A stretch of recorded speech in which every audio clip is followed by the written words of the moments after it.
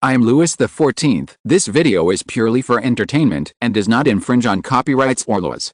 The rights to the novel and image belong to the original author. We do not claim ownership. Don't like waiting and want to listen to this fanfic in full now? Subscribe to our Patreon, where you'll find the best fanfics. Chapter 176, Louis XIV's first personal expedition. The witches thought this would be a serious meeting, but from what they saw it seemed otherwise. There was water and cake where they were waiting. They unconsciously took a lot of this exquisite food. When sugar was still precious, the witches who lived in anonymity and carefully out of people's sight certainly would not have the opportunity to enjoy sweets and cakes. When they were announced that they could go to see the king, the place they went to did not look like a heavily guarded prison or court, but a small courtyard with vine leaves blocking half of the sky. The sunlight shone through the emerald green net, leaving mottled shadows on them and the ground. The king, the Duchess of Colonna, and their son were lying on a fine silk carpet, just like the Sultan and his concubine in a painting. The little Duke inherited all the good looks of the Duchess and the king. His lips, which curved slightly upward even when he was not smiling, made him look particularly cute. The witches' gazes were briefly diverted by him for a moment before they returned to the king. They saluted the king in an awkward manner, because they had severed their ties with the court. Over the past 100 years, they had forgotten too many things, except for etiquette and the awe of power. The witch looked at the king boldly. He was a young man with fair skin and golden brown curly hair casually draped over his shoulders. He had a high forehead that only those with strong wills had, and a pair of long eyebrows like eagle wings. Under the long eyebrows were gray-blue eyes. There was a prominent hump on the bridge of his nose, which meant that he had ambitions that others could not match. If it were only these features, they would worry that they had met a cruel king. But he also had plump lips, especially his lower lip, which was rosy, which represented his kind heart. While the witches were evaluating the king with physiognomy, Louis was also looking at these people. Unlike the wizards on Gala Island, the witches in France were dark-skinned and rude, and although they were the leaders of the cult, they seemed to be extremely lacking in talent and reason, the kind that can be seen in all rulers. Their edged long skirts, colorful but rough shawls, and unrestrained messy hair reminded the king of a race that was not friendly to anyone and was hated and despised by many people.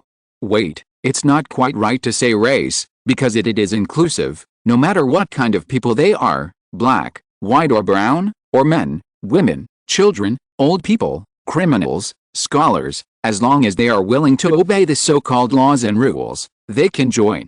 These people, the British call them gypsies, the Spanish call them flamens, the Russians call them gypsies, the Albanians call them Afghites, the Greeks call them Akintinas, the Arabs call them Lori, the Turkish Ottomans call them Aquinticus, and the French call them Bohemians.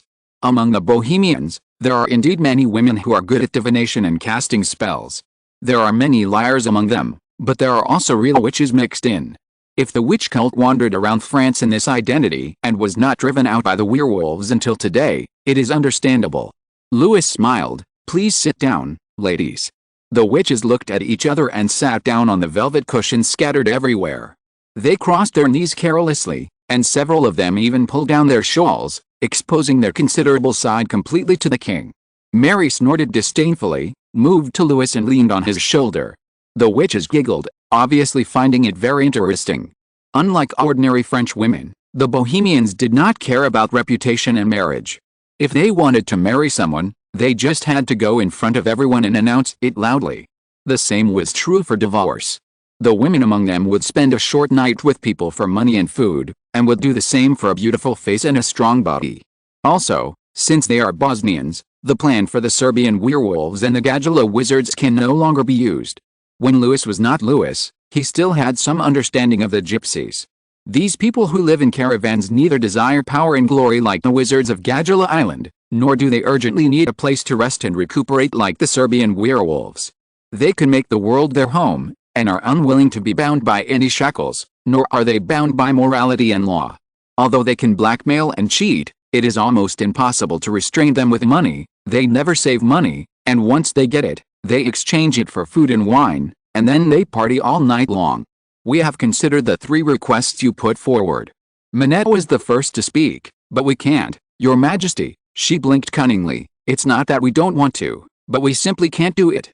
You see, we are Bosnians, we have no fixed place to live, and we wander around.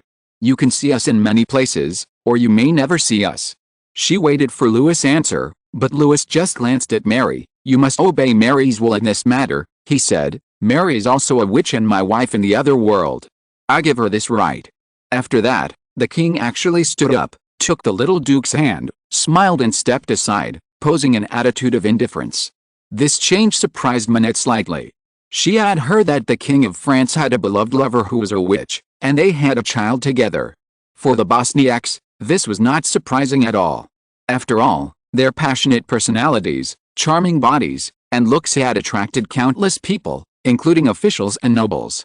But it was unlikely that they would let a Bosniak give birth to their children, and it was even more impossible for them to let a woman interfere in government affairs, even if, no, it should be said that a witch was even more so. Did Charles VI trust and admire Joan of Arc? And those generals and ministers, those flattering words and real money did not come out of nothing, but when the fact that Joan of Arc was hiding a witch was revealed, except for Marshal Gilles de Rais, no one was willing to say a word for Joan of Arc. They were not hard-hearted, nor were they ungrateful, but there was an unspoken iron rule between the inner world and the outer world, that is, the power of the inner world and the outer world should never overlap. But now these so-called iron rules are dead in name only, Mary said. 10 years ago, or even earlier, this was not so surprising. After all, the bait of power was so sweet and tempting. Even if the mouth was torn open by the iron hook, there were many big fish that kept coming. Now the Roman Church would not hesitate to use the vampire's bracelet. It is conceivable that if Carlos II of Spain recruited black wizards, the story of Louis XIV would not be impossible to repeat. But then we have to face the black wizards of Spain, Manette said. Then we might as well go to Spain. You are isolated and helpless in Spain, but in Flanders you can at least be protected by 100,000 fully armed soldiers. Since you already have so many soldiers, why do you still need us? Mortals against mortals, wizards against wizards, Mary said. Where are your people? Manette asked coldly. They will fight for the king on another battlefield, for the King of France, Marie replied with the same expressionless face. Although they are Italian wizards, we have left the court and the king's protection for many years, Manette said. We no longer need these. We are now Bosnians. We have no country and no nation.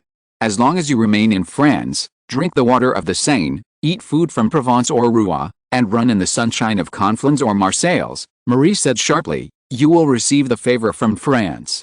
If you are unwilling to assume the obligations, then you will leave France and go to a place that is willing to tolerate you. There is no benefit for us to stay in France, and we can't do it. Manette said, our children are scattered everywhere. When they know that there is a place that allows witches to exist, they will come.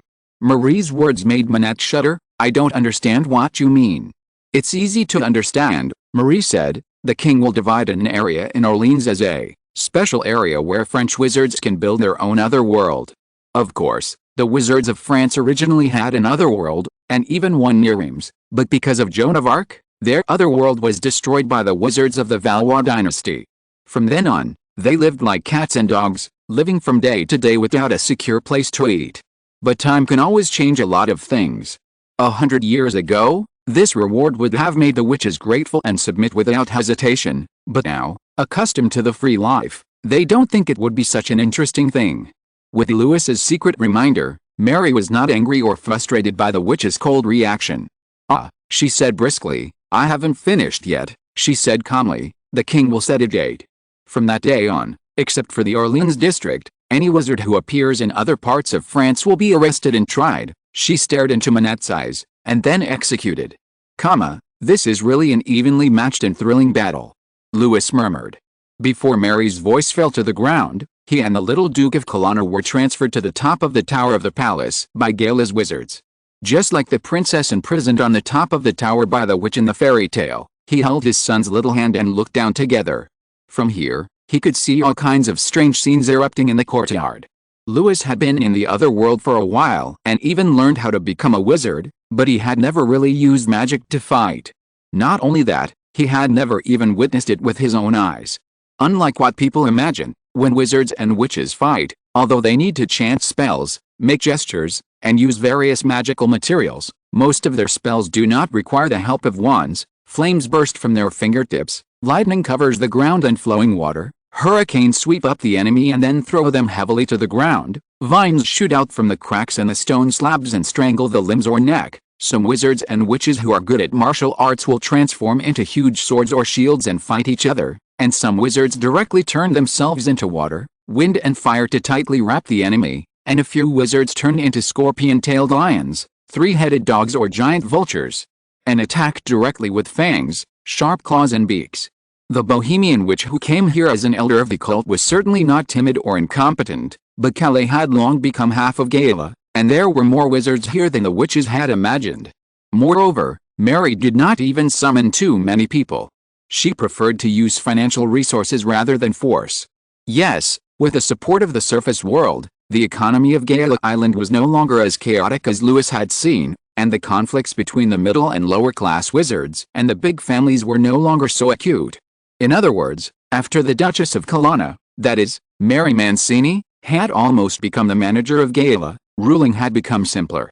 In the past few years, the internal strife of the Mancini family and the fights with several other big families, Mary, with her will and skills alone, made Manette unable to take care of others.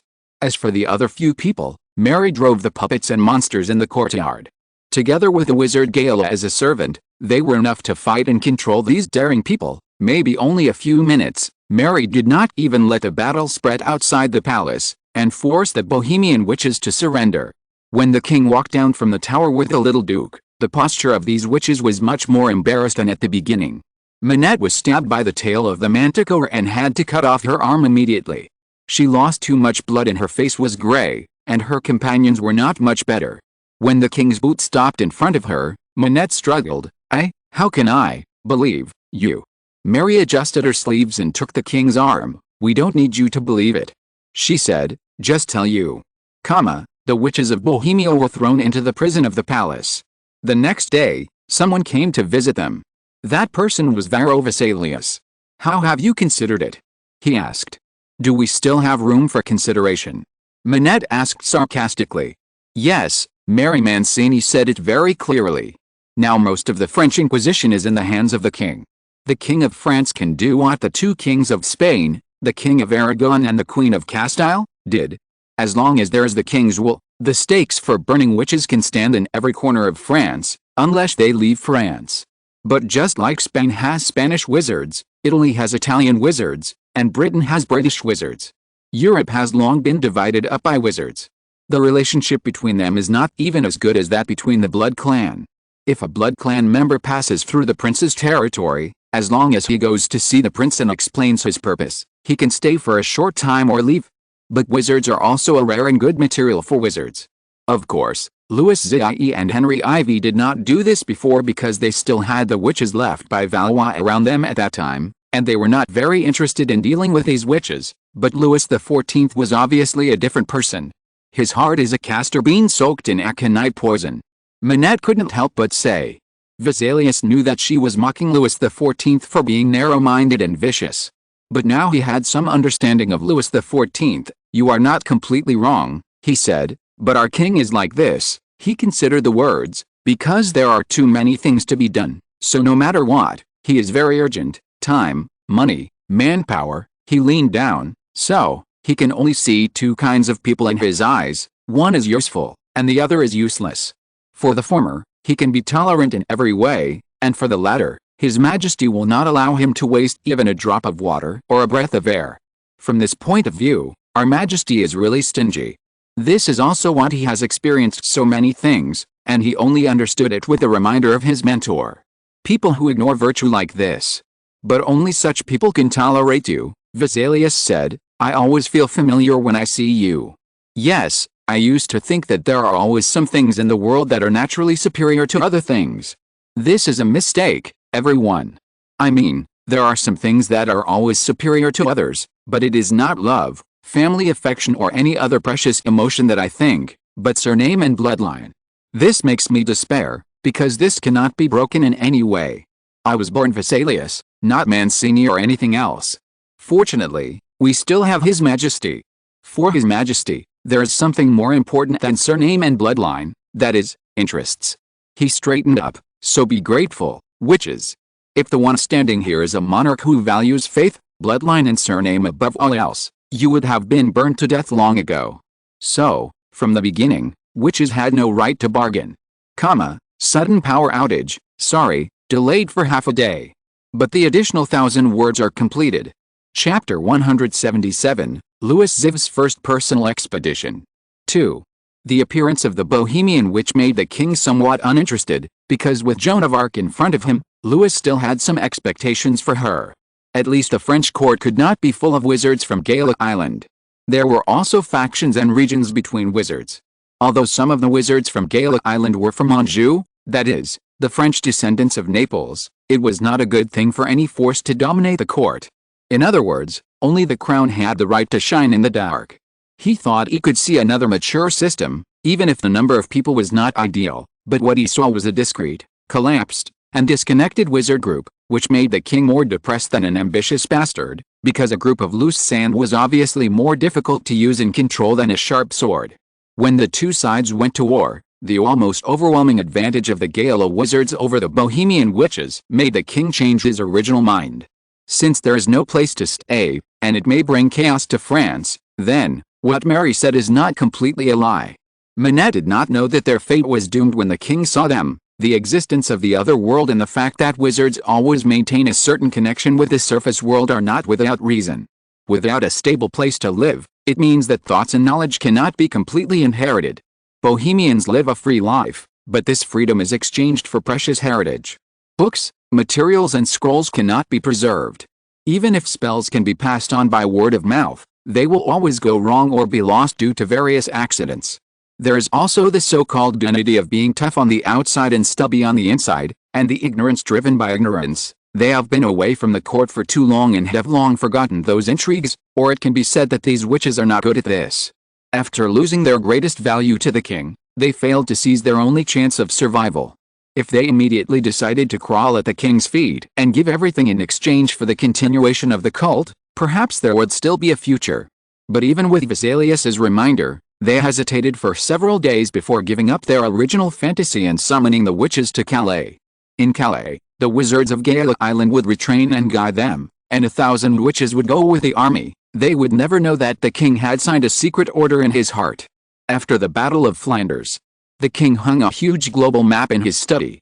Although this map had many distortions, especially the two new continents, the other continent had not yet shown its true original appearance. It was still called the New Netherlands. Upon seeing this map, Louis had to suppress the boiling blood in his heart again and again. It was too early. He and France had only taken the first step in their long political journey. Whether the step could be taken well would directly affect his future rule. It could be said that the number of people watching him might exceed all the previous ones, from the Pope in Rome, to Leopold I of the Holy Roman Empire, Charles I of England, and even the chief inquisitor of the Inquisition, Ilario. Until now, he had not placed all his bets on the king, as well as Gael ruled by the Mancini family and other people in the other world. This is what Philippe, the Duke of Orleans' younger brother, saw when he walked in. He was one of the few people who could walk directly into the king's room without asking for an audience. This privilege made many people both envious and hateful. He also knew that even the Prince of Condé had questioned this right in front of the king, and the Queen Mother did not agree. They might not be selfish, after all, he was too close to the throne, and ambition could be cultivated. Even his wife, Princess Henrietta, had advised him to keep a proper distance from the king, give up some insignificant power, and avoid arousing the king's suspicion, but the proud Philippe never took these words to heart. If his brother dared to give it, would he not dare to accept it? Although, if one day his brother wanted to take back these powers, he would gladly offer them, even if his brother asked him to leave Paris and return to Orleans, or be exiled to Lyon or Marseilles, he would not be afraid. He was no longer the child in a little skirt who would shamelessly test his brother's sincerity to him because of his cowardice. However, he did often see the king looking at the map recently. Some places were still not recognized by people, just like the New Holland had always been regarded as an island.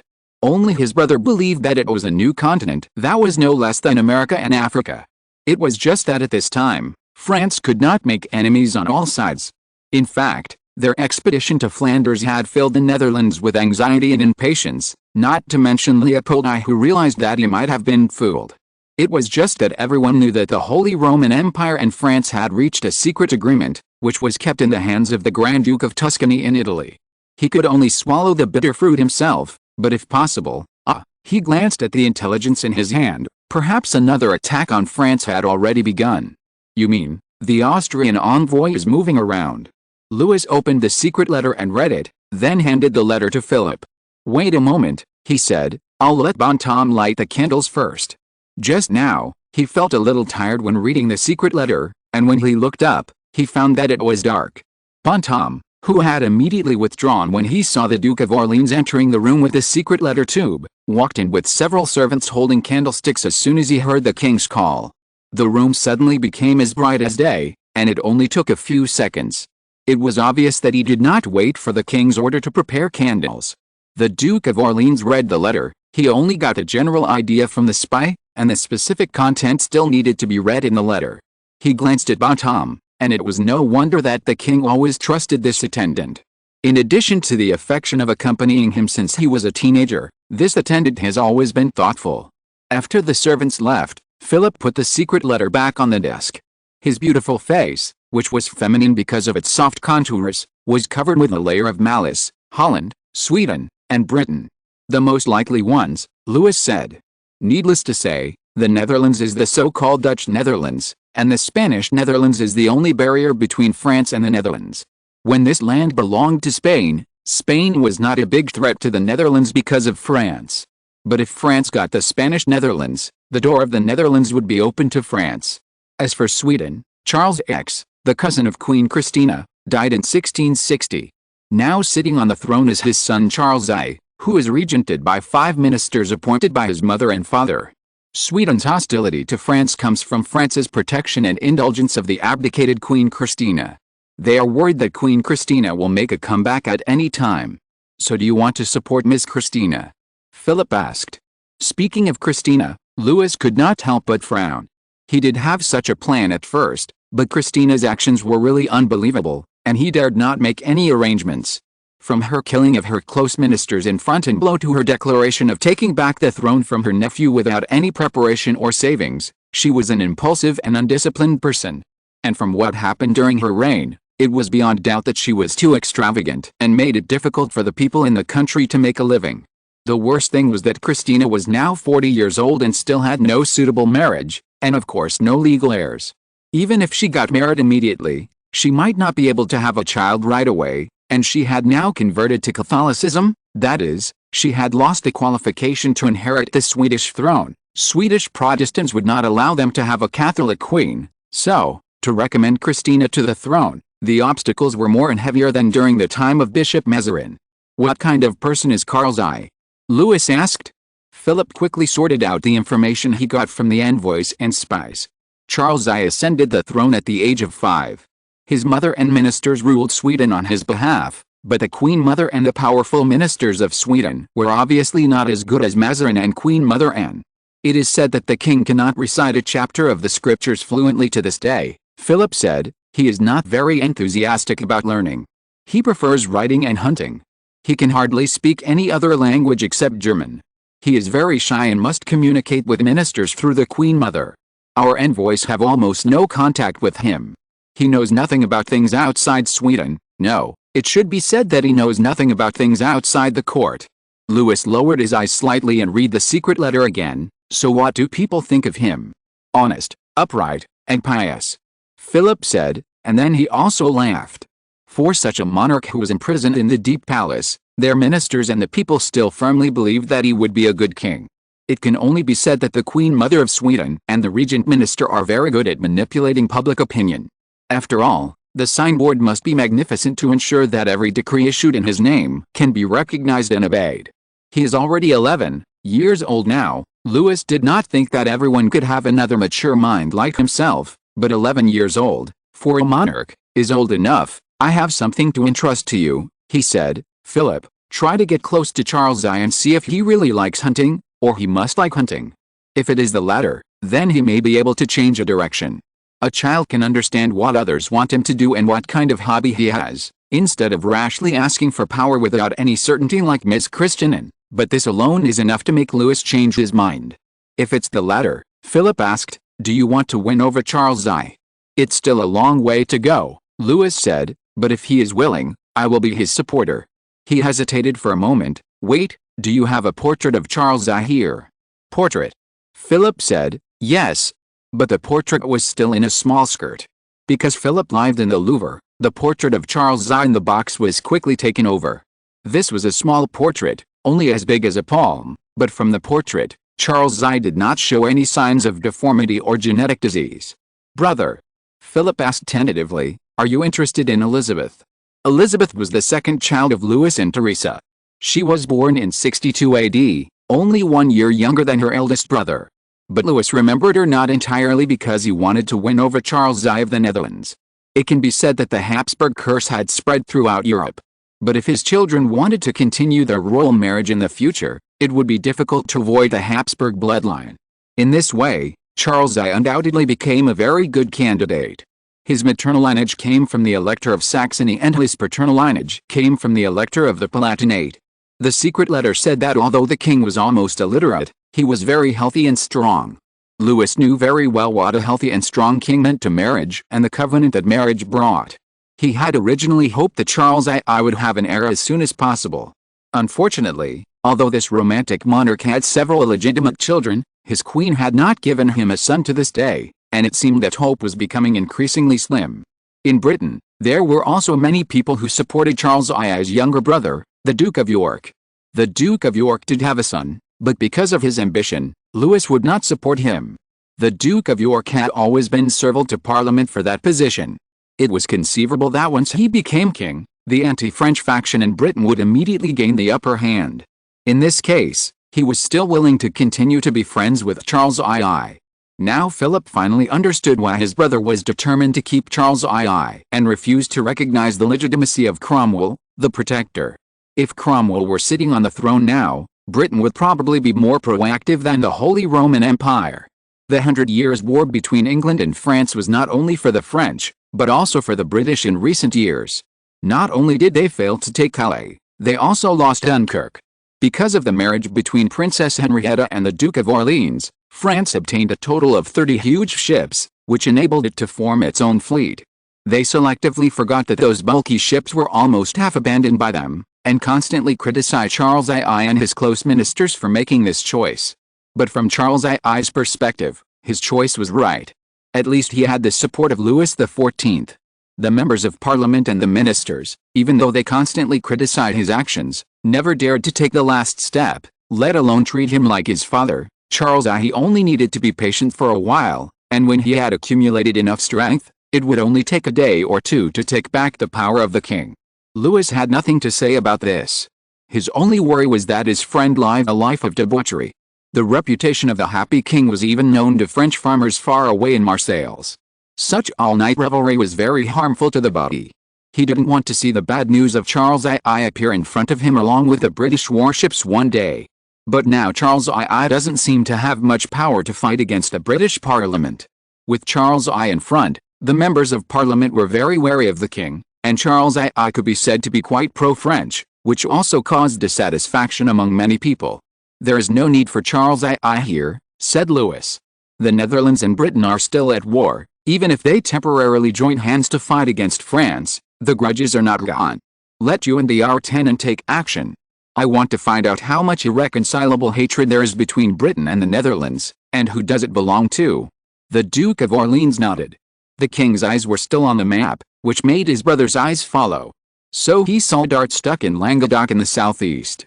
There were several darts painted red on the map, namely Charente, Saintonge in the southwest, the Roi River region and Poitou, as well as Brittany and some places in northern France. So he immediately guessed that these darts represented the gathering places of the Huguenots. The Huguenots were Protestants in France who originated from Calvinism. They had many feuds with the French royal family, who were devout Catholics. The Bloody Night of St. Bartholomew's Day, presided over by Queen Mother Marie of Medici, caused the deaths of tens of thousands of Huguenots. After the conversion of the Huguenot leader Henry, later King Henry IV of France, the fighting between Catholics and Huguenots never stopped. It was not until Henry IV issued the Edict of Nantes that the disturbing undercurrent finally eased a little. But with the turmoil in recent years, those hateful scum have been brought to light again. The assassination of Louis in Dunkirk and the riots in Lorraine and Alsace were almost all caused by the Huguenots. Not now. Louis shook his head in the worried eyes of his brother. He had investigated the power of the Huguenots in France. Although some Huguenots were expelled in the Lorraine-Alsace incident, there are still 500,000 Huguenots in France. Most of them can be said to be innocent, and most of them are lords with fiefs, big businessmen, guild leaders and craftsmen. They play a very important role in Louis's future plans. They cannot be killed or expelled because of the king's momentary anger. This will certainly make Catholics very happy, but it will be a big blow to the French economy. But we can't just let them go like this, Louis said, and then he put his hand on a corner of the map. Add 1,000 words to achieve. Chapter 178, Louis XIV's first personal expedition. 3. Philip remained silent. In fact, the Huguenots seemed to have never died out. The prophecy of Queen Mary of Medici had come true. Although Henry IV was also a Huguenot, and even after converting, he issued the Edict of Nantes to ensure the safety of Protestants, the Huguenots were still resentful of his conversion, believing that he was a heretic and a traitor. Even his children and grandchildren were not qualified to sit on the throne of France, and they should be punished. They all said so and did so, but such thoughts were very dangerous, not for others, but for themselves. Everyone else said that the king was kind and benevolent, but only those who were closest to him knew how narrow-minded and vindictive Louis XIV was. His tolerance was towards the country, the French royal family, and himself. Apart from that, as Varro Vesalius said, he only looked at whether a person was useful, just like looking at a livestock or a tool. When Louis was assassinated and stranded in the underworld, many people encouraged Philip to ascend the throne. It was impossible to say that he was not tempted, but in addition to his feelings for his brother, Philip often asked himself in the dark whether he could be like his brother and switch between public and private interests freely. No, he couldn't. He knew very well that even if he became king, he would not be able to be like his brother. There was only one result. After serving as a puppet of Condé or others for a period of time, he would be beheaded by his own brother. The reason why the Huguenots have been able to survive until now can only be said to be that they are indeed lucky. After the new king came to power, there were too many things to deal with and he could not take care of them for a while. In addition, the new king's power was unstable and his majesty was not strong. It was not impossible to deal with these people, but it would inevitably cause irreparable bad effects on France. However, judging from the king's gestures, as long as the war against Flanders was a great victory, the end of the Huguenots would come.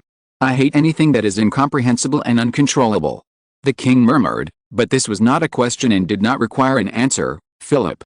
I'm here, your majesty. Philip immediately stood up and said, how are the preparations for the military parade going? Philip immediately reported everything, how the chalk and paint on the exterior walls were going, how the flags hanging from the terrace were going, how the flowers and trees decorating the windows were going, how the street canals were being cleaned and repaired, and the soldiers, their weapons and equipment, clothing and horses, and so on. Of course, all these tasks could not be completed by Philip alone.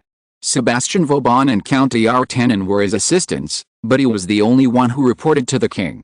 However, the former did not have to worry about being taken away by him.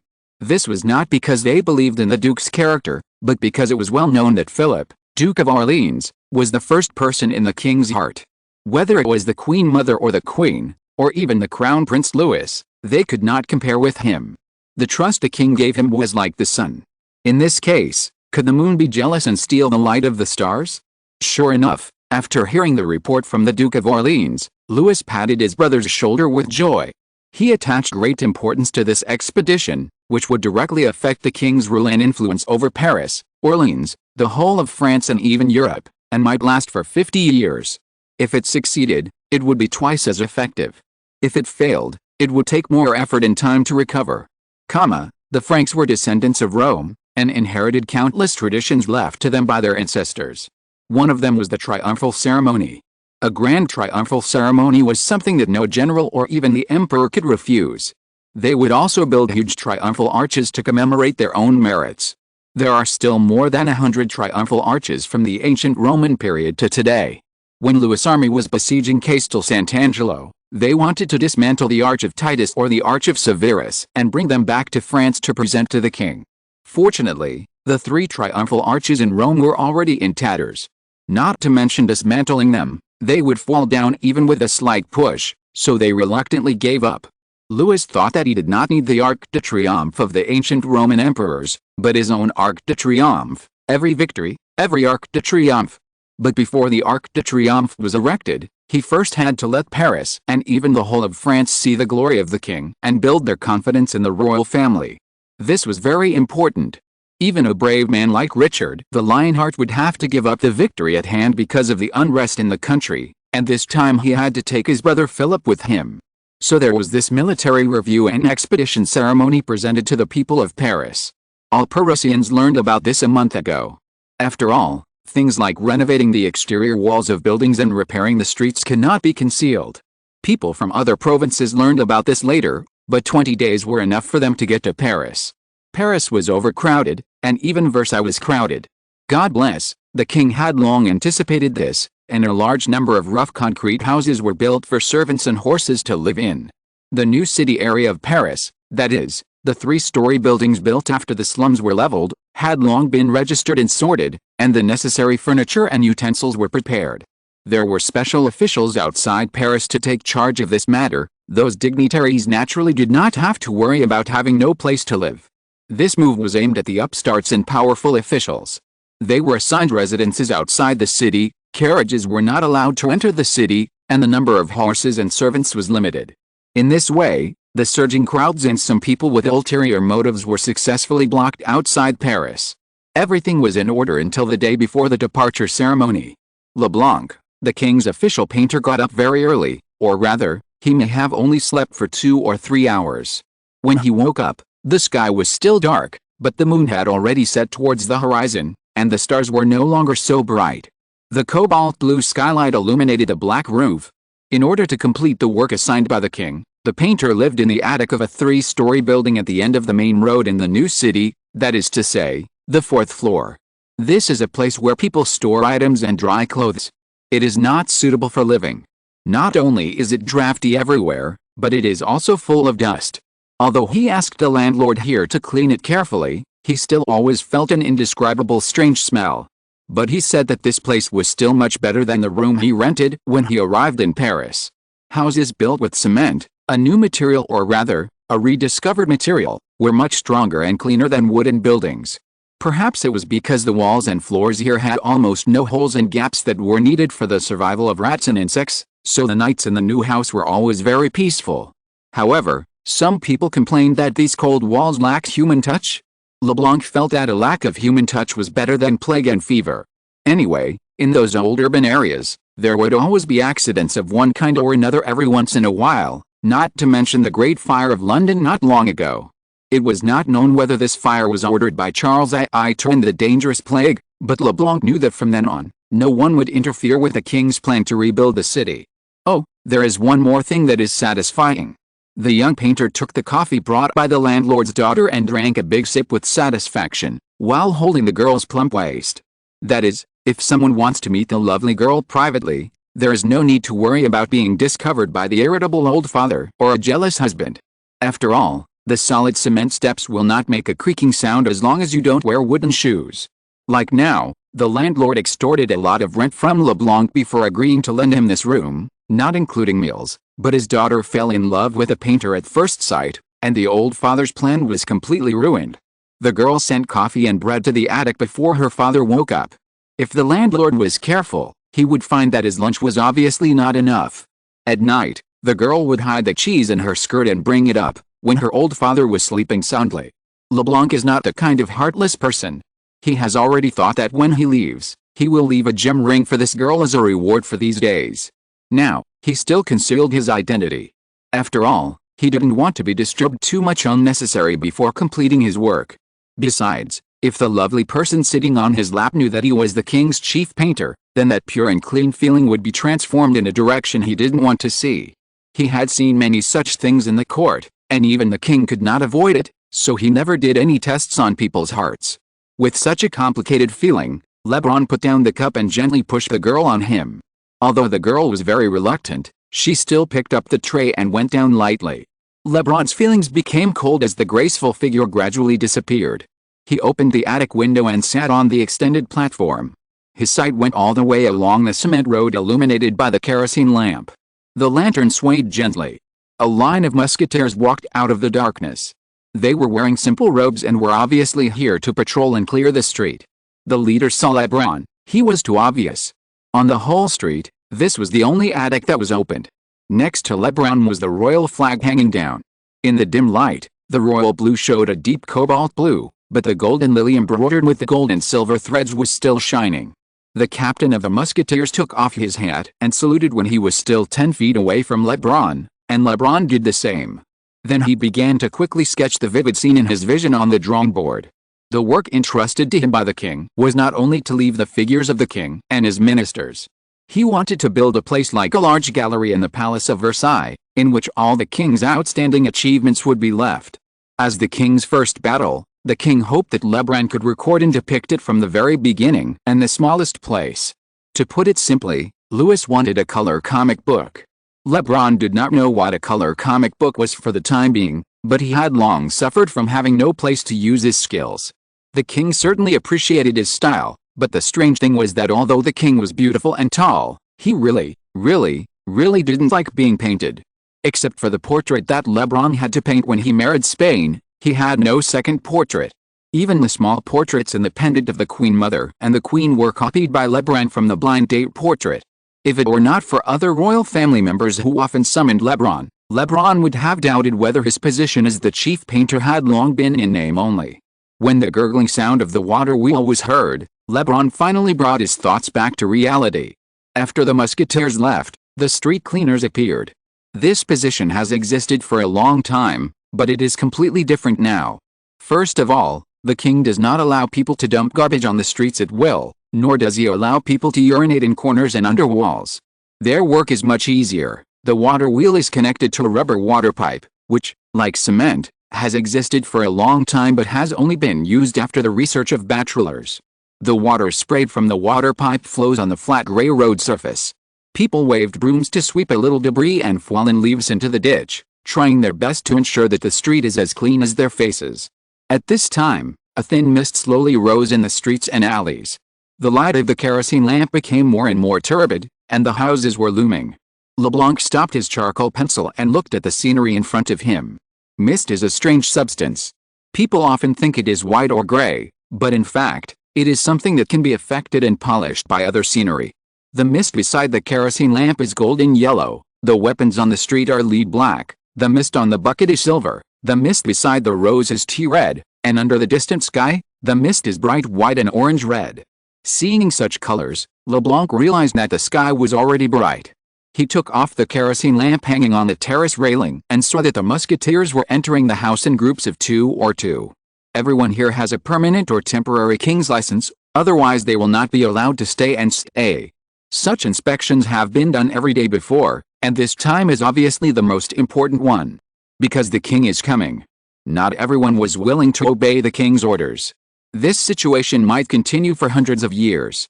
Some people might not have malicious intentions, but just wanted to take advantage or show how smart they were.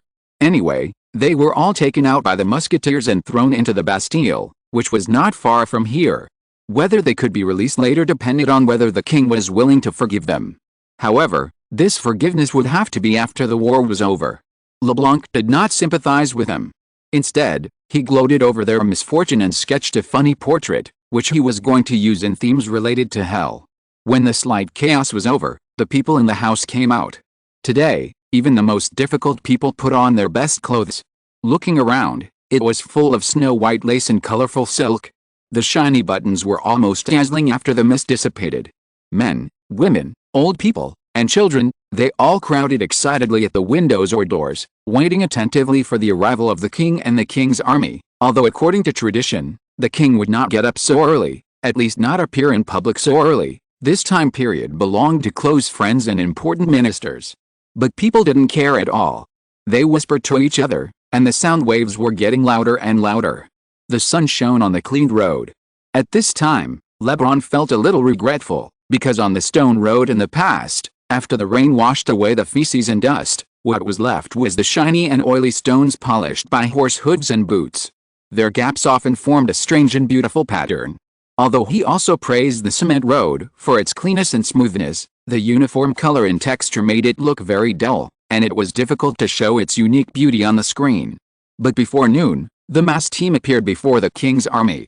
In ancient Rome, generals offered sacrifices to almost all temples before going to war to ensure that everything would go well. Today, people only need to worship one god, but the god also needs to have a grand ceremony. The mass procession was led by the familiar Cardinal Mazarin. Surrounded by the portraits of saints and the cross, perhaps because of the red chasuble, he looked particularly rosy and energetic, and his gesture of blessing to the people was particularly powerful and tough. People cheered, and the names of God and saints were heard everywhere. The smoke of frankincense and myrrh replaced the remaining fog, so strong that Lebron, who was standing on the rooftop terrace, could clearly smell it. He made a respectful gesture to the mass team and sat down to record this beautiful and sacred picture. After the mass team left, the road was no longer so monotonous, because someone was throwing fresh petals all the way, and the colorful colors made the road like a gorgeous tapestry. When this tapestry was completed, rhythmic drums came from a distance. Even Lebron couldn't help but clench his fists. He hurriedly changed the paper on the easel and arranged the charcoal pencils to ensure that he would not interrupt his recording because of the broken charcoal pencils. When he looked up again, the gorgeous flags had appeared at the end of the street accompanied by the sound of drums. The first to appear were of course the drummers and flag bearers. The drummers' drums were fixed to the left side of their bodies with a wide belt. Their left hands held the drumsticks and the silk rope on the drum body to ensure that the leather drum would not shake. Their right hands held another drumstick and beat rhythmically on the thin leather surface. Behind them were the riders on horses. The flags on their shoulders were almost as tall as their bodies. The tips were gilded and had silver tassels hanging down. Below them was the royal blue velvet flag, and the royal emblem on the flag was large and eye-catching. Behind the drummers and riders are the king's guards. Although they are the king's guards, except for ceremonial teams such as the 100 of Gentlemen and the 100 of Switzerland, these guards are to follow the king on the battlefield. Many of the early guards were mercenaries from Croatia, but after Louis came to power, this team was gradually replaced by newcomers from Versailles. Although the previous guards also fulfilled their duties, it is obvious that their loyalty cannot be compared with those who have directly received the king's favor, and compared to the Croatians, they are French, which is a great advantage. These newcomers cannot be considered completely newcomers, for they had already undergone several harsh trials in the previous Battle of Dunkirk and the Battle of Lorraine and Alsace. Therefore, almost all of those who could stand here were already reliable warriors. They had firm faces, and the military jackets given to them by the king were a solemn royal blue with silver edging and silver buttons. The inside of the turned-up sleeves were bright red. The officers had epaulets, and there were tassels on the epaulets and belts. When they swayed, they swept across not only the strong bodies, but also the hearts of the girls and ladies were shaken. There were 4 companies of the guards, each with 100 men. With the king's intervention, each company had 100 cavalrymen. Although these infantrymen would also ride horses and carry muskets in combat, during the military parade, they carried shiny halberds on their shoulders in accordance with tradition. To be fair, visually, hot weapons could never compare to cold swords. When hundreds of halberds were erected, the sense of oppression that such a steel jungle brought to people was indescribable. The crowd even fell silent, and then cheered loudly. Behind the shining steel were the cavalry of the guards, with heavy ammunition belts hanging on their chests. Each company's ammunition belts were different colors to distinguish them from each other. They used the new type of gun with a long barrel and rifling. They called them the king's musket. Louis had nothing to say about this. After all, people at that time seemed to be very keen on putting the names of kings, dukes, and counts in front of new things. This was also a recognition and respect for the royal family. I just don't know what they should call the weapons in their hands when the muskets are further improved. These dangerous decorations were hung on the chest belts of the cavalry of the guards. There were also several small hooks on the chest belts to hook short-handled muskets, long swords and some personal belongings, such as wineskins and the recently popular tobacco. These cavalrymen also received great cheers, because sitting on tall horses, they could also be the first to receive the handkerchiefs and flowers thrown down by ladies and girls from the terrace. They waved them triumphantly and took off their hats to salute every beauty they thought was amiable. However, although these guards' cavalry were bright, they were inevitably overshadowed by the later constitutional cavalry. After all, the latter originated from the former imperial knights.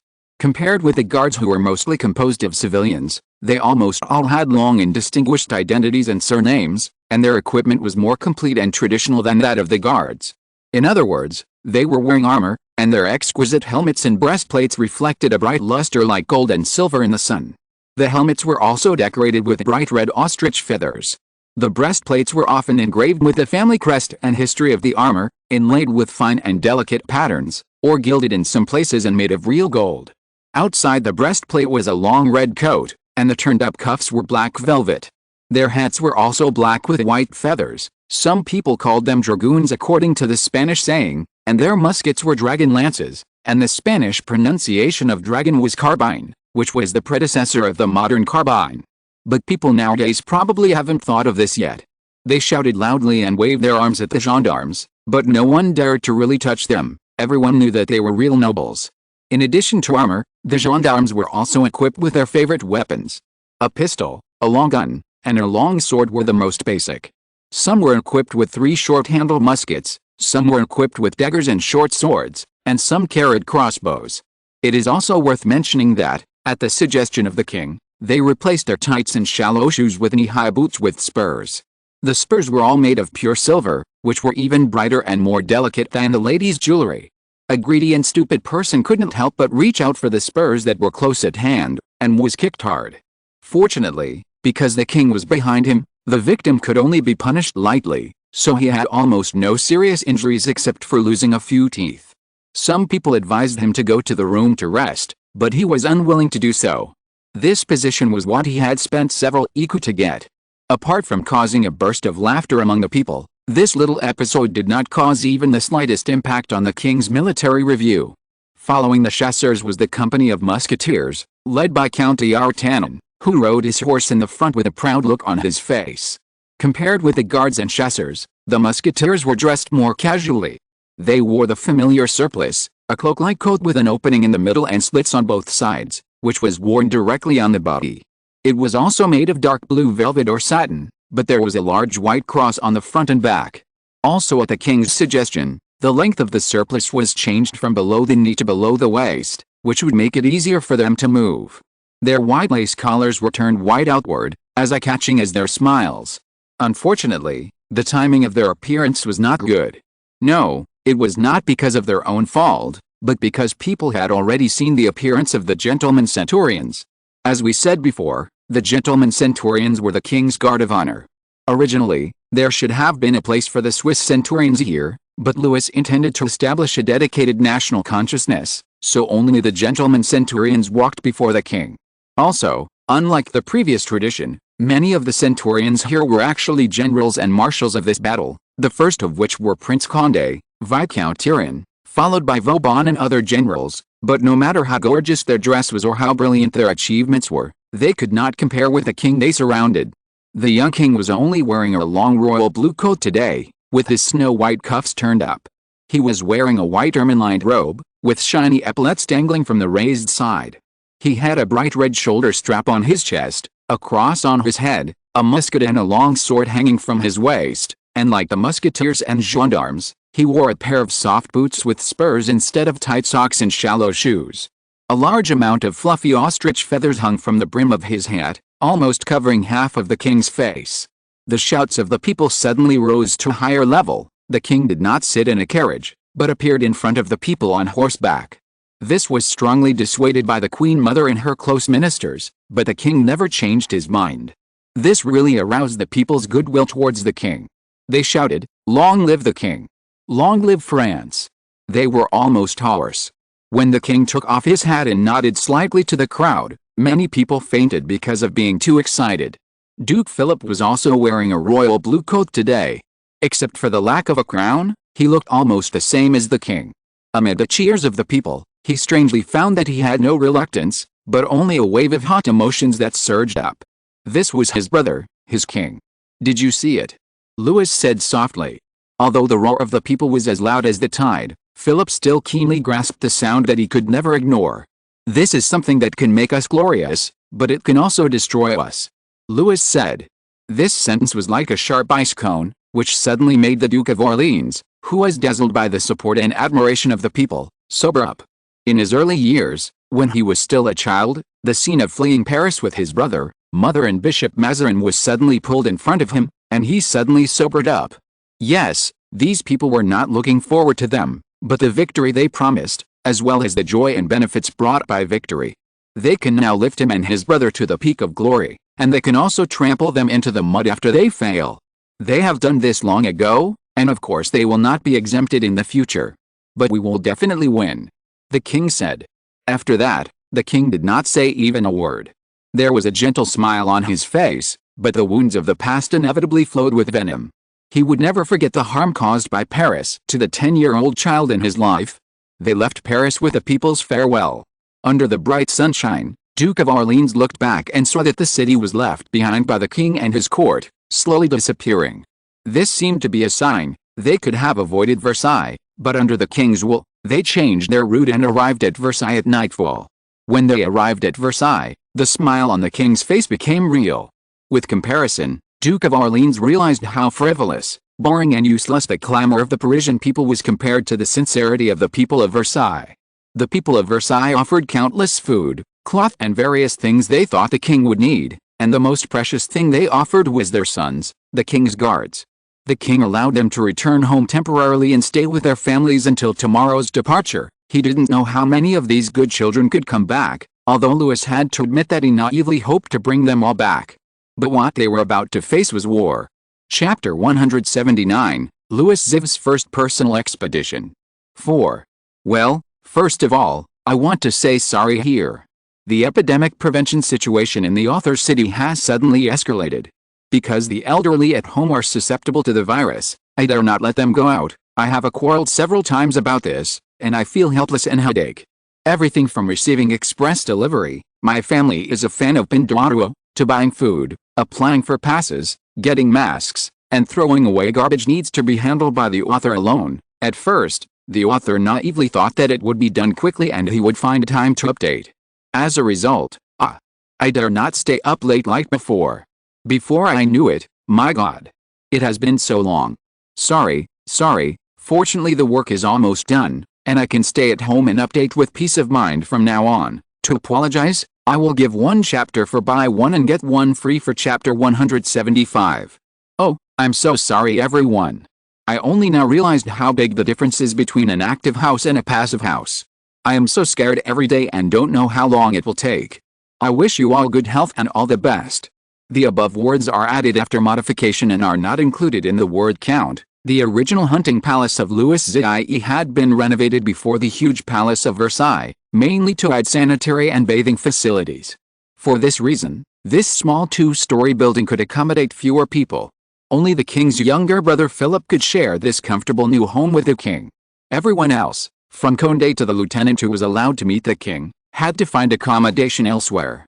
Fortunately, even if there was no Palace of Versailles, the crude houses built for the workers would be enough for these people to temporarily live in.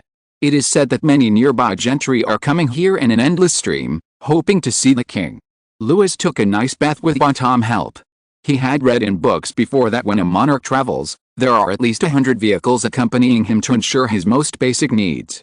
He found it incredible, but when he came here and became Louis XIV, he realized that in an era of extremely scarce resources for survival, this was a necessity rather than a luxury. In many places, things that were commonplace to the nobles were things that some common people had never heard of, let alone configuration and preparation. And the 10 years in Paris had made it difficult for Louis, who was gradually evolving into a true king, to be accustomed to endurance and compromise as he did in his youth. The people around him, from Bontemps, Philippe to Condé, servants and soldiers, did not think it was strange that a king's luggage could almost be compared with a company's baggage. In other words, this was the correct way to deal with it. If the king was willing to share wheel and woe with a soldier, people would not say that he had a noble character, but would only think that he had some unspeakable quirk. Louis did not intend to challenge people's cognition, nor did he want to. Until tonight, he knew that Bontemps had packed a glazed ceramic bathtub for him. Louis admitted that he liked this bathtub very much. But how did Bontemps do it? This bathtub weighs at least 1,000 pounds. Later he learned that Bontemps also helped him move some other heavy equipment. In short, Louis had to admit that he really couldn't do without this smart and meticulous attendant. He put on a loose shirt, held a cup of hot milk, and was ready to randomly choose a book from the books brought by Bontang to spend a leisurely time. Someone asked for an audience. Since Bontang informed him, it meant that this person must be the one the king wanted to see. The man who came was Louvois. His father was the first French minister of war and had been Bishop Mazarin's right-hand man in military affairs. After Bishop Mazarin passed away, facing the young king, this experienced courtier wisely chose to wait and see. He first sought a position of regent for his son, and then found a good marriage for him 5 years ago. It was in that year that he transferred Louvois back to Paris to take up the secretary position he once held to assist his father in his work. But what finally brought him to the king was the bayonet and the craftsman had jointly researched, which was the one the king used to replace the halberd company. The king was not going to expose this bayonet to the public so quickly, so what the people of Paris saw today were still the halberds, but all the bayonets would be distributed tonight, and when the war started, the soldiers would install them on their guns. Louis thought that this was what Louvois had come to report, or that there was also an artillery company, a trump card that had not been revealed to the people of Paris. These cannons were loaded on covered carriages and guarded by soldiers. In the courtyard, the king left the room with Louvois in high spirits and walked up to them. The oilcloth covering them had been lifted, revealing the cold and exquisite killing weapons. No, the author did not make a mistake in the adjective here. This 12-pound brass cannon was surrounded by gorgeous reliefs. Near the muzzle was a circle of elegant patterns, behind the patterns was a small bust of a saint, and under the bust was the name of the cannon, called unique both, and below this is Louis's motto given in accordance with tradition, the last argument of the king, which is similar to what people said hundreds of years later, truth is within the range of cannons. Further down is the shield of the artillery commander, surrounded by 2 cannon handles shaped like dolphins, used to carry and fix cannons, and further down is the king's coat of arms, just as Louis once mentioned to his brother Philip. It is a sun, or more precisely, a sun with facial features and facial contours. Although Louis found this symbol a bit scary, he really couldn't refuse the enthusiasm of his son, the Crown Prince Louis. Well, yes, this human-faced sun is the masterpiece of Louis the Younger, and his masterpiece undoubtedly surpassed the samples submitted by a group of artists headed by Lebrun and became the pattern finally selected by the son King Louis XIV. Supporting the sun is the coat of arms of the French royal family. 3 golden lilies are inlaid in the shield under the crown, and below is a cloth edge. Below the royal coat of arms, which is the base of the cannon, is decorated with a circle of scallops and scroll patterns, and inside is the statue of the goddess of victory. Although Louis knew early on that the craftsman who had not yet completely moved away from the Renaissance would not hand him a bare brass pipe, he could not help but be shocked by their pursuit of perfection. This was to be used in combat. Have these cannons been tried? I have tried them all, said Louvois. He was only 27 years old this year, about the same age as the king, but his experience as regent and army defense secretary made him more calm and cautious than the average young man. His father told him that after the king had been in power for nearly 10 years, as a minister of Bishop Mazarin, he and many others were ready to withdraw from the center of power, otherwise they would end up like Fouquet, the former director of finance. But out of selfishness, he certainly hoped that his son would inherit his position. The current minister of the army had made a deal with the High Court. He would become Chief Justice and then give up this position for his son, but the most important prerequisite was that the king recognized and trusted Louvois. Therefore, this war against Flanders was not only a test for the king, but also a test for this vibrant new court. If it succeeded, he would be able to rise to prominence. If it failed, it would be hard to say what would happen next. At least it would leave a bad impression on the king. Louvois certainly would not disappoint his father's expectations of him. He tried his best to do everything the king asked him to do perfectly, including bayonets, cannons, and many other things that could not be shown to the king for the time being. Now we have a total of 120 cannons, 30 large 12-pound cannons as you can see, 60 medium-sized 8-pound cannons, and 30 small 4-pound cannons. He led the king over. These cold metals showed a golden luster under the torches, but to Louis, they were almost enough. Where is the wheeled gun carriage, the front carriage, and the fixed carriage? The king asked a series of questions, and Louvois answered fluently. These devices were completed earlier than the artillery, and he showed them to the king. Then there was another terrible weapon that had not been revealed to the public. The king picked up one and tried to weigh it in his hand. It was heavy. Is this the latest grenade? Yes, Your Majesty, Louvois said, We have reduced their weight as much as possible while keeping the amount of gunpowder unchanged, but..." He hesitated. "We have no way to solve the problem you mentioned, Your Tsafidi, for the time being. But your soldiers are very brave. Courage is not a reason for us to waste their lives." The king pondered for a moment. Because of the instability of the fuse, many grenades exploded before they left the grenadiers. "Let's see how the situation develops this time," he said.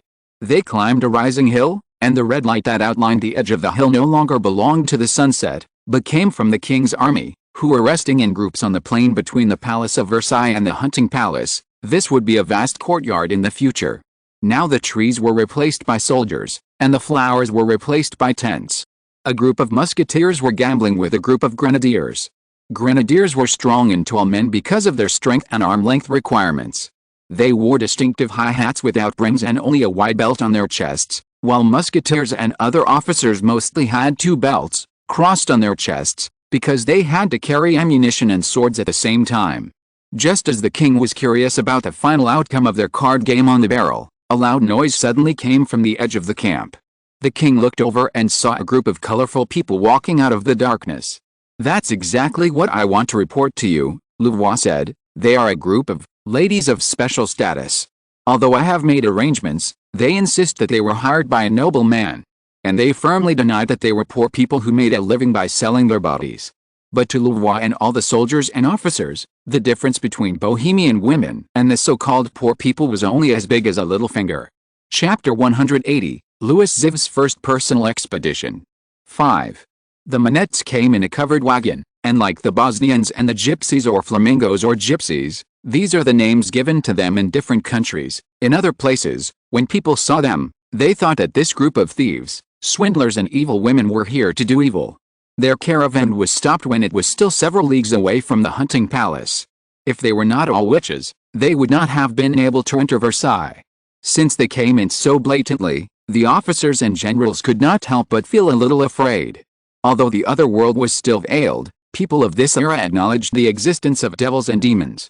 In addition, these people also insisted that they were hired by the king, and they also reported the name of the king's royal physician, Varro Vesalius. Vesalius would not appear in the royal meeting, but his name was also heard of by Louvois. "Oh, I know about this," the king said to his minister with a smile. "You go and arrange them." He thought for a moment. "Just treat them as a special team of mercenaries, but don't discipline them too much, and don't let others disturb them." In the past, there were kings or generals who distributed women as trophies or comfort before a war or after a triumph. The phenomenon of large groups of famous beauties following the army was still common until the 20th century. Louvois was not surprised, but he didn't quite understand why the king chose a group of Bohemian women. Yes, for many people, letting Bohemian women do this kind of work is an act of overestimation, not for the former, but for the latter. But since the king said so, Louvois had no intention of veroing it. The arrival of the Bohemian witches in Versailles caused a small stir. They were much more beautiful and younger than ordinary women, even those wandering the streets. Moreover, Bohemians have always been the representatives of indulgence. To be precise, they have their own laws and morals, and these are not recognized by non-Bohemians. The king heard a few days later that many soldiers had a Bohemian wife. This kind of marriage, which was more like a joke, was simple. As long as the man and woman who liked each other walked in front of everyone and announced that they were married, and when they wanted to separate, they just had to say they were divorced. These soldiers were certainly attracted by these beautiful and enthusiastic girls, and these witches were also bewitched by these soldiers. They had been living in the deep forests or places with few people, such as Conflans. It goes without saying how poor life was there. The soldiers here, even the newcomers in Versailles, were well off because of the king's generous gifts. As we all know, Paris is not far from Versailles, and Paris has now become a palace of nations. Here you can see anything you see elsewhere, and you can also see things you can't see elsewhere. The various fashions and ideas here are constantly spreading from France to every country. "Madame Milady." Louvois bowed to the noble lady with moving red lips and eyes as sparkling as the lake at night. This was an unrecognized royal lady. Although she could not have a title and annuity like Madame of Valier, this lady often appeared in the king's bedroom, which made it impossible for others to underestimate this woman who was said to have a rather poor background. Mr. Louvois, Milady glanced at the other person with a charming smile. None of them were qualified to live in the king's hunting palace, So this was a farmhouse that Milady rented from the residents of Versailles. Although it was called a farmhouse, it was also a neat two-story building. Milady was not at all surprised why the people here were so loyal to the king.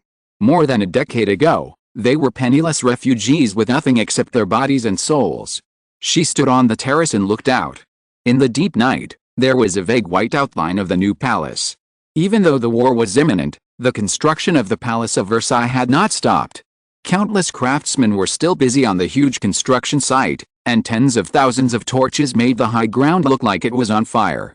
"Go ahead, sir," Milady said. "I know you always come here for no reason." Such straightforward words made Louvois frown. "I'm here for those Bohemian women."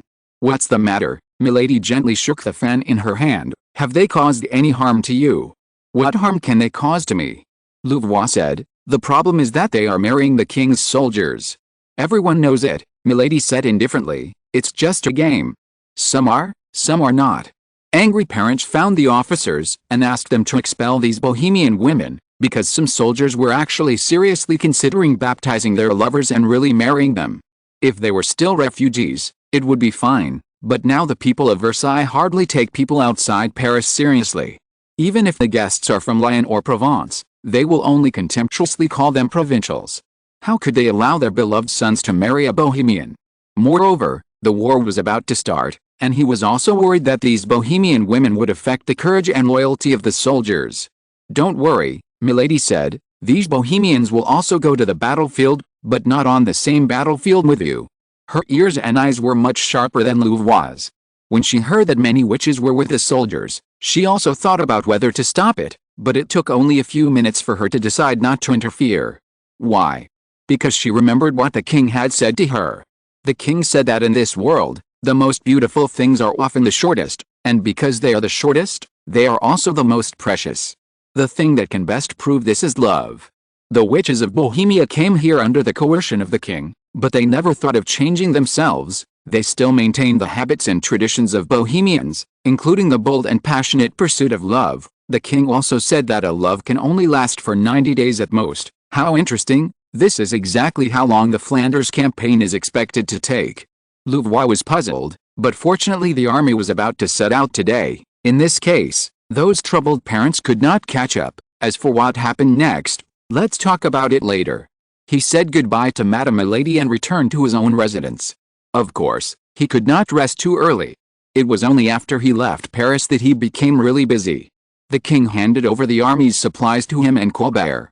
Although Colbert was still there, in fact, Colbert's energy was mainly focused on domestic and foreign affairs. The most important work was still done by Louvois, who was accompanying the king. Louvois and his father, who is now the minister of the army, mobilized all resources and connections for this purpose. He cleverly marked the places where the king would pass his points, and then divided them into parts according to the length of the journey and the marching speed of the army.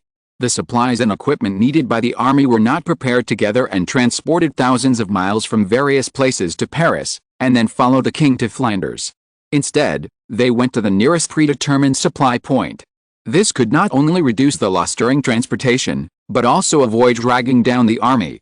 However, there are more things to pay attention to. All kinds of things may happen, such as heavy rain, fire, theft and robbery, or the lip service of the regent or the lord.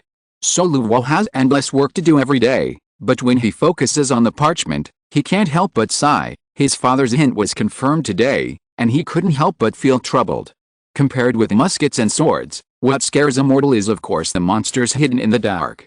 I don't know when it started, but such things seem to be more and more common. Witches, werewolves and demons, although they occasionally appeared in the past, they were mostly in people's mouths, and now, whether it is France or other places in Europe, when talking about this, people even act as if they are used to it, and they are not as panicked as they were 10 years ago. Louvois didn't know whether this trend was good or bad. Lady Milady's answer made him feel uneasy. If these Bohemian women were the extraordinary soldiers that the king had prepared for this war, there were hundreds of them at a glance, almost as many as the king's Dragon Knight Company. Could it be that Flanders would also have such a large number of extraordinary people participating in this war? Louvois couldn't believe it. Although he knew more and more as his status rose, this conjecture still made him feel cold all over. The king knew nothing about Louvois' distress.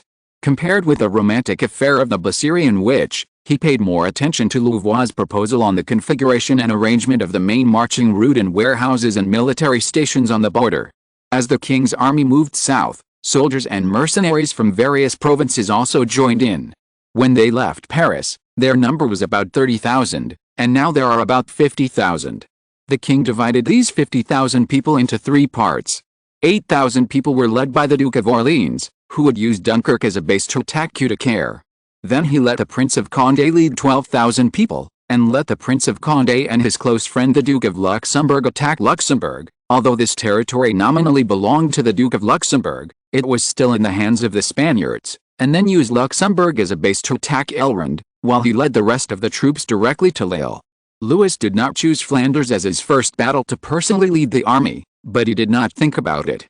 Compared with his old enemy England, Spain, which was his in-laws but also his enemy, or the Holy Roman Empire, which was destined to be his opponent, Flanders was nominally ruled by Spain, but it was separated from Spain by the entire France.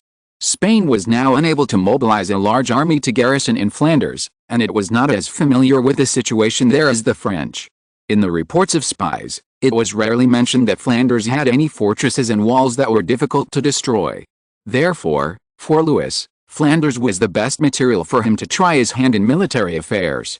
Moreover, Louis did not think that he had any talent in military affairs. He kept the Viscount of Turenne by his side and would not interfere with the actions of the army without the Viscount of Turenne. Although he was personally leading the army, Louis knew very well that he was just a brilliant banner to boost morale and deter the enemy, rather than actually running to the battlefield to make his enemies happy and his subjects annoyed. Just like the shadow cast by heavy clouds on the ground, the arrows of the army slowly and steadily pointed to the first city, Charleroi. At that time, Charleroi was still a small city. In order to defend against already certain enemies, the Spanish built a castle here, facing the French-Spanish border, located on the Sable River.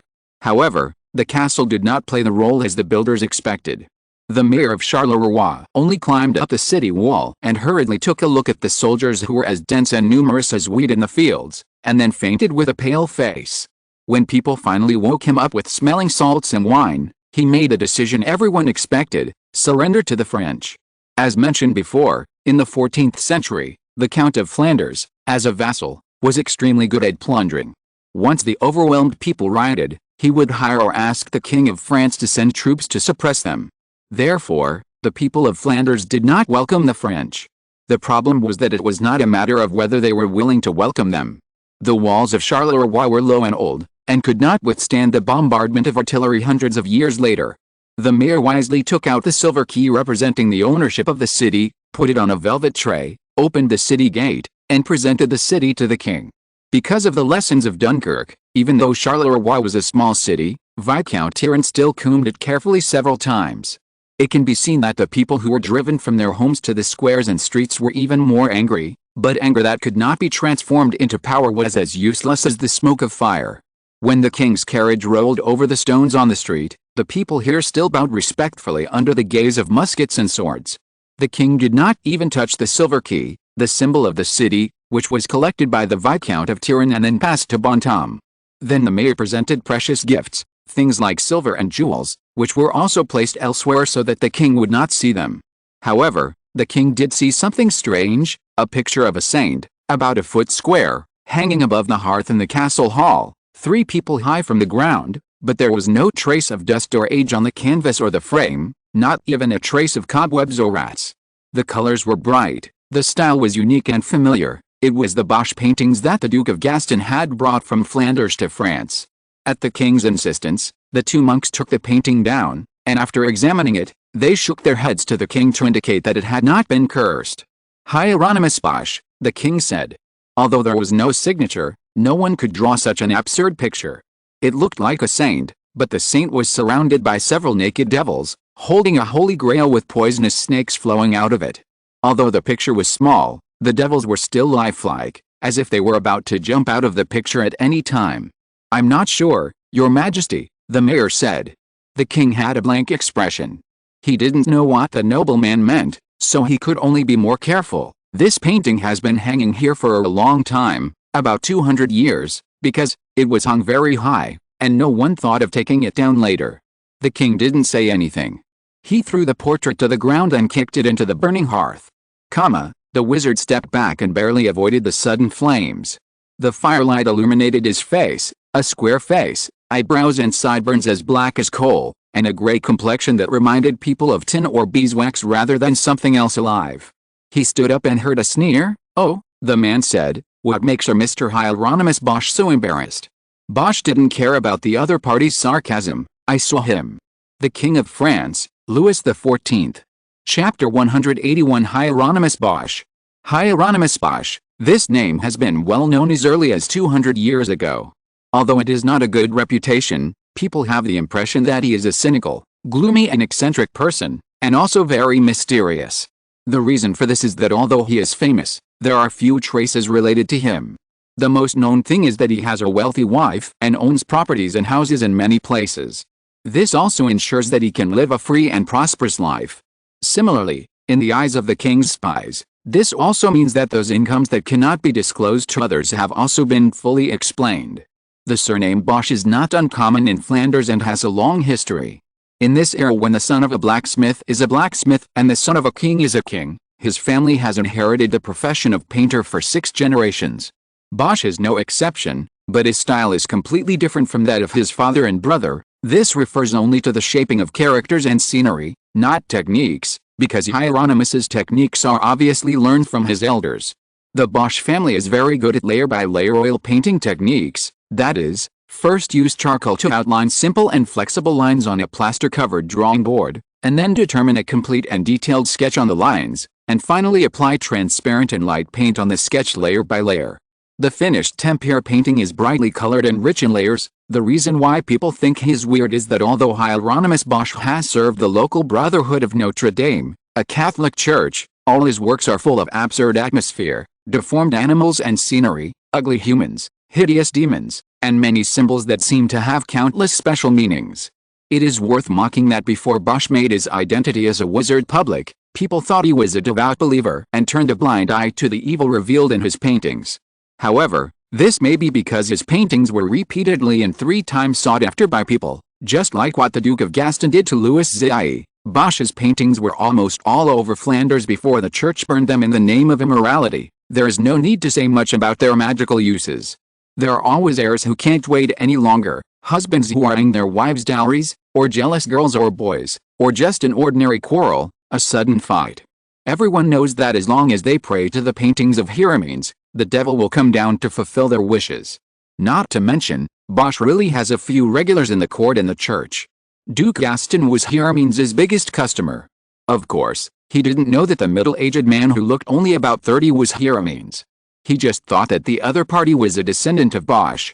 He bought no less than 1 million livres of paintings from Bosch, which was twice the dowry of the current Queen of France. But Hieronymus had to say that it was really a friendly price. Duke Gaston successfully cursed Louis XIV, his brother, and made the king fall from his horse and eventually die in agony on the bed. He also successfully cursed his nephew, Louis XIV, and that time it was successful. If Louis XIV had not boldly made a deal with vampires before, and almost desperately reached a contract with the wizards of Gala Island, the Mancini family, then now, the Duke Gaston might be sitting on the throne. But with the passing of Duke Gaston, those paintings were helplessly turned into ashes in the fire. Hieronymus felt deeply sorry for this. After all, his paintings could not directly summon the devil, but could only serve as a medium and primer. But it didn't matter. He could still create countless paintings, just like mushrooms spreading spores, which would also bring the darkness of the other world to every corner of people's hearts. Hieronymus thought so and stood up. The visitor finally put away the smile on his lips and bowed to him, although he was not so willing. There was a reason why the Bohemian witches feared the Spanish black wizards. Even the wizards of Gala Island believed that they were a group of powerful enemies. But there was one thing that Louis could not know. That was the most important reason why the wizards of the other world were treated 3 feet from the Flemish wizards. It was said that Hieronymus had the Key of Solomon. According to legend, the Key of Solomon was a magic book written by wizards in the 8th century. However, this magic book did contain a lot of ancient knowledge related to the devil. In the process of wizards being forced to escape into the other world, this ancient knowledge was almost all lost. Therefore, When this magic book reappeared in the 12th century, it triggered several bloody wars. How Hieronymus Bosch got this magic book as a wizard in the surface world is unknown. The only thing known is that this magic book does give powerful power and long life. Although wizards are generally stronger and longer lived than mortals, Hieronymus has always maintained a young appearance and a strong body for 200 years, which makes wizards jealous. The problem is that they can't find the key of Solomon from Hieronymus. Hieronymus also knows that he is hated and envied by many people, but so what? Except for vampires, the wizards who interact with him have changed several times. Is it you today? Hieronymus asked casually as he walked out. It's me. The man replied.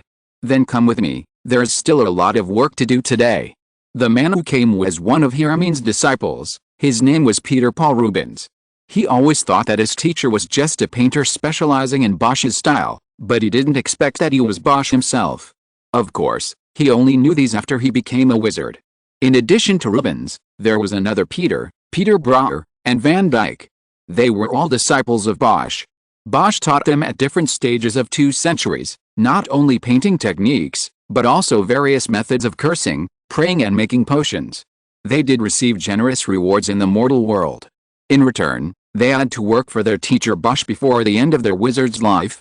In addition to Bruegel, Rubens and Deckard did not have a very good attitude towards Hieronymus, but Hieronymus never cared about this. He had many students, whether wizards or mortals, but only 3 of them could stand out from his harsh requirements, especially Rubens, who might be the best at hiding his cruelty, madness and chaos. Bruegel was very loyal to his teacher, but although he had talent, he could not get rid of the shackles left by Bosch. Many of his paintings were mistakenly believed to be Bosch's works, so they were also hunted down and burned by the church. In another room, 3 huge canvases had been prepared. People usually saw such triptychs on altars. Rubens' most famous triptych, the upper and lower crosses, were also of this size. The largest piece was level with his forehead and twice as wide as him. The plaster had dried completely, the charcoal was ready, and the eggs, yolk or egg white, linseed oil, water, peppermint oil, dammar resin, varnish, alcohol, vinegar, and various minerals and metal powders needed for mixing the pigments had been neatly arranged. Among them were some of the latest pigments from Lorraine, which were said to be colors extracted from coal by Italian wizards with the support of the King of France. Bosch had also tried this, but he could only mix a bright purple-red for the time being. Other colors would always be dark or not lasting. There was already a preliminary sketch on the drawing board, and Rubens observed it carefully. Hieronymus had done many famous triptychs before, such as The Last Judgment, The Haywain and The Garden of Earthly Delights, but this triptych seemed to express less than any of the previous paintings. That's why I summoned you, not Bruegel or Van Dyck. Hieronymus said, my child, I need your strength. Speaking of curses, in fact, Bruegel was the best at it, but Louis XIV was not Louis XIV. He was an arrogant young king. He maintained his piety to God and was not stingy in trusting non-humans. There were many people from the other world around him. A direct curse was like a sharp dagger, which would be discovered before it touched the king. Van Dyck was not good at cursing, he was better at praying and making potions. As for Rubens, he never directly expressed his emotions and will in his brushstrokes, but as long as someone stood in front of Rubens's works, they would be involuntarily conquered by the emotions expressed in the picture, and even be pulled and controlled by it as time passed. But Rubens rarely used his power to hurt others, and most of his paintings represented blessings, except for a few enemies. They were expelled and hunted after converting to Protestantism. After the end of their wandering life, Rubens made 3 paintings, which were given to their enemies and friends who betrayed them. So for the crazy Hieronymus, Rubens succumbed to the other's power and talent, and at the same time, he couldn't help but feel annoyed by Bosch's coldness and recklessness. When he saw the blooming fleur-de-lis, also known as the French golden lily, on the picture, he knew what kind of person his teacher was going to deal with. Are you sure? He said, I heard that Spain, the Holy Roman Empire and the Republic of the Netherlands are trying to. Well, yes, they found me. Hieronymus said. Rubens was stuck for a moment. He had been a Spanish diplomat for nearly 10 years. His most notable achievement was the establishment of good relations between Spain and Britain.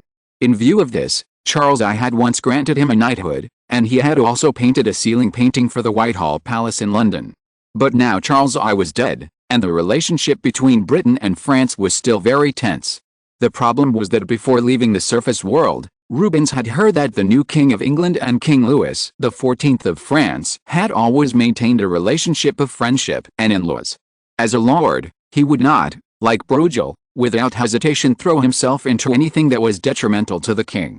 He wanted to refuse for a moment, but the moving shadow under Bosch's robe stopped his impulsive behavior. Rubens sat down in front of the drawing board.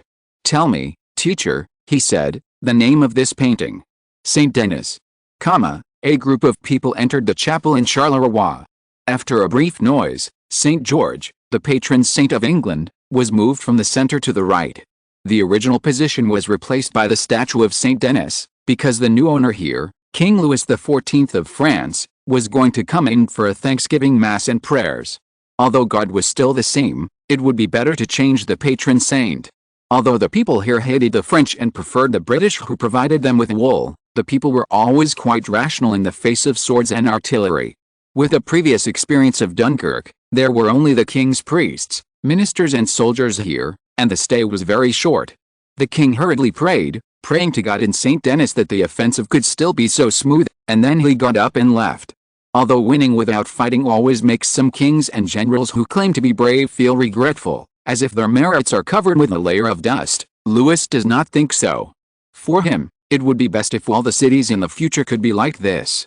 The victory of a tragic war is like a flower nurtured by blood, which is dazzling and exciting, but for a king like Louis who is more rational than vain, war is more like a deal with the devil. In this case, the price paid is of course the less the better, especially considering that the Spanish army may shrink its defense, that is, give up some border towns and wait in the main cities. Now there is no loss, which is the most gratifying thing. The king closed his eyes and thought about the next attack route, Mons, and then Tournai. These are all small cities. I think even if there is resistance, it will not be more difficult than Lorraine or Alsace. In this way, Charleroi, Atra, and Tournai formed a line. Louis was not prepared to advance too hastily. His army had to keep in touch with the armies in Dunkirk and Luxembourg. Then it was Lille, which was probably the most prosperous city in this line. The spies reported that there were about 6,000 defenders in it. Lille also had strong and tall walls. Perhaps they would encounter a real battle here. Louis raised his head. Under the flickering candlelight, St. Denis's smile was even a little weird. Chapter 182 St. Denis. Speaking of St. Denis, he may be the most prominent figure in France after the Son of God and the Virgin Mary. There are his statues in many churches in Paris, and the features are very obvious. Louis never quite understood why people in this era and before always let the saints carry the instruments of torture and the bodies they were tortured with when they died, such as Jesus always carrying a cross and wearing a crown of thorns, Saint Agatha always holding pliers, the Roman emperor ordered soldiers to hurt her breasts with pliers, Saint Bartholomew holding a dagger, he was skinned off his whole body. But even Saint Bartholomew is intact, at least he did not reveal the tragic situation after being skinned off, but only Saint Denis. This saint has no head, and there is a round holy light above his neck on his statue. His head is held in his hands, depending on the situation, and sometimes he looks quite relaxed. Saint Denis is the patron saint of France, but how did he become worshipped by the French? This can be traced back to the 3rd century AD. At that time, France was still Gaul under Roman rule. People's faith still belonged to the gods of Olympus. Christianity was just a heresy. As the number of Christians gradually increased, the attitude of Roman priests and officials changed from ignoring indifference to harshness and cruelty. Anyone who believed in God would be arrested and punished or even executed, unless they were willing to admit their mistakes and convert to the gods of Olympus. Saint Denis was originally a judge in Athens. Since converting to Christianity, he has become the most loyal believer. In order to spread the faith, he and 3 other followers came to Paris, where there were many believers. He became the first bishop of Paris. The Roman executive arrested them. Saint Denis was thrown into a lion cage and crucified, but he never gave in and betrayed God. In 261 AD, Saint Denis and his followers were beheaded. The place where they were executed is now called Montmartre, and in that era it was known as the Hill of Martyrs, but they were not buried there because on the second day after the execution, when people wanted to collect their bodies, they were horrified to find that the 3 headless bodies slowly stood up, picked up their heads, walked to a stream not far away, washed their heads, then held them high and walked to the north until they reached a small village about 2 miles away, where they fell down and died. People buried them there, and many years later, a huge church was built on the spot. This church is the Saint Denis Church, which is also one of the most familiar churches for the French royal family, because all royal family members will be buried there in the end. Starting from Clovis I, Louis went there twice, once to escort his father Louis XIV, and once to make a thorough end with the former Duke of Orleans Gaston. The royal mausoleum is not gloomy. There is sunshine during the day and candles and torches at night. There are no heavy sarcophagi here, only cold marble statues. They are neatly dressed, wearing crowns, lying calmly above the mausoleum with their eyes closed, and their hands clasped together, as if they are praying for the last time.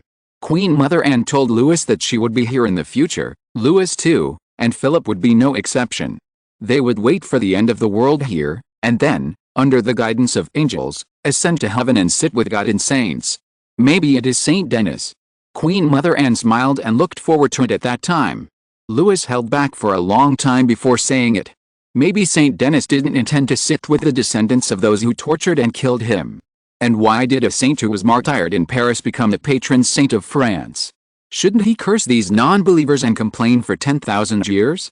Anyway, he probably would have done that. It can only be said that the reason why saints can become saints is because they are willing to repay evil with kindness. In addition, the reason why saints can only be canonized after death is not bullying the dead who can speak. In short, Louis's various complaints are really difficult to make public, but this is exactly what made the former Bishop Mazarin feel gratified. If you say who in a country should be the least pious, it is probably the king. If anyone wants to hold an opposing opinion, just look at Louis VI, Philip II, and Louis IX, St. Louis, who did countless vain work in the Crusades. Although some people may say that at least Philip II still took advantage of the chaos to rob, no, not to the pagans, but to Richard the Lionheart, and got some benefits, but these benefits can never make up for the loss of France. Although it is long to write, the real prayer only takes a few minutes. Louis stood up, drew a cross on his chest, and sincerely prayed that the war would be so smooth in the future. Before leaving with the ministers and generals, Louis once again looked at the statue of Saint Denis. This time, the saint of the main castle of France, maybe because it was moved to the sun, it no longer looked so gloomy, and even a little kind. Hieronymus Bosch raised the charcoal pencil with a smile. A triptych is a painting method that can be connected or separated, but the theme must be the same. Since he mentioned Saint Denis, it means that Saint Denis is the theme of this triptych. Rubens sat behind his teacher and watched the old wizard draw the outlines of 3 people on the leftmost drawing board. They were dressed in plain robes, but had halos on their heads belonging to saints. In other words, what Bosch wanted to depict should be the scene when Saint Denis set out to leave Athens. The other 2 were his followers. Saint Denis made a prayer gesture with one hand pointing to the sky, indicating that he had heard God's call and command. The other 2 bowed their heads, crossed their arms, and made gestures of obedience. This subject matter is not quite right according to the habit of triptychs, because generally speaking, the middle of a triptych is the climax of the whole picture, and is the most important scene. Let other painters plan it. The far left should be Saint Denis preaching, the middle is the scene of Saint Denis holding the head in his hand, and the right side is the saint ascending to heaven, and the church is built on the ground. According to Bosch's current plan, the main painting board in the middle may be used to depict the scene of the saint preaching, and the last is the scene of the saint showing his miracles. Then, Rubens laughed. He was really stupid. Hieronymus Bosch's paintings are curses and lead people to hell. If so, how can his paintings make people calm and comforted? After thinking about it, Rubens's expression became much more indifferent. Next, Hieronymus Bosch did an unexpected move. He did not finish all the sketches in one go. "Go mix the paint, Rubens," he said, while changing a charcoal pencil, and began to draw the draft with a more delicate technique. Although eggs are needed for the preparation of egg tempera pigments, there are 3 methods, using whole eggs, egg yolks and beaten egg whites.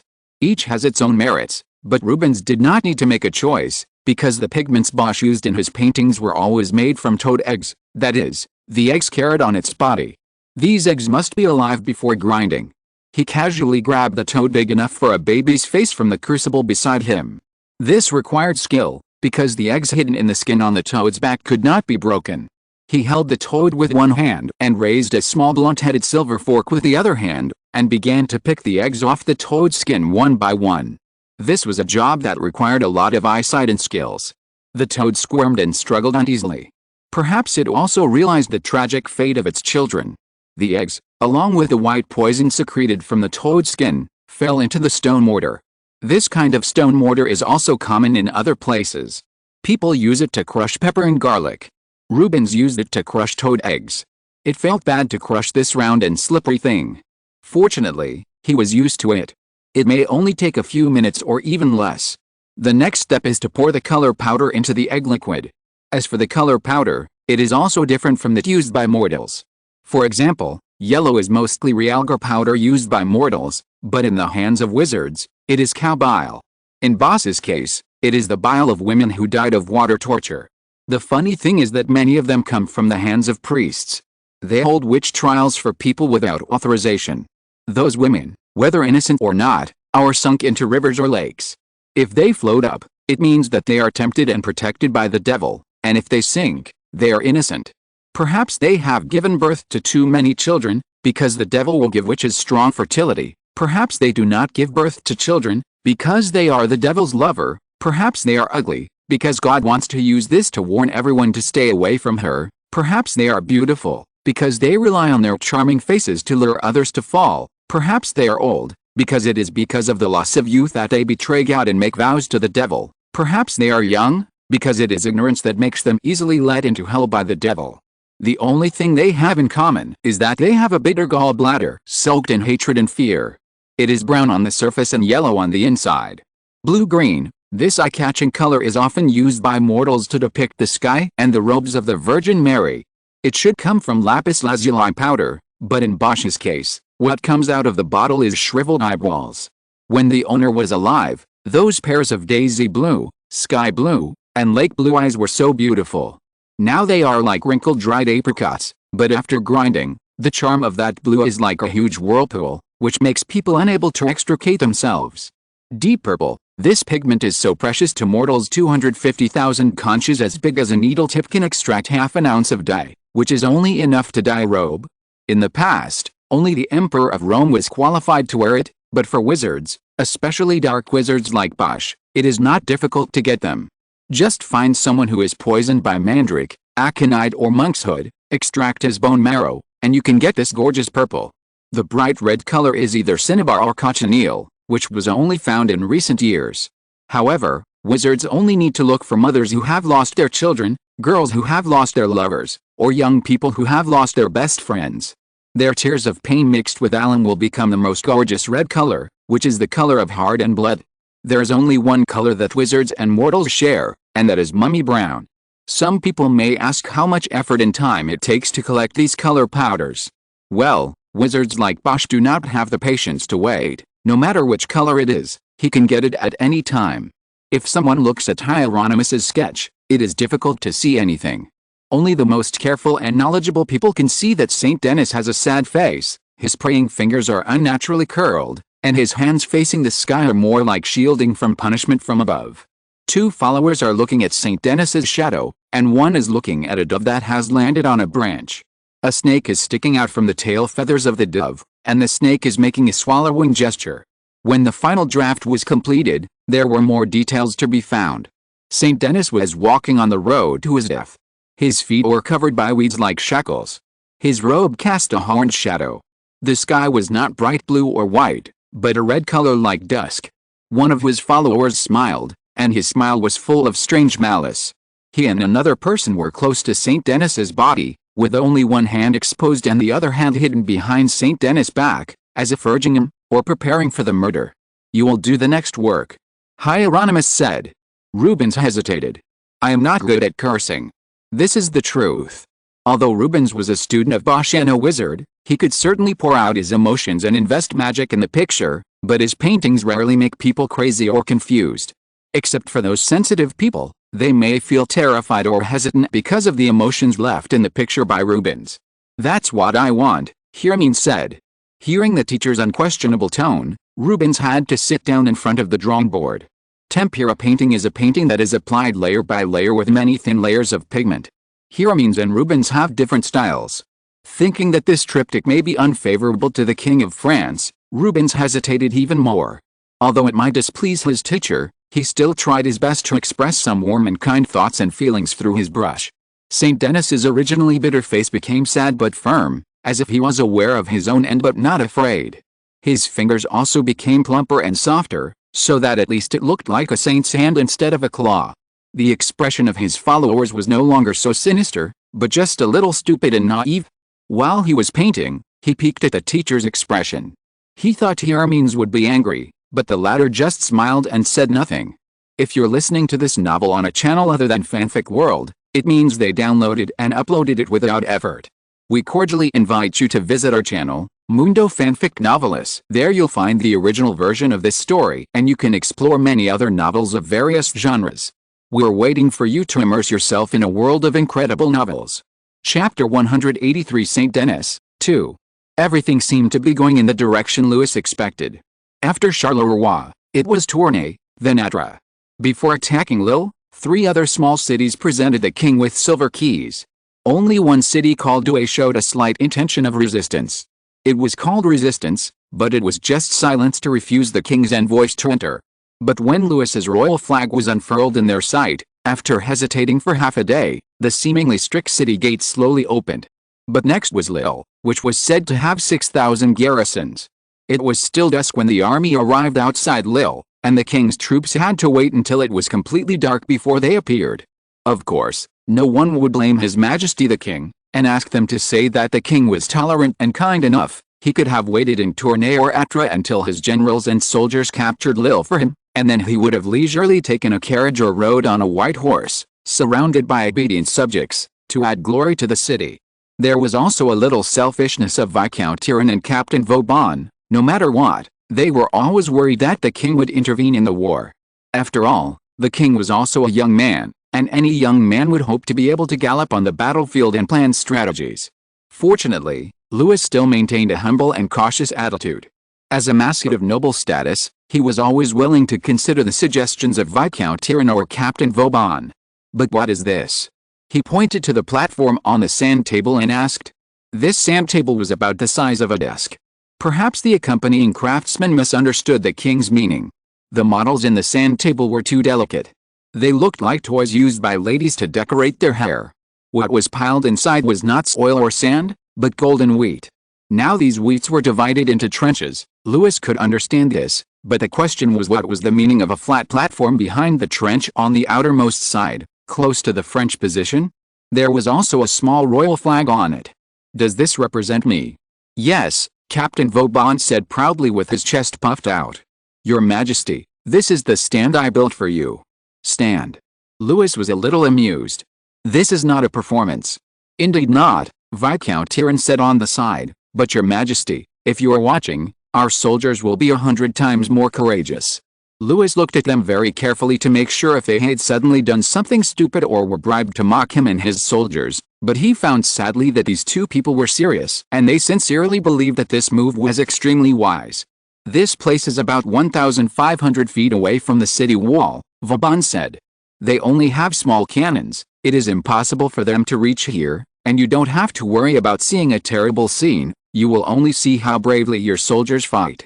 I believe there will be no cowardly villains among my soldiers, Louis said, but are you sure? Have you asked the soldiers if they are willing? I mean, they pay with their blood and lives, I think we should respect them more. Isn't this the greatest respect? Viscount Tyrrell said. In fact, when Captain Vauban made this suggestion, I also hesitated. Your Majesty, your body is more valuable than 10,000 gold and should not appear on a dangerous battlefield, but... He hesitated. If I am not mistaken, the victory you need is unquestionable. Louis nodded slightly to show his affirmation. Viscount Tyrrell was right. In this era, the king's military achievements still ranked before civil governance. A king who could win victories for the country would be worshipped and loved by his subjects, and vice versa. Since he took power, he had never increased taxes, never established harsh penalties, and even deliberately introduced potatoes and sweet potatoes to improve people's livelihood, clean up bandits, expel aliens, rectify the chaos in the city and configure water supply and drainage systems. However, people would only say that he was indeed a good king, but not as brave as his grandfather and father, because he had not won a victory for France or himself. The reason why Louis led the army in person was to break this unfavorable rumor. Moreover, although he ridiculed himself as just a large symbol, like a metal emblem and a flag, he was also eager to try. "If you think it's okay," Louis said tentatively. "No doubt," Viscount Tyrone said. So on the next morning, the soldiers saw a huge tent set up on a flat platform at the outermost trench. The tent was made of white cowhide and could accommodate 100 people. The side facing the battlefield was open to the left and right. In the middle of the tent was a magnificent high-backed chair with a bright red velvet goose feather cushion. There was also a footrest of the same material in front of the chair. Behind the seat was a canopy. Royal blue curtains fell from both sides. In their expectation, a figure surrounded by people walked into the tent. Before Louis sat down, he heard a cheer like a landslide and tsunami. He couldn't help but startled, but when he heard people shouting "Long live the King! Long live France!" he felt relieved. He did not continue to sit down, but boldly walked to the front of the tent. From here, he could overlook the 3 trenches dug by Vauban.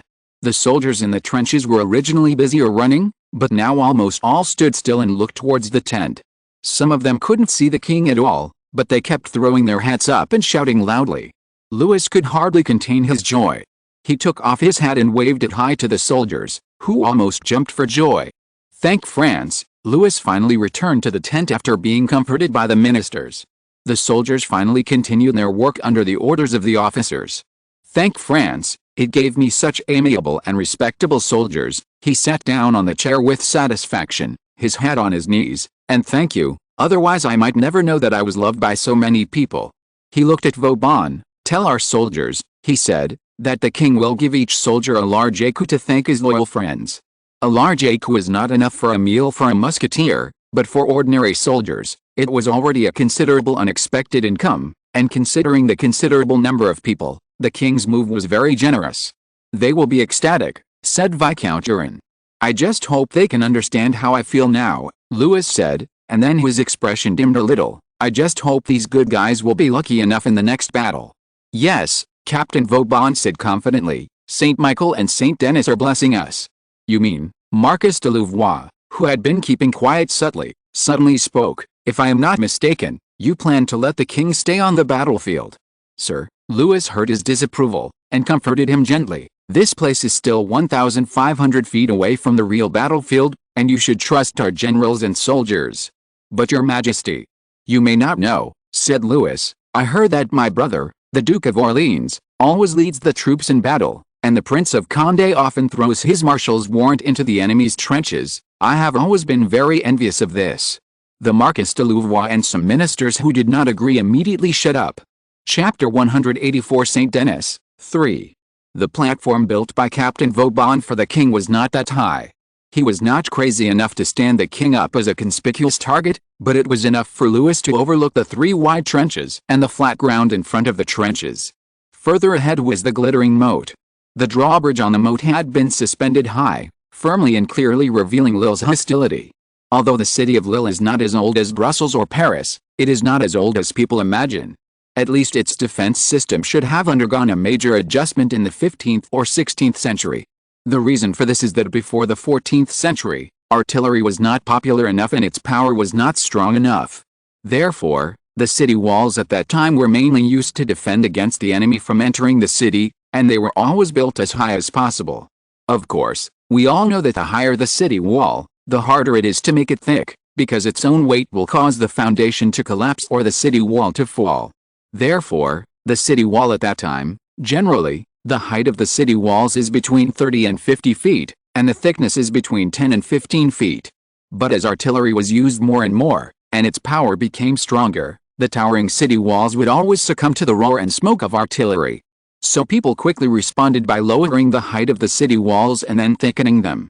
At this time, the city walls were generally made of gravel and soil on the inside, and bricks or stones on the outside. The thickness could reach 25 feet or more, and there was an inclination angle so that the kinetic energy of the shells would not all act on the city walls. But such thickness also caused a problem. When the soldiers were defending on the city wall, it was difficult to see what the enemy was doing under the city wall, and they could not defend against enemies who shook the foundation of the city wall. So the city wall, which was either square or circular, underwent some changes, that is, the addition of half-moon forts, bastions and salient forts. As the name suggests, the half-moon fort is a semicircular fort protruding outward from the city wall, the bastion is a sharp triangular fort, and the salient fort is like a short finger extending from the city wall.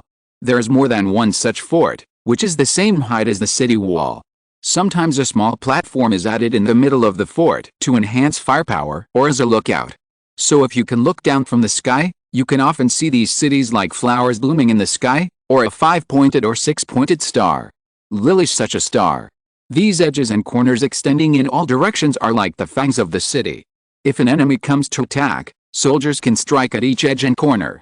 Captain Vauban raised his telescope and looked for a while, then put it down with confidence. Although the battle has not started yet, based on the intelligence he had obtained and what he saw, Lille's bastion defense line is not complete enough, and there are blind spots in the attack range. Although there are some obviously newly built salient bastions, they are too low and cannot pose a great threat. However, neither he nor Viscount Tyrone would be so foolish as to waste the lives of soldiers in vain. The wars of the 17th century, whether on an open battlefield or in a difficult siege, all began with a loud roar of artillery. Those metal beasts that had been caressed by the king were pushed up, the bases of the artillery had long been prepared, and the brackets were quickly installed. This refers to medium and large artillery, and small artillery is ready as long as the axles on the carts are removed. The king sat on his throne, watching the soldiers in the 3 trenches move like water in the ditches. Vauban did not dig those 3 trenches without reason. The 3rd trench, which was the one closest to the king and farthest from the enemy, was used to store bullets, stone and iron bullets from muskets and artillery, as well as boxes of gunpowder. It existed as an open-air arsenal. This distance ensured that the enemy's artillery could not hit it even with the blessing of God or the curse of the devil. Between it and the 2nd trench, there was a Z-shaped passage connecting the 1st trench. The 2nd trench was used to house artillery positions. Here we must mention that Louis had been persistently recruiting scholars, opening up channels for communication, and generously rewarding those kings. The artillery was commensurate with its extraordinary range and safety. Vauban did not have to worry about the round shells not falling on the walls of Lille. The 1st trench was used to accommodate the soldiers who were about to be sent into the battlefield. Most of them were musketeers. When the king looked over, they were checking their guns. These guns with rifling certainly improved the speed and accuracy of the bullets, but when loading gunpowder and bullets, it was not as convenient as guns without rifling, so Louis had to make concessions. There were only 4 riflings in each barrel, which could not be compared with the smoothbore muskets of later generations with a maximum of more than 100 riflings. But for the soldiers, this change was just right. In addition, Condé, Viscount Tyrone and other generals also changed their original tactics based on their own and the soldiers' trial feedback. Please elaborate on this later.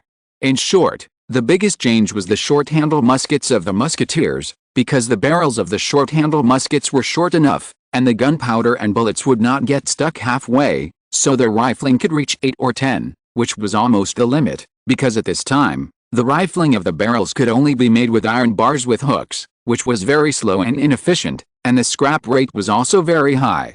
The king was able to equip enough smoothbore muskets for this campaign, and the wizards of Gala Island also contributed to it, although they could work day and night like a resurrected corpse entirely because of the king's gold. Vauban placed only 10 cannons in the 2nd trench. When they roared like a giant dragon, even the ground under the king's feet was shaking. The cannons on the walls of Lille also roared, but they sounded so weak and powerless that the shells fell to the ground before they even reached the 1st trench, causing no harm to the French army. The soldiers laughed, and a brave man jumped out of the trench, ran out to pick up an iron cannonball, and then returned to his position, receiving a round of applause and cheers. This behavior would be unimaginable in the army of later generations, but in this era, it was undoubtedly a proof of courage. At least the soldiers who saw this scene were greatly encouraged. The round cannonball was quickly delivered to the king. When Louis took it, it was still hot. This may be the best gift. He thought for a moment, took off his hat and handed it to Vauban. "Give this to the soldier," he said, "as my reward." Vauban bowed to him and ran away quickly. Louis's hat today is bright red. Even with the pigments made by wizards, there is no need to use expensive cochineal, but because the king has repeatedly reiterated that these dyes have not yet appeared in the market in large quantities, they still maintain a high price. In addition, the king's clothing is always inseparable from jewelry, such as this hat. The button used to fix the snow-white ostrich feather is a silver-plated sapphire brooch, but the ostrich feather may be more expensive than the brooch. This is indeed a generous reward. During the reign of Louis XIV, the French king issued a series of anti-luxury decrees. In short, it was to block the chattering mouth of the Roman Church and to ensure that France's gold and silver would not flow out in large quantities. After all, at this time, France had not yet become a fashion capital. Italian gold and silver jewelry, British lace, Dutch woolen cloth, etc. were the objects that the French were eager to get. Of course, the nobles and the king were always exceptions. The brave soldier immediately took off his hat and put on the king's hat. Although he couldn't see it, the king could imagine how proud he was from the swaying ostrich feather. For the French, this was almost a harmless and interesting episode, but for the people of Lille, it was a humiliation, or, although their artillery could not hit the French position, the French artillery could continue to shake their walls and confidence. If the 10 artillery placed in the trenches could still make them feel lucky, then the 15 small cannons pushed deeper by Vauban were another matter. It was just that Louis had not made any special improvements to this small cannon for the time being. In addition to adding rifling, he prepared a more accurate iron ruler for the gunners, which is now the rangefinder. Although the current gunners would definitely curse when they see this rangefinder, especially the previous one. That is a wooden stick with horizontal stripes engraved on it. The gunner would stand the stick upright on the cannon, perpendicular to the cannon ring, the round iron bar on the gun body, and then put the target at the intersection of two virtual lines. Well, you can imagine how crude this aiming method is. Anyway, within 300 feet, this small cannon cannot easily hit the target, even with rifling. But Vauban did not need accuracy, but to clear the outer bastions. Perhaps because of time constraints, these bastions only had breastworks about 6 feet high, and the small cannon shells could directly hit the soldiers and cannons inside. But at the same time, these gunners would inevitably be covered by the enemy's artillery fire. At this time, the newly built ladders were pushed up, and the grenadiers and their jars and gunpowder were on them. The ladders, which were originally used as siege equipment, played a new role here. The grenadiers not only looked down from a high place, but also threw ammunition farther, even threatening the soldiers on the city wall. But the French did not suffer no losses. Some small cannons were overturned, the gunners fell down, the wooden frames burned, and the ladders were hit. The grenadiers fell from above, and the smoke and dust produced by the explosion immediately submerged him completely. Louis couldn't help but hold the armrests of the chair. Although he couldn't see the blood and hear the wailing, he knew very well that the battlefield must have been in a mess. Those who have not witnessed death and experienced fighting, even if they can compose the most passionate music and write the most tragic poems, will never be able to understand and comprehend Louis' current emotions, even if he has been chased by werewolves, plotted against by wizards, cursed by his own uncle, and suffered the pain of losing his loved ones in freedom. But war is different and will never be the same. It is the greatest malice bestowed by God on mankind, and it is also a feast held by the devil on the earth. On the battlefield, anyone may fall down, be injured and die, no matter if he was a kind person or a vicious person before, a coward or a brave one, whether he is burdened with sins, it is the same, there is no difference. Under the artillery fire, the fallen soldiers are like the grass and trees destroyed by a hurricane, silent and without any sign. But this was just a prelude, just the opening. Captain Vauban was already in the trench, and Viscount Tyrrell had also entered the battlefield. Soldiers came out of the first trench, and the artillery in the second trench was moving towards the first trench. Next, these most powerful artillery would fire 3 more volleys. After 3 times, the walls of Lille were already crumbling, and the defenders of Lille seemed to have realized that they could no longer rely on the protection of the walls. The earth bags and stones behind the city gates were moved away, and the Spanish and the Lille militia filed out and lined up in front of the city. This army also had musketeers, but there were also traditional pikemen and halberdmen. They lined up in familiar squads, which was the 30-man squad commonly used by the Dutch. 30 people in a squad, 3 columns, 10 people in each column, about 6 feet between squads, and about 8 feet between people. What appeared in front of the French were 5 squads, and there were some free musketeers around, opening up a very long battle line. Viscount Tyrrell adopted a new formation, 2 companies, 80 musketeers, 8 musketeers in each line, and the distance between them was about 9 feet, because they adopted the line shooting method when fighting head-on. That is, after the first person finished shooting, He had to run to the last line to clean the gun chamber, load gunpowder and bullets, so he had to leave enough space. Because it was the first time to fight the enemy head-on, the veterans standing in the front were calm. It only took them 15 to 20 seconds to shoot once, while the newcomers in the back needed 25 to 30 seconds. Even so, the French army could still ensure that 40 bullets were fired every minute. Louis had also secretly complained that the musket tactics of that era were like lineup executions, but when he actually saw it all, he couldn't help but feel a burst of pain. Those who fell one after another in the smoke might be a docile son, a loyal husband, or more likely a loving father, but their lifeline was cut off by fate, and everything in the world had nothing to do with them after that. The priests and Bishop Lariviere around him were all muttering prayers. Louis also recited scriptures, although he didn't really believe that this would allow the dead to ascend to heaven, but at this moment he did understand those who placed their hopes on monks and holy relics. The two neatly arranged teams moved straight towards each other, and when they were only 200 feet away from each other, more people fell down. Vauban saw that the halberdmen and pikemen in the enemy's array were also ready. Suddenly, accompanied by the suddenly loud and rapid drumbeats and the officers' shouts, the French musketeers in the first row suddenly shortened their heads. They half knelt down, with their knees against the ground and one end of their muskets on their shoulders, while the musketeers in the second row immediately took a big step to the right, and the musketeers in the third row immediately faced the little soldiers. The three men lit the fuse at the same time, gunshots rang out, and 3 times the amount of bullets washed over the little soldiers like a rainstorm. Those musketeers who had not had time to raise their muskets, those halberdmen and pikemen who were preparing to rush towards the enemy, they widened their eyes and fell down in disbelief. With such a close distance and such intensive firing, almost no one in the first few rows was spared. Chapter 185 Saint Denis, 4. People only saw the king suddenly stand up from his chair. They looked at each other, not knowing what had happened. Only the Marquis de Louvois suddenly realized, because among all the people present, only the king had a telescope that could clearly see the city of Lille. Others could only guess or wait for the report from the messenger sergeant. The king clenched his fists, a suppressed shout made his lips tight. He pressed the gilded copper tube tightly against his eye sockets, staring at the smoke-filled battlefield without blinking. Under the new French tactics, the first to die were almost always the veterans who had been on the battlefield. Of course, no one would easily put newcomers in the front of the array. They did not know how to face the enemy, nor did they know how to avoid their companions. To put it simply, they might not even be able to escape well. They needed someone to lead and encourage them, but the incident happened suddenly, and even the officers were stunned for a moment.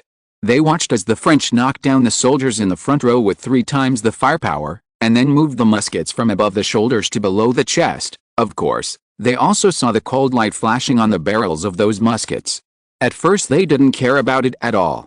At this time, the length of the infantry muskets was about 4 feet, and with a bayonet on the sleeve, it would not exceed 6 feet, and at most would not exceed the height of an adult male.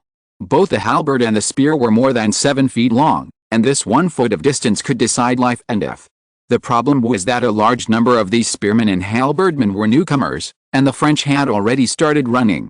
The distance of more than 100 feet was a distance that could be reached quickly for the musketeers, who did not need to wear heavy armor.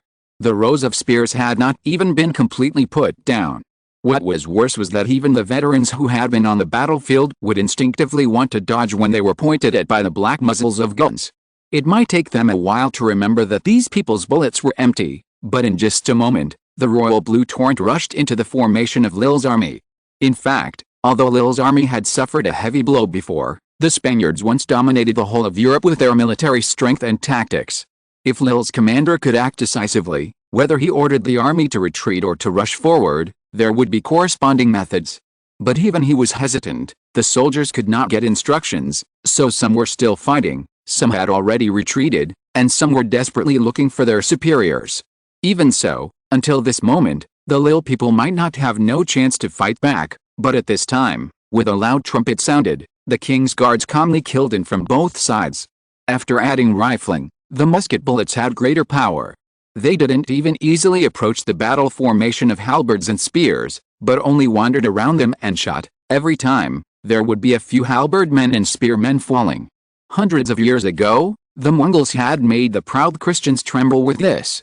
Now the king's guards replaced bows and arrows with muskets, and they could still tear large pieces of flesh and blood from the enemy. The king sighed softly and put down the telescope. Even though he had an army of tens of thousands and outstanding generals like Viscount Turenne and Captain Vauban, war, especially wars of this era, was often more like fate's trick on mankind. It was not uncommon for a king to have an advantage but suddenly suffer a great defeat due to various accidents. There were also many kings who died on the battlefield. Otherwise, there would not be the famous last words, "I would trade my crown for a horse." And for Louis XIV, he not only needed victory, but also an unquestionable and irrefutable glorious victory to finally establish his position as a powerful lord. The fall of Lille was a foregone conclusion before the king's guards appeared. When the people of Lille were eager to close the city gates and lock out the scattered soldiers, the grenadiers rode their horses and threw pottery jars at the city gates across the moat. This was a bold move, because there were still soldiers running on the city walls. They might be hit by arrows and bullets, or they might lose their lives in the roar of artillery. But perhaps the people of Lille also realized that any resistance from them would only anger the enemy, so no one made a threatening move. When the battle is over, Louis XIV said to the Marquis de Louvois, "Remind me that I will give each soldier a great écu and these grenadiers a gold louis." "As you command, your majesty." The Marquis de Louvois bowed happily to the king. The king had just handed the telescope to him, not to anyone else present. Obviously, this reward was what the Marquis de Louvois and his father, the current Minister of War, wanted most. When the king took a step forward, he followed closely behind without hesitation, and everyone else had to lag behind. Louis's behavior just now was indeed intentional. Marquis Louvois was not a good fighter. Before leaving Paris, he impressed the king with his improvement of the sleeve bayonet. After leaving Paris, he was in charge of 3 armies, totaling nearly 50,000 military supplies, without making any mistakes. The king would not be stingy with his favor. If he could get what he wanted this time, he would also let those around him who had made contributions get what they wanted. Marquis Louvois should want to take over the position of his father, the Minister of War. Louis thought so while standing on the edge of the high mound.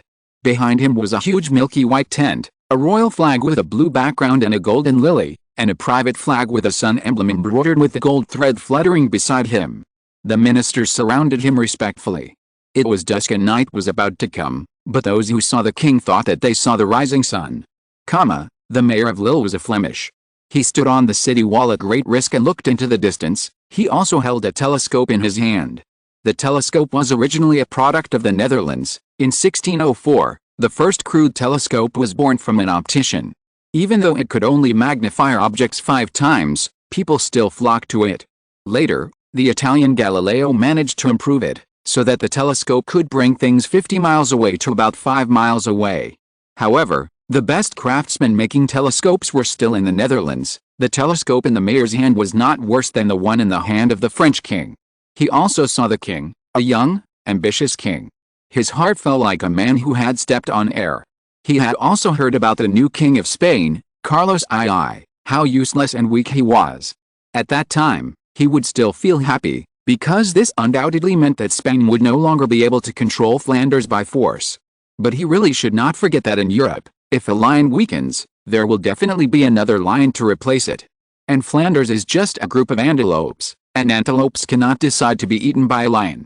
"Where is the commander?" he asked. The mayor thought he would not get an answer immediately, but he didn't expect that the people around him answered him immediately. "He's dead." The Spanish commander was unfortunately killed by a grenade thrown by the French in front of the city gate. The porcelain fragments cut his throat and the blood could not be stopped. When people carried him to the mayor, the blood coagulated and he looked like he was wearing a thick black armor. This guy was not a good person, but the mayor still found a priest and gave him the last sacrament. Next, it was the people who were still alive who had to worry. Louis and his ministers, or any other Frenchman, didn't care what the mayor of Lille was thinking. The king only smiled slightly when a white flag was finally lowered in front of the city gate of Lille. "Do you know?" On the way to Lille, the king asked the Marquis de Louvois with interest, "Why do people raise a white flag when they admit defeat?" "As far as I know," the Marquis de Louvois carefully kept his horse's head from crossing the king, and kept a distance from the king so that he could talk to him without shouting. "It should be because such a flag is white, which means that the defeated party has nothing and has lost all combat capabilities." He carefully observed the king's expression. "Also, your majesty, This also means that they allow the victor to paint his coat of arms on it as a new symbol of the city. This sentence really made the king smile. Maybe it's just because it's the easiest cloth to get, he said. Then he stopped his horse in front of the open gate. In the fearful eyes of the people of Lille, he raised his whip and pointed at the gate. This gate of Lille has 3 doorways, the largest in the middle and smaller and symmetrical on both sides. It originally had a Spanish name, but, from today, Louis said, this is the Paris gate. Compared with painting his coat of arms on the white cloth, he would rather remember his victory today in this way. The flags can be changed at any time, but he will let people in the future always remember this Paris gate. This is the first triumphal arch of the Sun King, but it will not be the last one. The mayor of Lille raised his head slightly, but said nothing. At this time, any words would be self-humiliating. Moreover, he had heard that the King of France was a pious and kind person, and perhaps his rule would be more gentle than that of the Spaniards. Louis was indeed gentle and kind, but his kindness and gentleness were for his people, those who were willing to be loyal to him, pay taxes to him, support him, and willing to sacrifice their lives for him, not the people of Lorraine, Alsace, or Lille. The people nowadays were not as docile as later generations thought. Even lambs had fangs in their mouths. Even the French would murder the King of France, not to mention these Flemish people. How did the Duke of Gaston get those Bosch paintings from Flanders? Even Lady Milady had no credible information until now, but Louis would not believe that the Flemish people had nothing to do with it. After accepting the silver key from the mayor of Lille, Louis issued a ban. Only the French could walk on the streets after evening prayers. During the day, only a few people were allowed to leave their houses. The prosperous city of Lille seemed to have become a dead city plundered by the plague, and people were panicking. However, such measures did drive out many hidden rats. The figures of these people swaying on the gallows and wheels could serve as a reminder to many people. Sure enough, there were nobles and wealthy people in Lille who intended to petition the king to revoke the ban. When the first person was hanged, no one tried or whispered anymore. Those soldiers who surrendered to the French, whether Spanish or Lille, were driven to repair the damaged city walls and gates, as well as the new fortifications that Captain Vauban was eager to try. The heavy labor knocked down many people at once. Together with the city walls and fortifications, the graves of the captives stood up. It seems that the King of France is not a benevolent monarch as rumored. In the shadows that ordinary people could not see, 2 wizards were watching all this. One of them was particularly relaxed. Do you feel better now, my most kind disciple? A king is not something we can judge, said Rubens. A king is also immortal, said Hieronymus. He was an arrogant man by nature. Even ordinary wizards were just materials and sacrifices in his eyes, let alone immortal. Even if he was the King of France, he had killed a French king before and could kill a second one, and he didn't even know who killed him. Perhaps you are still talking about your God, he said tartly. I'm not. Rubens denied it immediately, and at the same time, he felt bitter. Unlike Bosch's first student, old Peter, Rubens was a descendant of a noble family. He worked as a page to a countess since he was a child, and later won the appreciation of the Duke. He rose to prominence all the way. He was not only a painter, but also a foreign minister. However, he also had inhuman sufferings. First, he was a wizard. Second, his teacher, the countess didn't know it at the time, was Hieronymus Bosch, a crazy black wizard. In fact, Bosch was not only a black wizard, but many people might find it unbelievable that he was once a deacon, only one step away from being a real clergyman. This also made his paintings more absurd and more present a sacred and compassionate scene to people. This is also one of the reasons why the Roman Church banned his paintings. To be honest, if it was just stupid and mean, there were too many stupid and mean paintings. It was because Bosch revealed some terrible truth to people that he was so intolerable. But now Bosch no longer cares about these things. He is more keen to use his paintings to create a living hell for people, especially for those dignitaries. It feels great to be able to hold the fate of these prominent, wise, and outstanding people in his hands, he muttered to himself. After that, he took Rubens back to his workshop and continued to create the St. Denis triptych. There is another chapter tonight. It will be very late. You can read it tomorrow morning. Chapter 186 St. Denis, 5. Under Rubens's pen, the original distorted picture has been corrected in a rather obscure but real way. Bosch ignored this and sat in his favorite chair to start sketching the middle picture, which is the most important scene. As mentioned before, Ordinary painters would depict Saint Denis being blessed by an angel and walking with his hands folded, but Bosch painted Saint Denis and his 3 followers suffering torture. Saint Denis was in prison with a lion, and the lion pounced on the saint and tore off a large piece of flesh. The skin and muscles that were still attached to the body were pulled apart like a piece of rotten cloth, revealing black holes, and the beating heart and white ribs in the holes. The saint fell to the ground, smiling, with his hands clasped together, as if praying, and as if rejoicing for his followers and the suffering he had suffered. His 2 followers were just below the saint. One was whipped with a spiked whip, and the other was burned by a red-hot iron rod. The strange thing was that they were all smiling, even the angel flying in the air. Paint me some more happy spectators.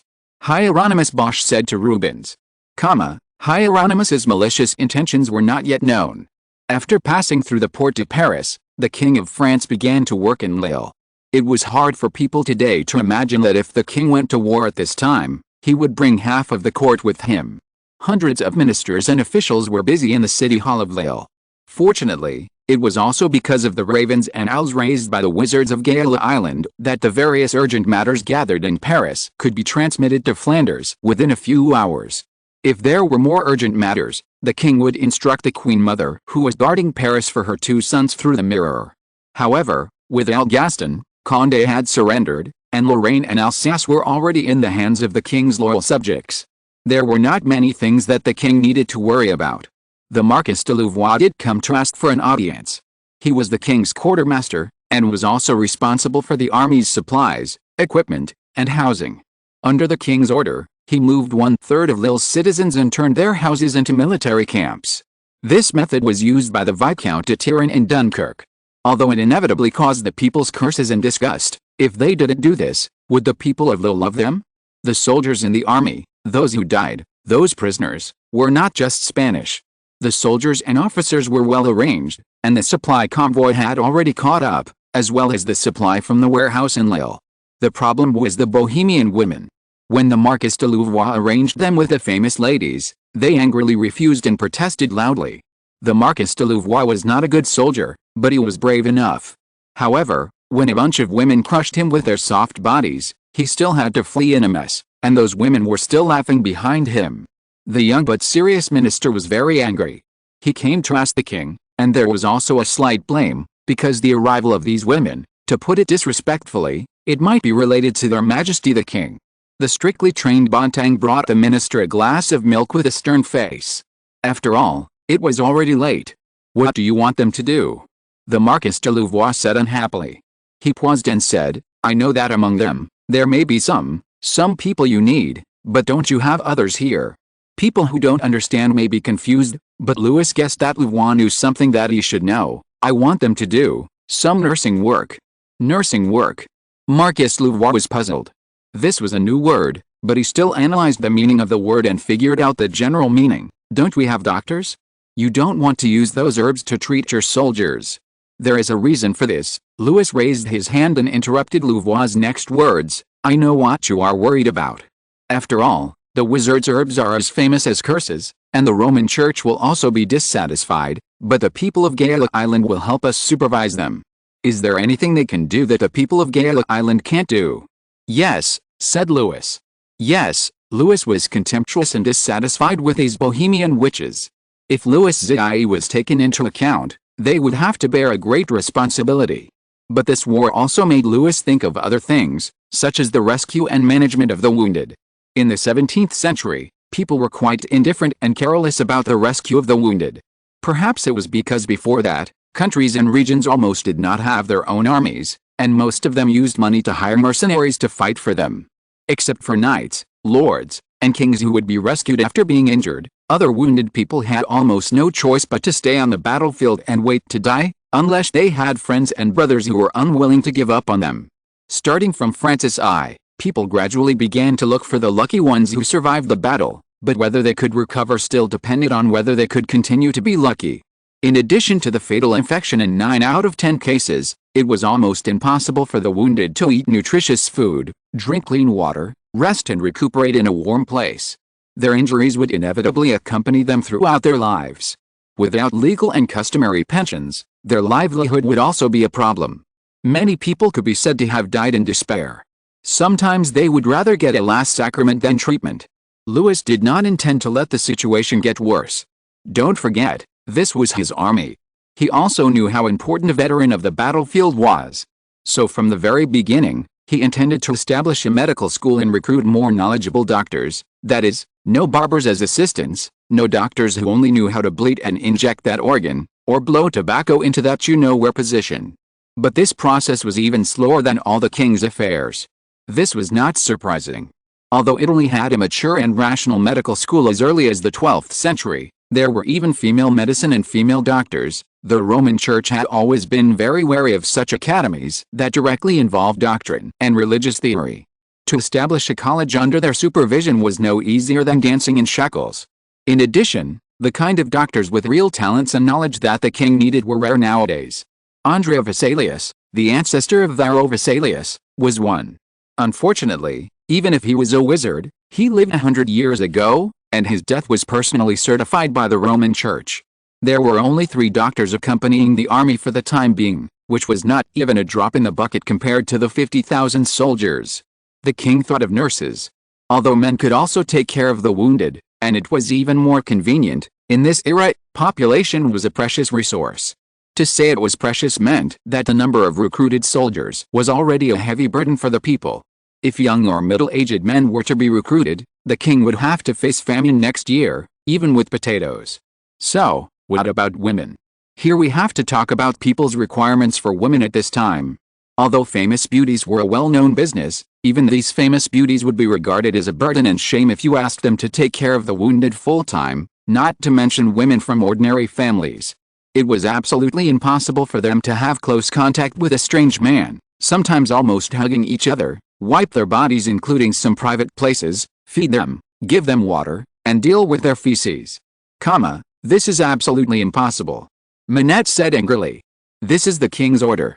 Vauban said. He didn't know he was facing a group of witches, but he always followed the king's orders and didn't want to see others deny his majesty's will. This is what you promised. Vauban repeated his majesty's words, you use this in exchange for a place to stay. Although he didn't quite understand, these Bohemians were originally a group of refugees, and perhaps this was just his majesty's temporary mercy. Manette understood, we are only responsible for the king. She said that she thought the king was just afraid of those dark wizards in Flanders. Although the number the king requested was a little surprising, she only thought it was caused by the nobles' exaggerated habits. Unexpectedly, he actually asked them to take care of a group of mortals. They were witches, and they should have been respected and worshipped by mortals, not servants. If you don't do it, Vauban said, then you must leave here immediately. What do you mean? I don't leave trash. Vauban said stiffly, Your Majesty asked me to convey this.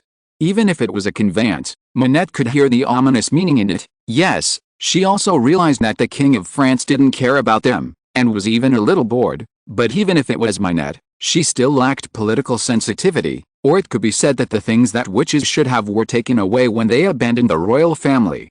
The survival wisdom of the Bohemians made them only know how to rely on their talents and looks, bold behavior and play some harmless tricks. If the people they face are unwilling to pity them and are not tempted by them, it is difficult for them to do anything. Manette. A Bohemian witch beside her whispered, I think. What? We don't care about this. The witch said, many of us are married to soldiers, and they are just taking care of their husbands. Then what about those who are not married? Manette put her hands on her hips angrily. Then get married. The witch said indifferently. It was easy for Bohemians to get married anyway. They didn't need a church, a priest, or the parents' approval. They just needed to announce that they were husband and wife in front of everyone. But there are too many people here, said Manette. Then divorce first, then get married. A loveless marriage. This is to save people, Manette, said the witch. We don't mind, and we also need the protection of those soldiers. If that's what you think, Manette said. She seemed to be still considering it, but in fact she had already surrendered. After all, the biggest card was still in the hands of the king. It was nothing for the king to interrupt the transaction, but they would be expelled from France and wander around. Although the Bohemians believed that this was a kind of freedom, they still didn't want to leave here and face the dangerous and unfamiliar world. Okay, if you are willing. While they were talking, Vauban had been waiting quietly, as if he had long seen through Manette's cowardice. Manette felt guilty and a little annoyed. Why are you still here? She glanced at Vauban's epaulets. When people outside still thought that the shiny things on the officer's shoulders were just decorations, the witch who was good at observing words and expressions, she was good at talking nonsense when fortune-telling, had long understood the magical effect of military rank. On Vauban's shoulders, there were 3 silver stars and an arrow. Mr. Captain. Follow me, Ms. Manette. Captain Vauban said. The king not only prepared clothes for his soldiers and officers, but also prepared uniform clothes for the Bohemian witches. Manette took a look at them and couldn't help but spit. The king even prepared these, obviously not intending to accept their rejection and threats. These were not a set of clothes, but white linen aprons and headscarves, so that the Bohemian witches were not only different from those famous ladies, but also looked more formal. The witches thought that this was all, but they didn't expect that there would be many tedious things afterwards, such as washing hands with light wine from time to time. The king is really extravagant, changing aprons and headscarves every day, changing medicines and bandages for the wounded every day according to the doctor's regulations. Even the food provided to the wounded has requirements. The room they stay in must be cleaned every day, and animals, from mice to cats and dogs, are not allowed to run around. Fortunately, almost all of them were witches. Not only did they have longer lifespans, but they were also stronger and more agile than mortals. They only needed to rest for a short time every day to be energetic. When others couldn't see them, they would cheat with herbs and magic, which saved them from a lot of complicated and heavy labor. They married and divorced the soldiers half-truthfully, and divorced and married again, which actually aroused the desire of many soldiers to survive. Of course, even if they were Bohemians, they were beautiful and young. When the king saw that number, he was in a very good mood. Originally, he might have lost hundreds of soldiers, but now the number was less than 100. It was also possible that some witches used their herbs, but as long as the soldiers didn't know and the witches were not exposed, the Roman Church would not come to make comments. Why should the king care? Chapter 187 Saint Denis, 6. After the fall of Lille, there were only 8,000 Spaniards left in Flanders. Perhaps there were some Flemish people who were inclined towards the Spanish and British and were willing to side with the former, but there were only 3,000 to 4,000 people. Among them, the ratio of cavalry to musketeers was very small, and the composition of the personnel was relatively complicated. Throughout July, the King of France used Lille as his main base, and his army launched offensives against neighboring cities such as Béthune and Armentières to make this line of defense more solid. The Prince of Condé and the Duke of Luxembourg in Luxembourg, and the Duke of Orleans in Dunkirk were also winning victory after victory. From the map hung in the palace by the king, it can be seen that 3 sharp arrows are moving unwaveringly towards Brussels, the center, crown and key points of Flanders. The French army stayed in Lille, not as the Spaniards expected, not because of slackness, nor because of any serious blow, but because they were ready to go France's enemies. Louis said, holding a hot cup of coffee and staring at the map, are not Brussels, and not even the Spaniards. He smiled mockingly, but the Holy Roman Empire and the Roman Church. While Louis' army swept through Flanders like a hurricane, the Holy Roman Empire was busy uniting all the enemies of France, and since the end of the Crusades, the political focus of the Roman Church had long since shifted from France to the Holy Roman Empire. Although every French king now still uses the name of the pious Saint Louis, everyone knows that in view of the conflict between royal power and religious power, they can only be enemies. However, if someone stands in front of this map, it is hard to say that these countries and churches are worrying about nothing. First of all, the army led by the Duke of Orleans and the army led by the king himself, which set out from Dunkirk, directly threatened Brussels. Once Brussels was captured, it would only be a matter of time before Flanders fell completely. Looking up, we can see the Netherlands, which is similar in size to the current Flanders. Although the governments of Britain and France are enemies, their kings are dear cousins and friends. There is certainly hatred between Britain and France, but the war between the British and the Dutch is still going on. The Netherlands can now vaguely gain the upper hands in the naval war with Britain, but it cannot fight against a powerful France on land. Now Charles I has not yet taken power.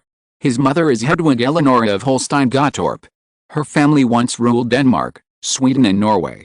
Although it has been divided now, she will not be happy to see France continue to obtain Flanders, threaten the Netherlands, and then affect Denmark and Sweden, not to mention France's protection of the former Queen Christina. She monopolized power and was stubborn. She directly bypassed her son and the king and reached an agreement with the envoy of the Holy Roman Empire. Another country, Switzerland, is also the same, because the area conquered by the Duke of Luxembourg and the Prince of Condé is not just a small Luxembourg. The first thing they seized was the Franche-Comté area, which also belongs to Spain, and this area is closely connected with Switzerland. Switzerland's concerns are the same as those of the Netherlands. They are also a small country and cannot resist the crushing of a giant chariot like France. There is no need to say more about the Holy Roman Empire. If Louis's Flanders campaign can achieve the desired results, then we can see how France opens its arms and embraces the Holy Roman Empire intimately. What do you think I should do? Louis said as if talking to himself, tapping the map gently. The 17th century map was as magnificent as the ceiling painting of the palace or the church. At the top were Michael and Saint Denis, the patron saints of France, surrounded by colonnades, ribbons and flowers, and below were giants supporting the world. The king wore a diamond ring on his finger. In the 14th century, diamonds were cut into pointed shapes, which were the simplest octahedron shapes, and then polished.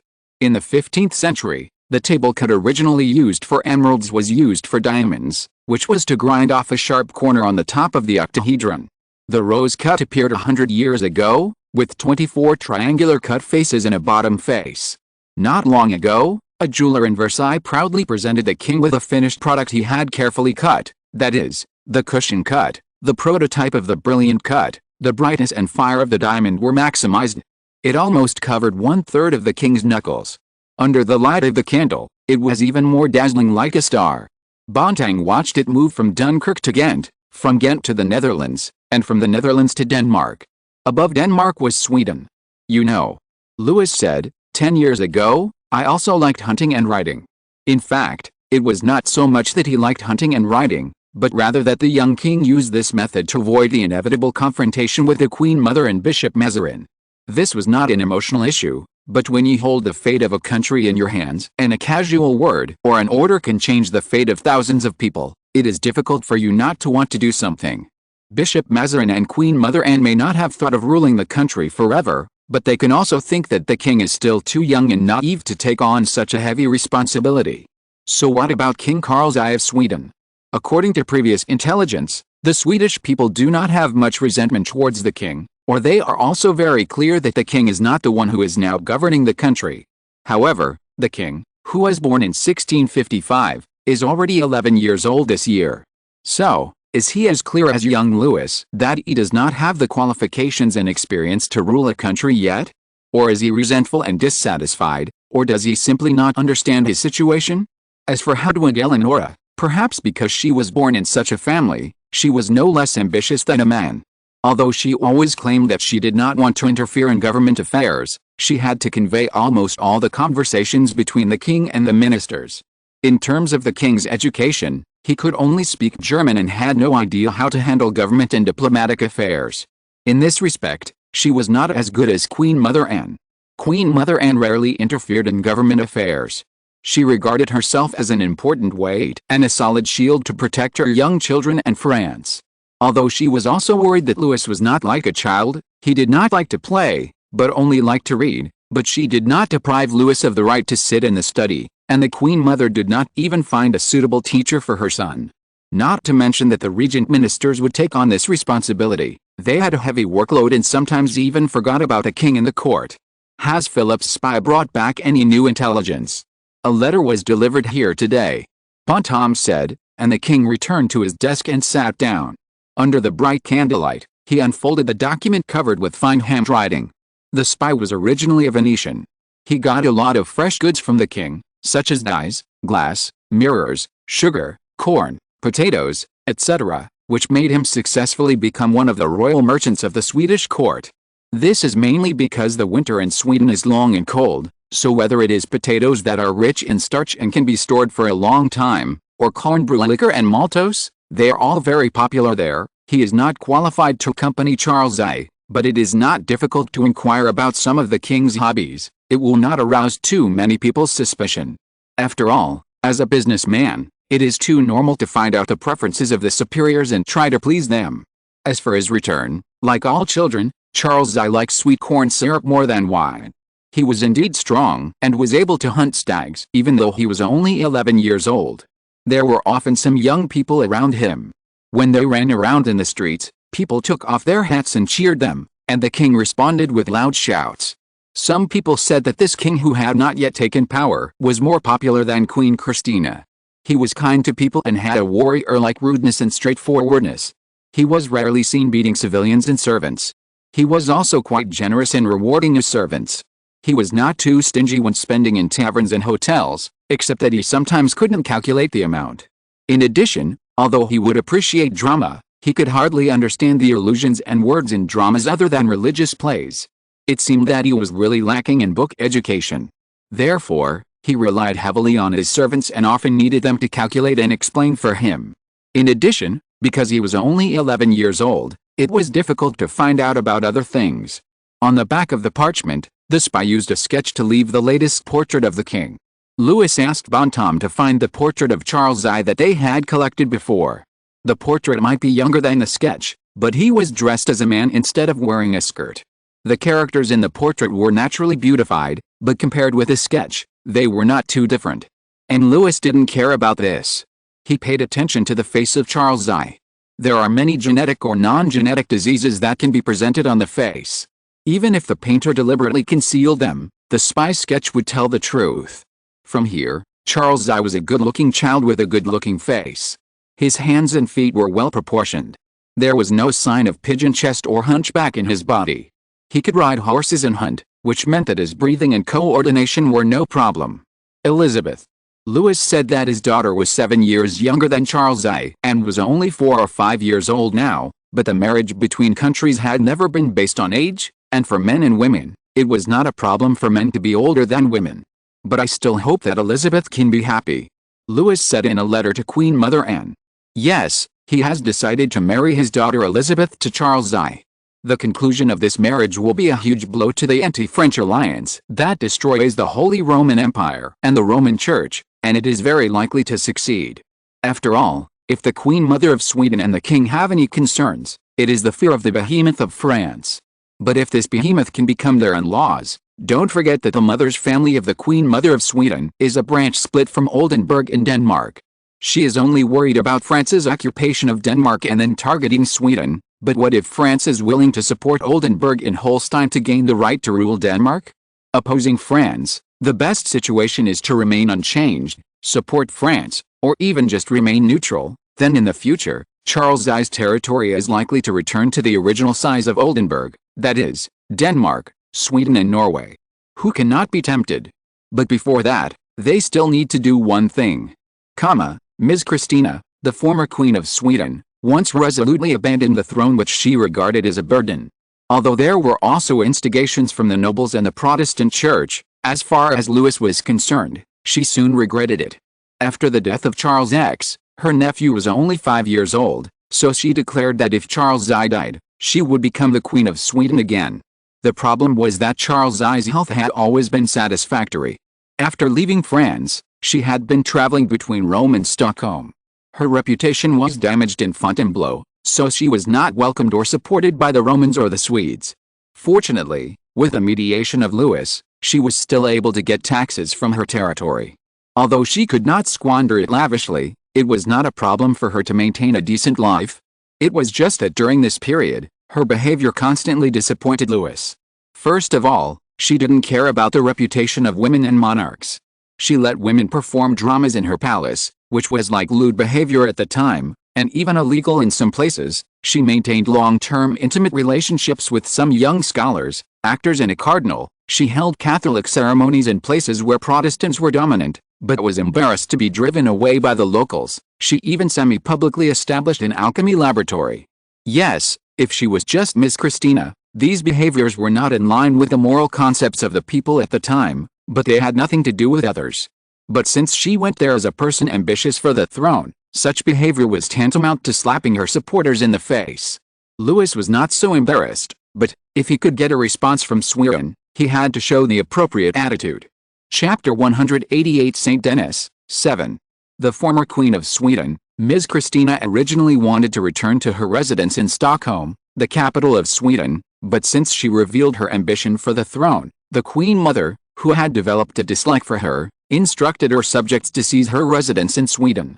Later, she returned to Rome and stayed temporarily in a convent, where she waited for her pagan friends. This was also one of her charges, because at that time, even if the Jews had wealth, they were not qualified to be on an equal footing with ministers and nobles, to raise money for her so that she could continue to squander without scruples. But before she could wait for her friend, a beautiful lady entered the convent. When Ms. Christina heard that someone wanted to see her, she was surprised, because Pope Alexander VI at that time did not welcome her. In addition to her previous public announcement that she had privately executed her lover Manualdez, her romantic scandal with Cardinal Mazarin was also ridiculous. At that time, cardinals were allowed to have lovers and children, but if the lover was a woman of noble status, it was another scandal. The Pope's dissatisfaction with Christina extended to the people, so that her friends in Rome did not dare to visit her often. It was Lady Milady who came to visit Lady Christina. Her beauty had not faded after so many years, but had become even more gorgeous. When she took off her hood and revealed her neatly combed hair, she was like Athena wearing a golden helmet who had descended into the monastery. The dim courtyard could not help but glow with light, and Lady Christina, who was sitting by the fountain and feeding the fish and pigeons with breadcrumbs, could not help but feel refreshed. She hated marriage, but longed for love, and this love did not seem to be limited to gender. No wonder some people rumored that the queen had both female and male characteristics and was a deformed monster. "Ah," she cried intimately, "isn't this Milady? My dear friend? Are you here for a pilgrimage? Or to pray and attend mass?" She paused. "Or for me?" "For you, respectable lady." Lady Milady's voice was still like a plucked string, with a slight tremor, echoing endlessly, "I am here for you." She glanced at the people around her. "Let them go somewhere else, Your Highness. I have something to say to you alone." "Then come sit next to me," Lady Christina said. She was sitting in an extremely wide chair, but at this time the woman's skirt had swelled to the point where it could hardly pass through the door. Two people sitting together, even with clothes blocking the way, was a posture that was too intimate, but Milady didn't care about this. She smiled, lifted her skirt, and sat down gracefully next to the former queen. "Oh, that's what I love most. You're never shy or frightened like those cute little birds." Ms. Christina reached out and took Ms. Milady's arm. Although Ms. Christina lived a life of luxury, she was already over 40 years old. She looked younger than ordinary women of the same age, but she couldn't compare to Milady, a witch. The difference was even more obvious when their wrists were intertwined. "Look at the skin," Ms. Christina said with envy and admiration. "You are Helen, Magdalene or Hebe. All three are beauties in legends and myths." Lady Milady also looked at the lady. She did not have much ill feeling towards the lady. If she had to say something, it was as the king said. As a woman and a person, there was not much that could be blamed for her actions. Sometimes, she would even be envied. She was not without her shining points, but the problem was that she did not have the awareness that a king must have. Those flaws that were harmless in ordinary people were fatal to a king. Not only fatal, but these mistakes could even cause a country to overthrow. Just before Milady accepted this task, the king said that the best decision Christina had made was to give up the throne, and the worst decision she had made was to rekindle her desire for the throne. If she could have used the dozen years under the protection of the King of France to repent of her past mistakes, change her anxious temperament, and stay rational and broad-minded like a true king, or at least be patient like Charles II, the king would not have given up on her easily.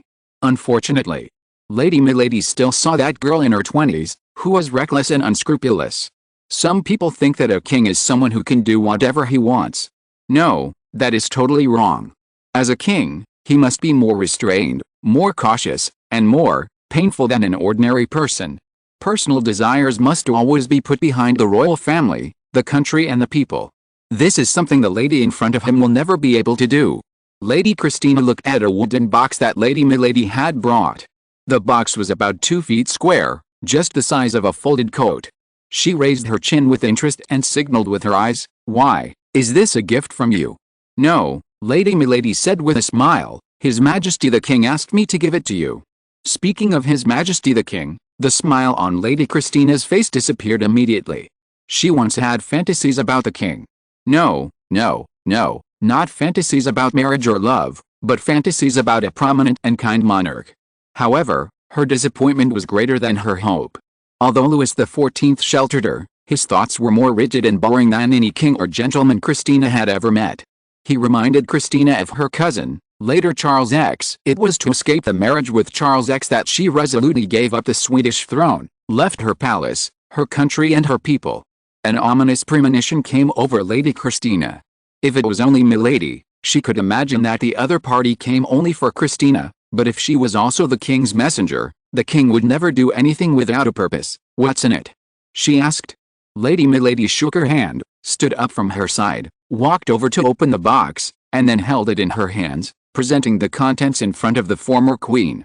It was a set of nun's clothes. Lady Christina stared at the black and white clothes and the headscarf on it. She seemed to want to smile contemptuously, but the smile withered before it matured, or it was taken away by the uncontrollable panic. Her eyebrows frowned painfully, her eyes widened, and her thin lips like a man twisted. Her breathing went from light to heavy, and finally a dull roar, a sound more like sobbing burst out from the depths of her throat. She was not a fool, she knew what this meant. The King of France was indicating, no, ordering her to become a nun. This was the best ending that a person who is extremely noble could get. She wanted to scream in anger, and she also wanted to draw the dagger at her waist, throw this humiliation on the ground, and step into the mud, but she could not control the panic in her heart, because this meant that the King of France had decided to withdraw his asylum from her, or more precisely, to withdraw his asylum from the former Queen of Sweden. As a respected abbess of a monastery, she could continue to enjoy the privileges granted by the king until her death. Until her death. This voice kept echoing in her mind, and Miss Christina finally raised her hands and covered her face. "He can't, madam, he can't. Your Highness." Miss Christina suddenly put down her hands, her face flushed, but her eyes became unusually firm. "I want to see him, madam, although I don't know why he changed his original mind, but I will make His Majesty change his mind. Madam, I want to see the king. Your Highness." "Madam Milady." Miss Christina replied in a louder voice, "Please help me, I want to leave Rome immediately.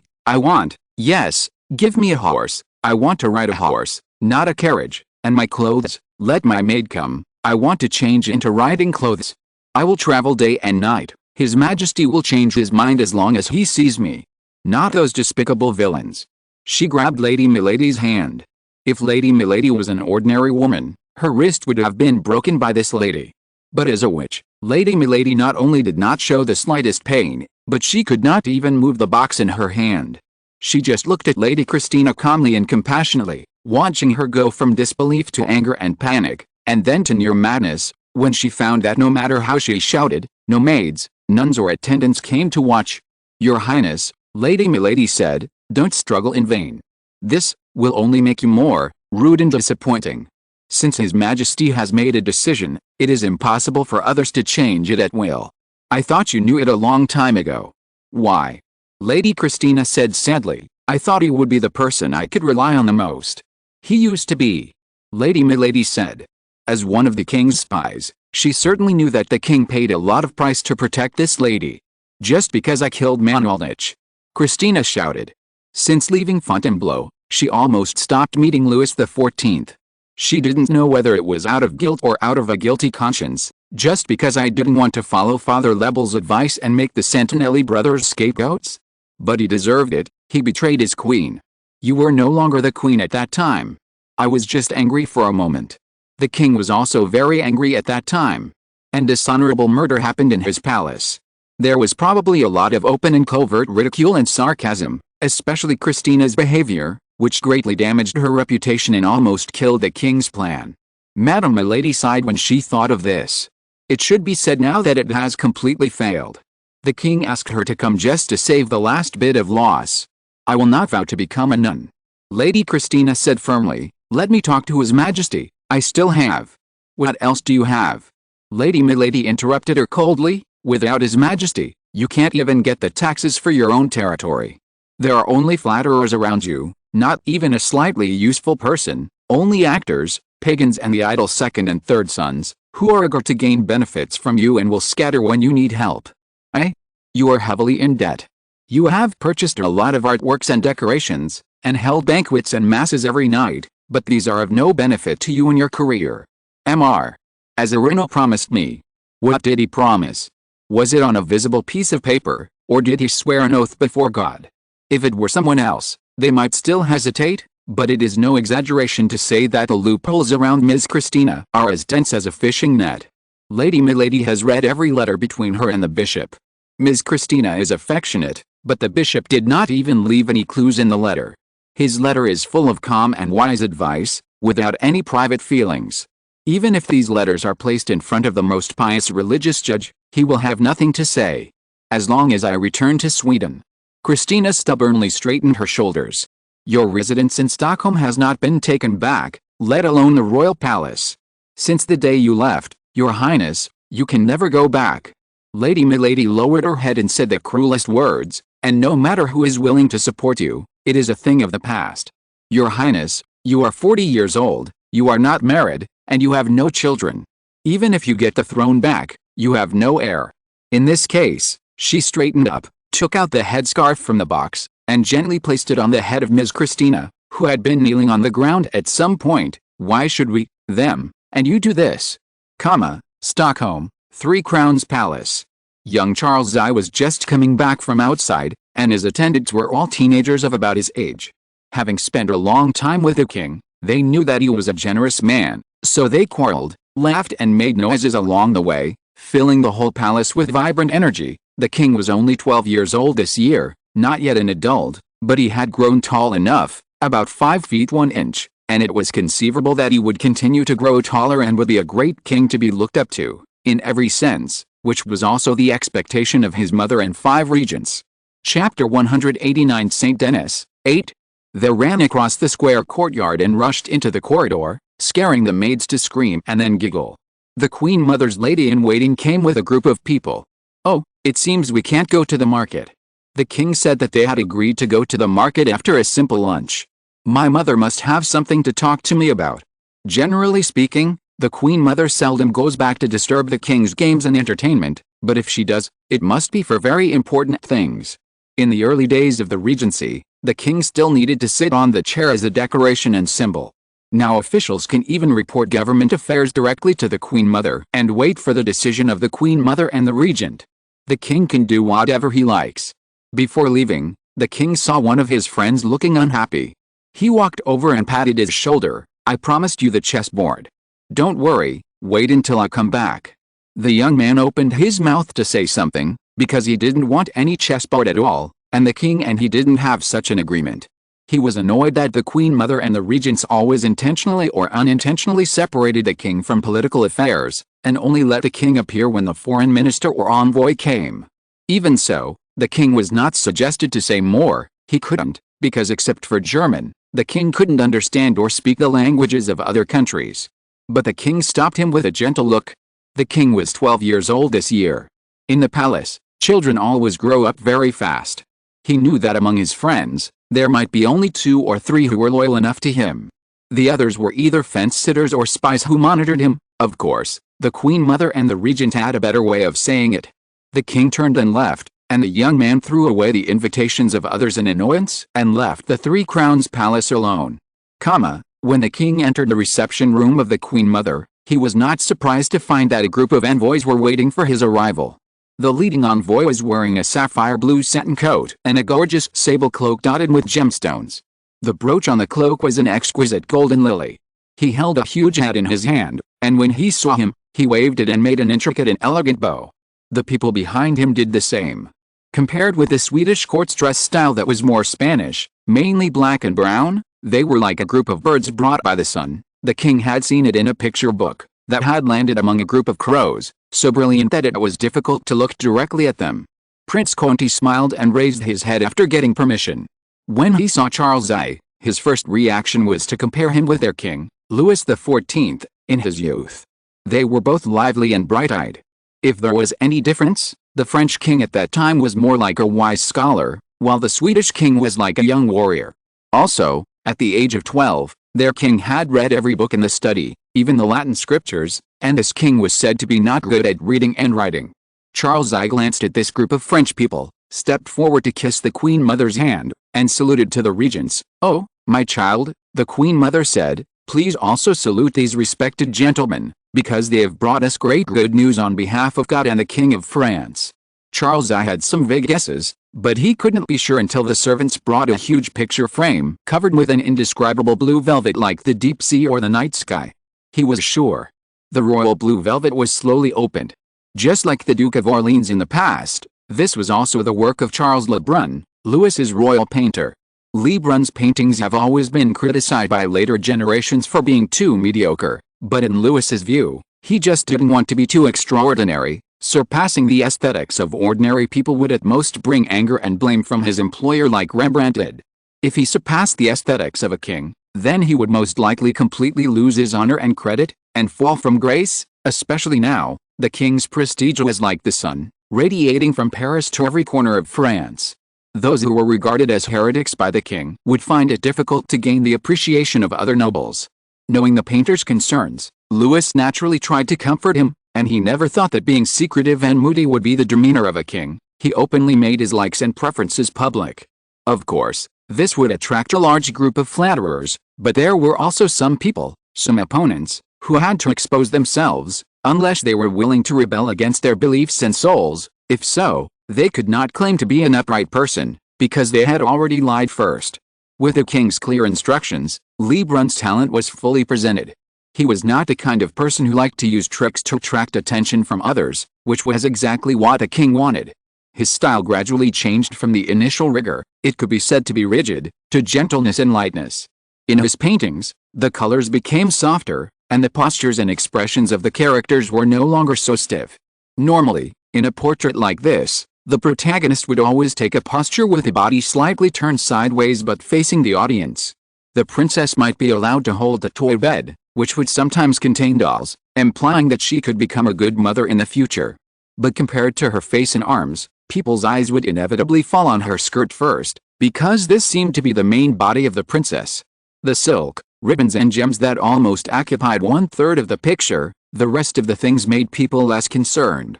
But although Louis succumbed to his own ambition, he also hoped that his daughter could be happy. He meant happiness not as a queen, but as a loved one. From the very beginning, he rejected Le Brun's sketch in the letter. Therefore, what Charles I and the Queen Mother saw was a little girl bathed in the sun, happy and innocent. The background was not a room or a colonnade, but a fragrant rose bush. Large pink and white roses were hidden in the dark green branches and leaves. The luxurious and solemn royal blue curtains poured down from the rose bushes to the bottom of the little girl. She was wearing an ivory satin skirt, kneeling on the golden lily symbolizing the French royal family and the king's sun emblem, as if she was held up by these two powerful beings at the same time. She tilted her head slightly, holding a rose crown in both hands, tentatively putting it on her head, as if she was crowning herself. The sunlight filtered through the lace hanging from her snow-white arm, casting mottled shadows at the base of her ears, making her round and cute little face look even cleaner and smoother than cream. The pink color, as if snatched from a rose, spread from the corners of her eyes to her cheeks. Her eyes were slightly drooped, and the blue eyes she inherited from her father therefore looked like a lake under the shadow of a tree, shimmering yet deep and bright. After a long while, accompanied by the Queen Mother's exclamation, people began to move like a group of puppets that were suddenly removed and then installed with silk strings. "How is it, my child?" the Queen Mother asked with a smile. "This is your future wife, the eldest daughter of the King of France, Princess Elizabeth." Charles I certainly knew that his future wife must be a princess, or like his mother and grandmother, the daughter of a powerful duke or elector, but as a normal teenager, he was also worried that his mother would choose a Habsburg daughter for him, or a similar candidate. He had no intention of opposing or resisting, but he had also heard that Habsburg daughters were ugly, especially the huge chin. It was said that they had to put their chins on the table when needing to bear the weight. Of course, this was an overly harsh statement, but who would want to face such a face day and night? Princess Elizabeth's mother was actually a Habsburg princess, but her daughter, fortunately, did not inherit any defects from her mother's line. Her chin was the first thing that Charles I noticed. It was very small. Even with baby fat, you could see that its shape was like a delicate wine glass. "Our princess is more like her father," Prince Conti said, while covering the frame again with his own hands. The portrait was soon moved to the room of the King of Sweden, which also indicated the establishment of the marriage contract. However, his words soon made some people smile, because the beauty of King Louis of France was also well known, while the mediocrity of the Queen of France was relatively poor. It was also a good thing for a girl to be similar to her father. After this process, Charles I also took his leave tactfully. Everyone sent him off respectfully. After that, there were more tedious and important negotiations. To officially get married, for Charles I, he had to wait until he came of age and officially ascended the throne, and for Princess Elizabeth, she had to wait until she came of age, that is, at least a few years later.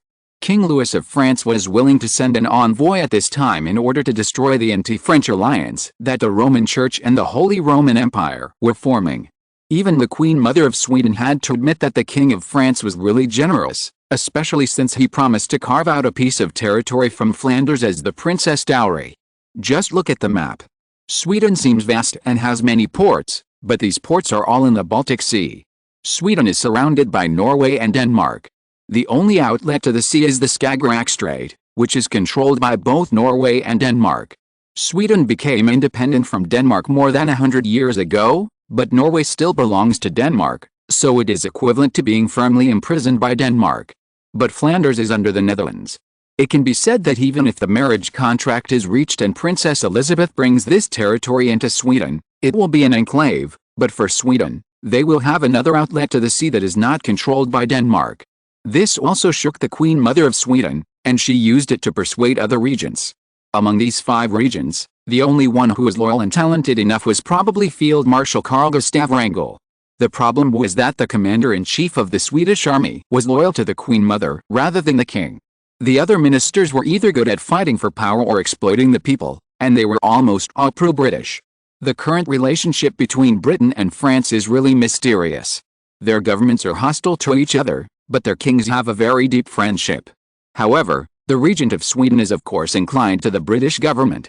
So from the beginning, Sweden was willing to join the anti-French alliance, but the sincerity, or bait, shown by King Louis XIV of France was too tempting. Even if someone opposed it, it was difficult to come up with the corresponding chips, so they could only say that the King of France might not be able to conquer Flanders. As soon as this sentence came out, the Queen Mother of Sweden laughed, and so did some others. Everyone could see that the Spaniards could only hide in Brussels and Mons, with 8,000 people against 50,000 people. Even if there were strong cities and bastions, what would it matter? The power of French artillery has been demonstrated to every spy in Lille, and Sweden is no exception. Although the envoys of the Holy Roman Empire are eloquent, they can't explain why Leopold I is unwilling to send troops to help his relatives. Of course, they don't know that Leopold I is paying the price for his greed, but this is almost the most fatal point. About a week after the Assumption of the Virgin Mary, August 15th, the former Queen of Sweden, Ms. Christina, agreed to take vows and become a nun in a convent in Florence. Everything in the world has nothing to do with her. At the same time, the portrait of King Charles I of Sweden was also sent to Paris. From this year on, every year the King of Sweden and Princess Elizabeth of France must paint a personal portrait and send it to each other's country. This practice was regarded as a necessary procedure at the time, similar to informing each other of each other's situation. The portrait of Charles I was placed in front of the Queen Mother and Queen of France, and beside them was the eldest Princess Elizabeth. Although she knew this was inevitable, Queen Teresa still clenched her hands.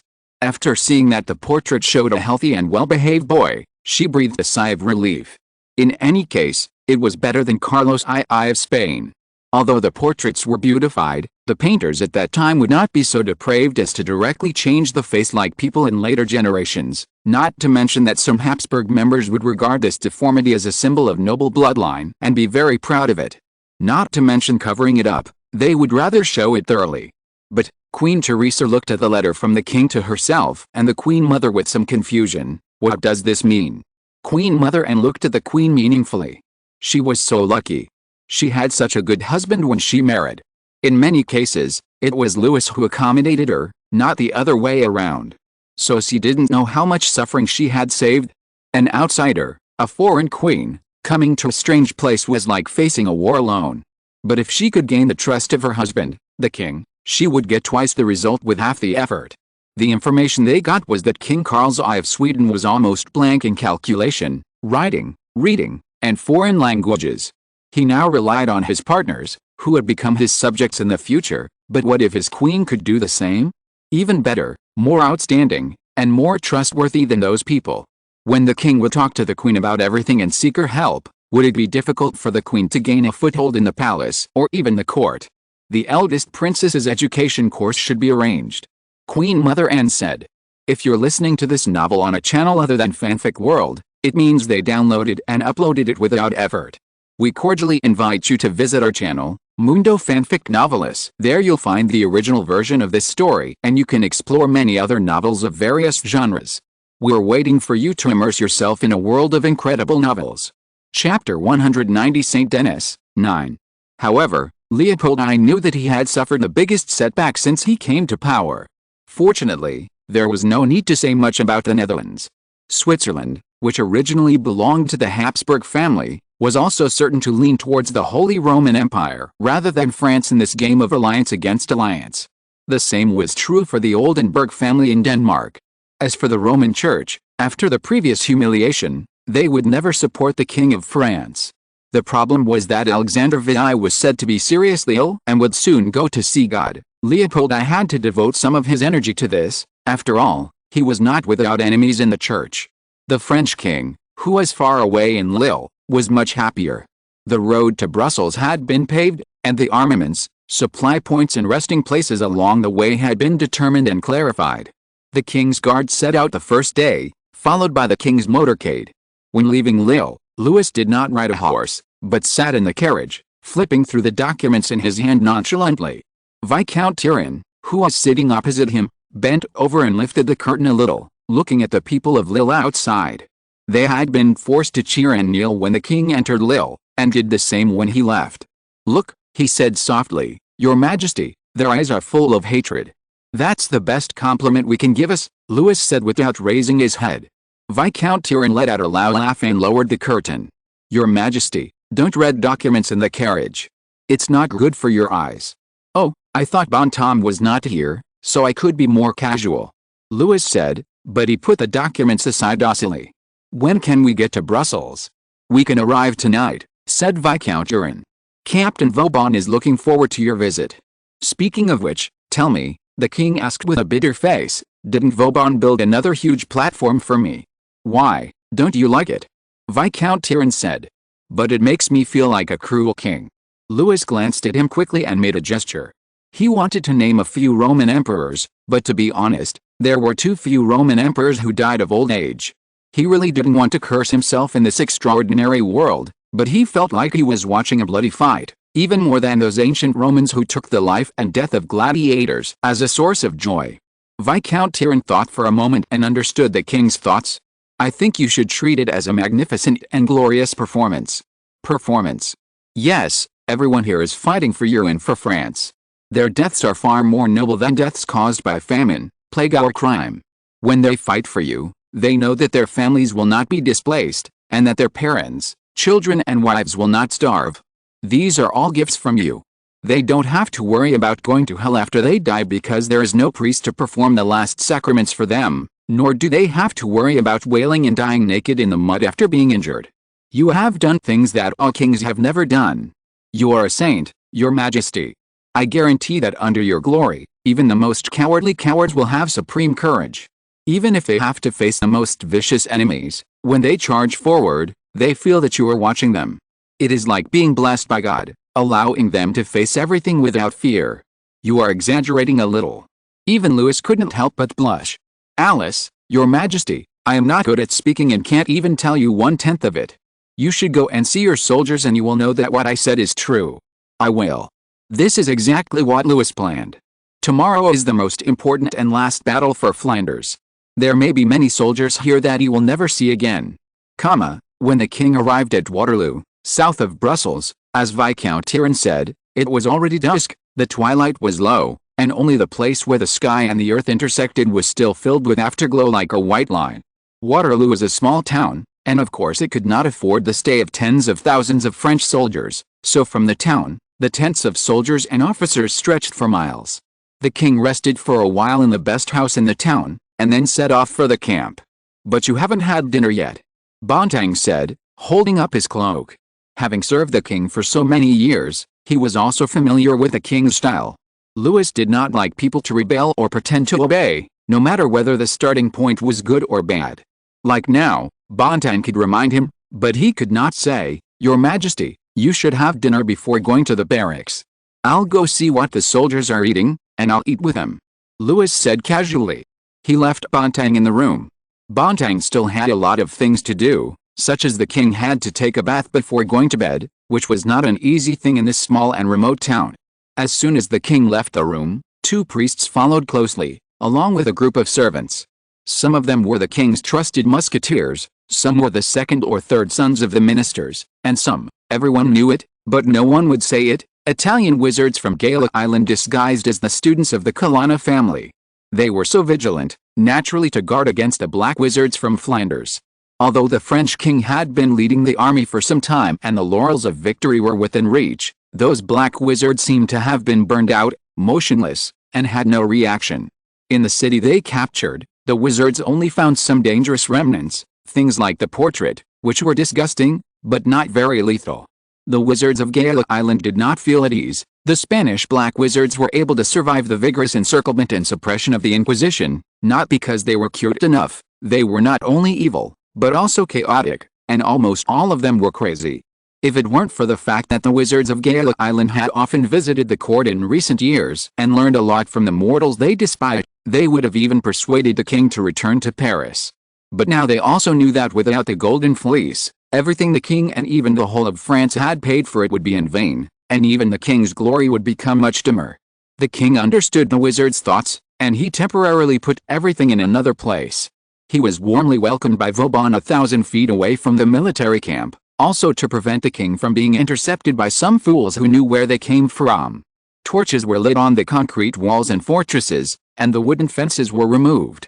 The patrols either stopped by the roadside and bowed to the king or turned away. The king nodded slightly to those faces that were illuminated by the fire, and the ostrich feathers on his hat trembled constantly. He occasionally stopped and asked an officer's name, and the young man would inevitably be so excited that his voice trembled. "Although I would like to talk more with our young man," the king said with a smile, "I am really hungry, and I smell an enticing aroma. Your dinner should be prepared." "Yes, Your Majesty," Vauban said proudly. "I ordered them to start cooking an hour ago, and everything should be ready now." "What are you eating?" the king asked casually. "Can I have one?" Viscount Tyron glanced at Vauban, who hesitated briefly, but then raised his head. "It is an honor, Your Majesty." Vauban's boldness was not without reason. Before Louis, the army's supplies, especially for the soldiers, were not very good. As mentioned earlier, during the 30 Years' War, the armies of European kings were mainly mercenaries. Of course, don't expect mercenaries to have discipline or morality. No, it should be said that mercenaries with these two things would have starved to death long ago, because the employers and generals of the mercenaries always took pleasure in withholding their commissions and supplies. If they wanted to survive and want to have a chance to survive, the mercenaries had to go looting. Their food and clothes were all looted from the residents of the villages or cities they passed through, stationed and captured. They ate whatever they had. When marching, they would eat dried meat and biscuits, yes, the kind of biscuits we are familiar with, but as military supplies, the biscuits only had the simplest prototype, flour without yeast, with milk, or baked twice with water, and if possible, some sugar or salt. There were also biscuits in Louis' army, and a new word was invented, twice-baked bread biscuit, French for bis, again, and kit, baked. And because corn cultivation had reached a large scale, sugar and salt were added generously. However, this was emergency food, and even if the soldiers received it, they would carefully put it in their bags. Their now luxurious 3 meals a day included porridge, bread, bacon and cheese. Bread and bacon were only available at noon. Now it was evening, so there was only porridge and cheese. Even so, it was a delicious meal for the soldiers. Although it was not porridge, it was more like a thick soup, with crushed carrots, wheat grains, beans and small pieces of bacon, and butter was added before it was served. It was hot and filled a wooden cup. The side dish was baked potatoes, which did not require the chef to be busy. The soldiers pierced the potatoes with bayonets and did not even need to wash them. They just roasted them directly on the campfire and ate them directly after they were cooked. Only some non-commissioned officers would carefully peel the potatoes or rinse them in water before roasting. The officers did not eat with the soldiers. They had their own tents, and the meals were richer and more exquisite than those of the soldiers. Vauban led the king into the tent, and the king used his silver cutlery. The king turned over the back of a fork and found a small coat of arms engraved on it.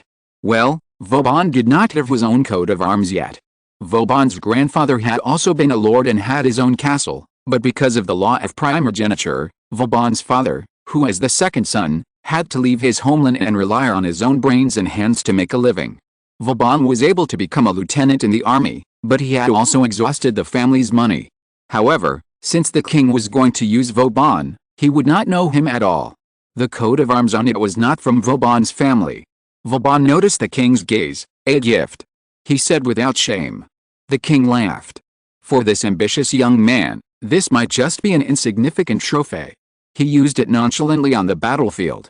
It was impossible for the king, and even Viscount Tyrone and Captain Vauban could not gather with the soldiers to eat and drink, but the king still tasted the porridge soup. Let the picky people taste it. This porridge soup was not only greasy, but also rough, caused by the wheat grains and beans in it.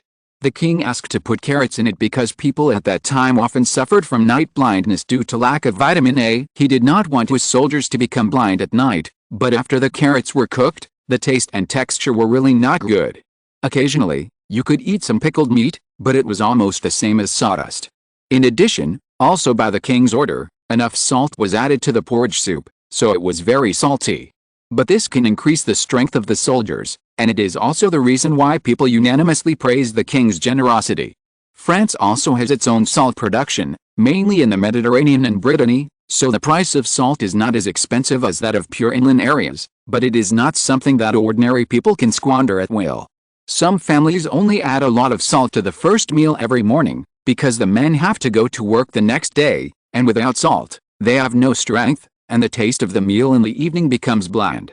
But in the king's army, let alone salt, they can even eat sugar.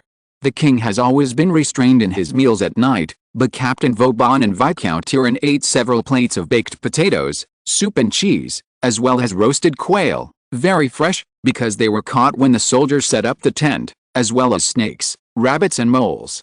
After a simple meal, the king went to the camp for the wounded. Because the previously injured soldiers had stayed in Lille, the tents here were still empty. There was only one soldier who was bitten by a snake and was being treated by a witch. In fact, when they entered, the treatment had been interrupted or ended. What made the king guess was the uneasy look of the Bohemian woman and the circle of shiny salt beside the bed. Salt was not a rare thing in the army, but it could not be wasted casually.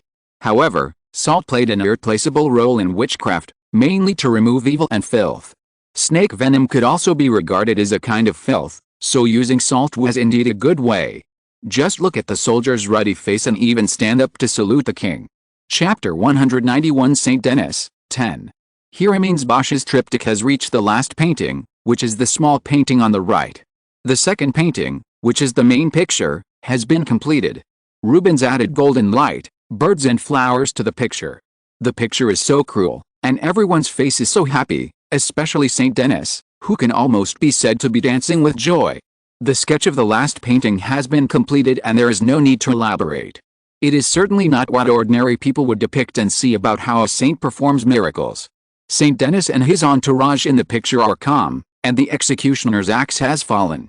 Rubens felt a little confused because the heads of the three people were still on their shoulders.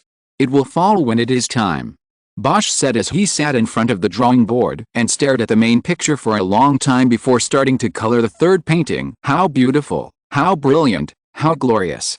Captain Vauban still did not feel tired after sending the king back to the palace. Firstly, it was because he was still young, and secondly, it was because of the stimulation given by the upcoming war.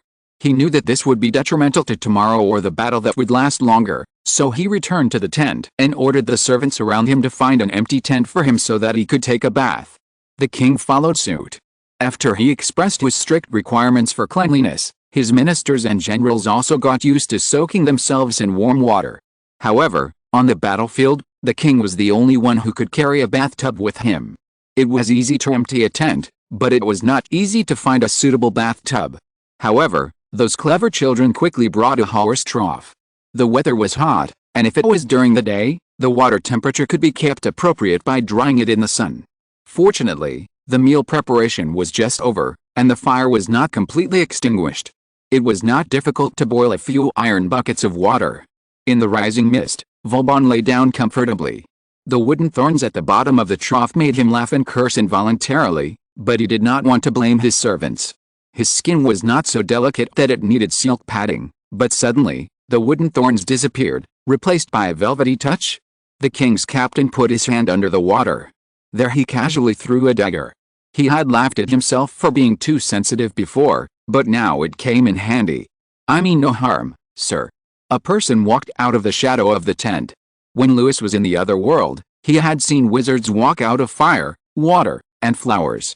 The Bohemian witches were no less capable, except that they could only move through shadows and swamps, which gave people a much worse impression. Apart from this, Manette was still a woman with some charm. She was different from the ladies that Vauban was familiar with. Her eyes sparkled in the firelight and were aggressive. Bohemians liked to add tassels to their collars and cuffs, or tear the edges into strips. Manette was no exception. This ragged dress revealed her smooth light brown skin, waist, thighs, and arms, which made people want to explore more in the looming. "I'm not in a good condition to receive a lady now," Vauban said, his hand moving on the water.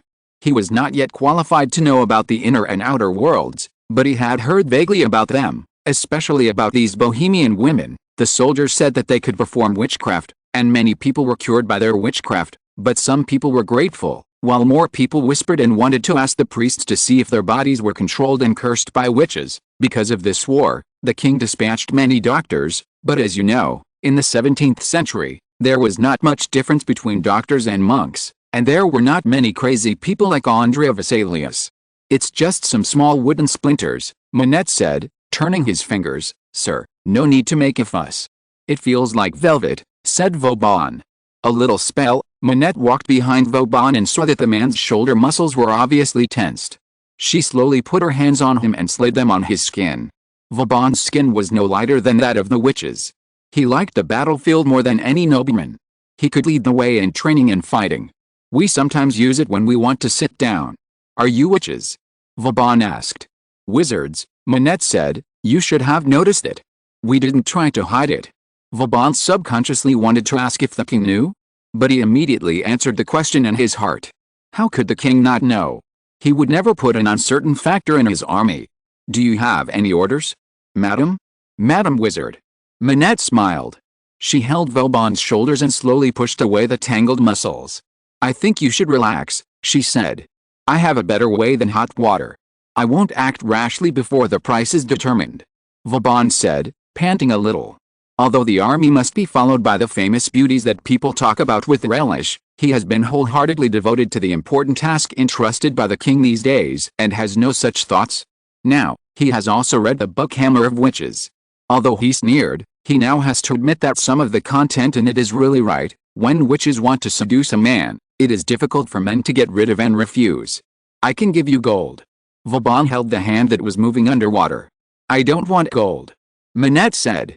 "Do you want me to marry you?" Vauban asked jokingly. "I don't want a husband like you." Manette's other hand also fell under the water. Her breath was close to her ear, her curly hair was soaked by the steam, and the soft touch came from Vauban's bare back. "Your loyalty belongs to your king, not a woman." "No doubt," Vauban whispered, "so you can say, if you don't want gold, what else do you want? Is there something more ridiculous and absurd waiting for me than our marriage?" "A small matter," Manette said. "When do you think this war will end?" "When will this war end?" Louis picked up the coffee and took a sip. His coffee has always been added with milk, and sugar is strictly prohibited. This habit is really somewhat Puritan. Next to the coffee that Bontemps brought to Captain Vauban, there was a plate of neatly stacked sugar cubes, so Captain Vauban poured them all into his coffee. "Frankly, I don't know what she wants to do, Your Majesty." Louis raised a piece of parchment and looked from top to bottom. "It seems that you had a good time last night." "Very good," said Vauban, "but I didn't say a word before getting your consent." "Then I can tell you," said the king, "she just wanted to use you to test my thoughts." These Bohemian witches must be very disappointed. They thought that after abandoning the royal family for nearly 100 years, the Bourbon king would be eager to welcome them back to the court, but this was simply their imagination and self-consolation, just like they always described their wandering life as freedom. But for Louis, a group of unscrupulous and reckless wizards could not even be compared with a group of refugees. Refugees can be managed, educated, and shackled by laws and beliefs, but what about witches? To put it bluntly, if there is something, someone, or something that makes them unhappy, the most likely thing they will do is to vent hysterically and then run away. They had even refused before, that is, they guessed that the king might let them fight against the dark wizards, and they were willing to submit to a mere mortal but could not face those terrible fellows. If they knew the time limit of this war, then if things changed, they could also guess the king's intentions. But how could Louis put his life in the hands of these untrustworthy women? So although the king still ordered them to serve and gave them a considerable number, he also promised not to let them appear on the battlefield in the other world. Setting up military doctors and nurses in the army was a plan Louis had made a long time ago, but in this era, people's moral concepts were really strange. Married men and women could find their own fun as they pleased, but unmarried women, even if they just stepped out of line, would be covered with dirt that could not be washed away, especially in the army. The people had already tacitly assumed that the women who followed the soldiers were all women who made money, so there would be no girls from good families with the soldiers, let alone look at their bodies, bandage their wounds, wipe them and deal with more private problems. To be honest, there are many such women in the army, and they do have many roles, but the problem is that they are too few and too scattered. Using witches is just an attempt. If they can't be placed here, then Louis will try to find another, more accurately, the last way to deal with it. Unexpectedly, the witches did a good job, but man it, Louis pondered in his heart, just as he had thought before, even if these witches could be used, the members of the witch cult would still have to be purged, just like pulling out the bones from a stewed chicken. Without a person in charge and a leader, the rest would be easier to manipulate. Louis unconsciously fiddled with the quill in his hand. The feathers on it were blue-green with a metallic luster. People just thought it was a feather plucked from a raven. In fact, it came from the other world, a bird on Gadget Island. It never sings and has only 3 such feathers on its body. The 3 feathers plucked from the same bird were divided among the 3 wizards. No matter who had an accident, as long as one of them broke, the other 2 would break as well. This was a gift from the young Duke of Colonna to his father, but the reason why Louis kept these Bohemian witches was to ensure that the court would not be completely occupied by the wizards of Gadget Island.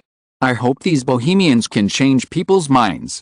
Louis said, Captain Vauban, you have seen that the existence of nurses sometimes even exceeds that of doctors. At this time, the doctors on the battlefield were best at amputation. Although amputation could indeed prevent the injured from dying from high fever due to infection, blood loss and pain still made the mortality rate during and after the operation high, not to mention that some doctors refused to wash their hands, which wasted a lot of time, before performing the operation. There were even cases where one operation killed 3 people. Here it said that a doctor performed an amputation on a patient, but the knife used for amputation first chopped off the patient's leg, then injured the assistant's arm, and finally fell on the doctor's foot. The resulting wound infection killed them all at once, so when the soldiers saw the doctor, it was like a lamb seeing a butcher. But it is different for a female nurses. Just imagine, when you think you are about to fall into hell, you open your eyes and see clean tents and rooms. Young girls in white aprons, this is the king's request, look at you with a smile, holding hot soup or milk in their hands. Their voices are so pleasant and their gestures are so light. Even if you use salt water and strong liquor to clean the wound, it doesn't seem so painful if you let the lovely girls do it. But those, Your Majesty, they are not mortals. Can't mortals do what I said before? The king said, I let these Bohemian women come here to serve my soldiers, because I want them to know that not all women in the army are humble and despised. This is the most important thing. When they have such an understanding, it is possible to recruit daughters from ordinary families. Otherwise, even if someone is willing to let their sisters, daughters and wives do things, the rude behavior of the soldiers will scare them, humiliate them, and then refuse to continue to work for them. This was also helpless.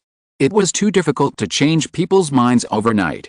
Not to mention others, even the Bohemian witches had to marry a soldier and then use the reason of taking care of her husband's brother, and her husband's friends to convince themselves that there was someone who existed. Speaking of this, the king asked, how effective is it? Very good, Vauban said, and some bastards are so envious that they even want to get hurt. The king laughed. By the way, he said, you don't have to answer Manette's question. If she asks again, just tell her that the king has not changed his mind. That's it. Manette did not ask Vauban again. Perhaps the king's reaction had already explained everything. Moreover, 1/3 of the witches were left in Lille with the wounded, and the king had no intention of transferring them elsewhere, but she still felt uneasy from time to time. But in this war, there was really not much she could do. At about 10 o'clock the next day, the siege of Brussels began. Chapter 192 Saint Denis, 11. Brussels is the largest city in Flanders. It once belonged to the French, Spanish and Dutch. Because of its critical geographical location, it has been frantically fought over by many forces. Every contender will do his best to add a layer of armor to it. Therefore, when Louis could see it, he saw a majestic and fortified city with double walls, protruding bastions, salient bastions between the bastions, and simple fortifications surrounding the city walls. Although it can be seen that these fortifications were hastily built, as long as they are still made of stone and mortar, they can still cause some trouble to the French army. But Viscount Turenne and Captain Vauban had never thought of wasting the lives of the soldiers in vain from the very beginning. Viscount Turenne had mixed feelings, because before the war, His Majesty the King said, perhaps jokingly, that if they could avoid casualties among the soldiers in the next battle, the king would give them a discount on the pension based on the number of casualties that would normally be lost as their reward. Soldiers and ministers of this era would not think it was a shame for the king to speak with gold and silver. On the contrary, a king who was too eloquent would be despised and even thought to be deliberately deceiving his subjects. Things like diamond pins, embroidered coats, horses and guns, except for the last one, the things the king used to reward his ministers were almost the same as those given to royal ladies. It was not surprising that the king had such an order. Their king had always been so merciful, so on the battlefield, Viscount Turenne gave in to Captain Vauban. After all, Captain Vauban's tactics would cause the least losses, although the progress would inevitably be very slow. But who would come to rescue? The people in Brussels must have been expecting that Leopold I, who was also from the Habsburg lineage, would send his army, or the Dutch, who were in a desperate situation. But they did not know that the Dutch were now being dragged to the sea by the British, and even if they could rescue them, their army was far inferior to their navy. As for Leopold I, he did not dare to act rashly until the document that proved his greed and stupidity was destroyed. It was also because the king was too young. If it were Philip IV or Ferdinand III, they would not care what kind of agreement he had signed with France before. At this time, they would definitely send troops to strangle Louis XIV's ambitions in the cradle. Leopold I may still be hesitant. Even though Sweden has reached an alliance with France, he still has Denmark, Switzerland, and the British Parliament, as well as the Roman Catholic Church. What he lost in fraud and force may be taken back from the negotiation table. But all this must wait until the dust settles. When the French are exhausted, the coalition forces will be pressed, and France will inevitably make concessions. With this idea, Brussels will not get reinforcements. When Louis repeatedly considered the operation after capturing Brussels, it was not difficult to capture Flanders, but the difficult part was the subsequent rule and management. The Netherlands, the Holy Roman Empire, Switzerland, and the Italian princes would definitely reach out. Whether it was to curb the development of France or to cut a piece of this fat meat, if Louis was willing to compromise, then even Leopold I would put Spain's crying and pleading behind his head. But if Louis was not very sure before capturing Lille, then he was unwilling to give up even an inch of land now. This will be the French-Flemish high official trumpet sounded, and the French attack began. However, as if to deny the description of the Viscount of Turenne to the king in the carriage, what the king and the ministers saw in the tent was not encouraging. In the horizontal trench that had been dug properly, a row of engineers first erected a breastwork of wood and stone, and then began to dig a vertical trench under the breastwork. In order to ensure that the trench would not collapse, there were people holding wooden planks behind to support it. The engineer carried a huge basket on his back to hold the excavated soil. When the trench passed the breastwork, they used the flat basket filled with soil as a shield. The stone bullets whistling down from the wall rolled and splashed the dust, but they could not hurt the people below. "Why do I feel like I'm back in Versailles?" the king murmured. "The civil engineering of Versailles has been completed."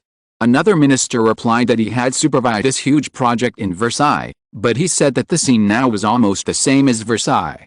"These may be even more spectacular than Versailles," said the king, because before the king arrived, Captain Vauban had mobilized a large number of tools needed for the construction project, including mountains of wood and thatch, as well as iron pickaxes, shovels, axes and mallets measured in carts.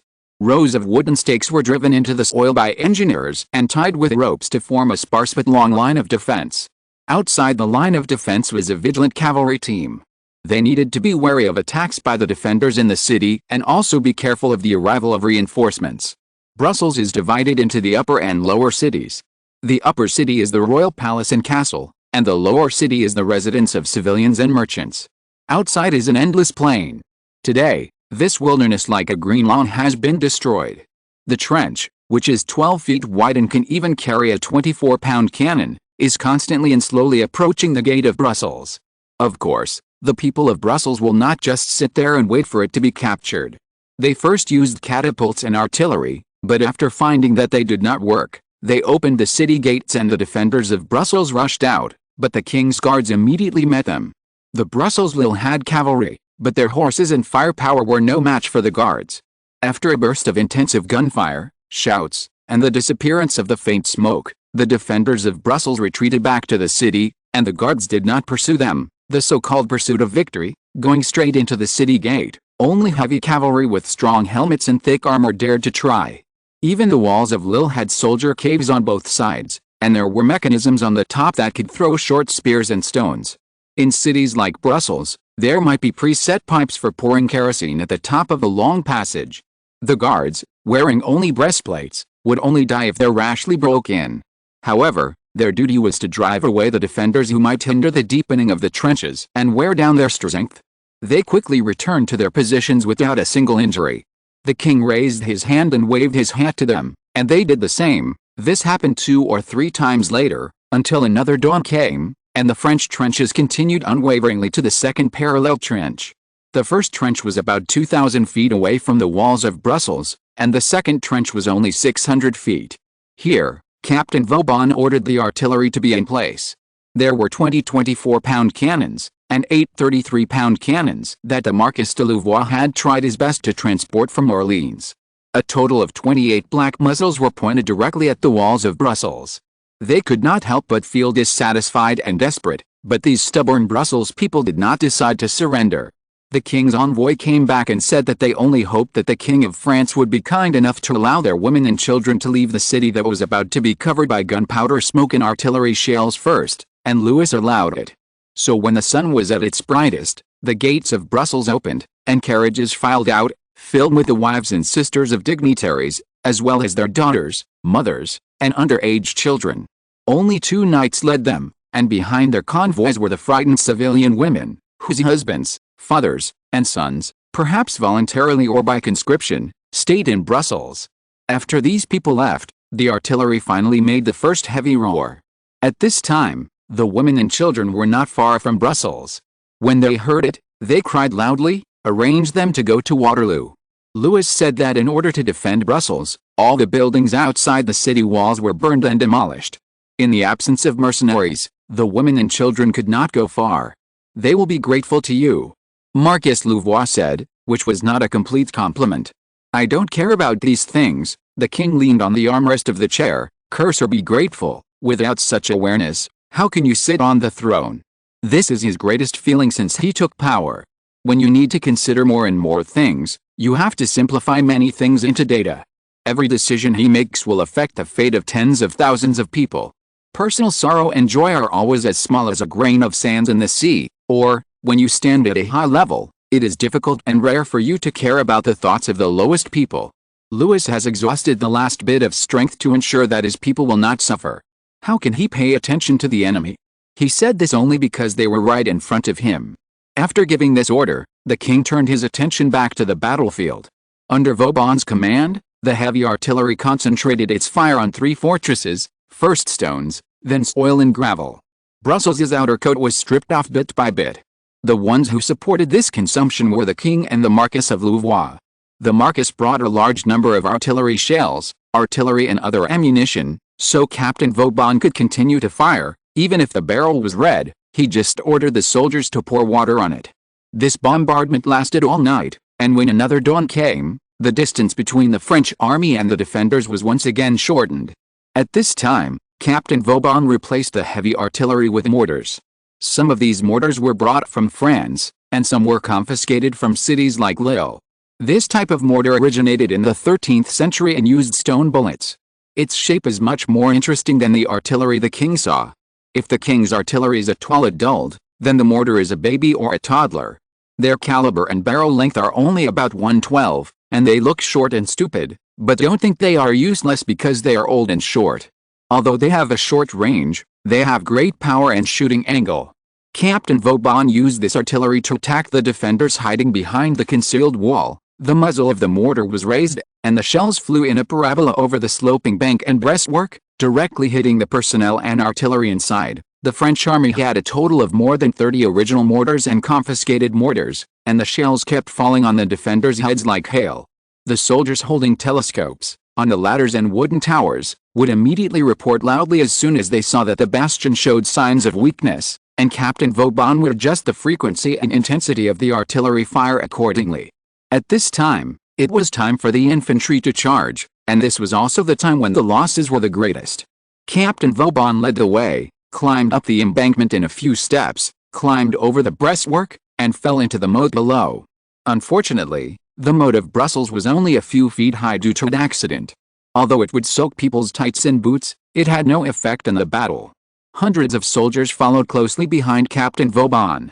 The grenadiers waved the ropes in their hands and threw gunpowder cans into the bastions and salients. With tragic screams, several defenders were killed. The battle that followed was a real test for these soldiers. Death was completely different from what was described in poetry and drama. The wounded would howl in pain, whether they were enemies or comrades, but the dead were silent, as if in an instant, life had left them. The people who had been telling you jokes, fighting over dried meat, and discussing which bohemian woman was prettier the night before, died straight down. Their souls left their bodies, and the bodies would rot, stink, and eventually turn into a pile of black soil. But at this moment, no one could think of so much. Years of rigorous and rigid training played a role at this time. They rushed forward bravely and calmly, not even paying attention to the people around them, or even whether they were hit. Killing the enemy became the only thought in their hearts. Fight for the king, they shouted. The flames rose at this moment, and Captain Vauban saw the two boys fall down. The forts on both sides of the bastion found that the bastion had been lost, so the defenders inside did not hesitate to turn the muzzle and shoot at it. Fortunately, Viscount Turenne had already commanded the follow-up artillery to follow up. After taking a bastion, Captain Vauban immediately ordered the mortars to be transported up. In order to ensure the coverage of the shooting surface, muskets, there were only 200 feet between each bastion. This distance was just right for the mortars to play. Several gaps were immediately made in the two adjacent bastions. More French soldiers climbed up like ants. Although the defenders also tried to raise their muskets to stop them, there were also French soldiers on the occupied bastion shooting at them, and the French artillery was still roaring. The latest novel is published first on Liu Nine Shuba. Chapter 193 Saint Denis, 12. Pierre Corneille's account of the Battle of Brussels. Hundreds of years later, people still have many questions about the details of the first personal expedition of France's son King Louis XIV, the Battle of Flanders. Of course, this battle was just a chapter in the 1,000-year-long war between European countries, even though it opened the glory of the Sun King and even the whole of France for 300 years, and will shine for 1,000 years, and there are many classic melodies. For example, the supply and logistics system created by the Marquis de Louvois. The French army before still adhered to the strict rule that the commander of the army should be good at using all the resources of the country he invaded to ensure his military operations. Of course, in previous wars, if the soldiers could get supplies from the enemy, it would be the best for the mobility of the army and the blow to the enemy's morale.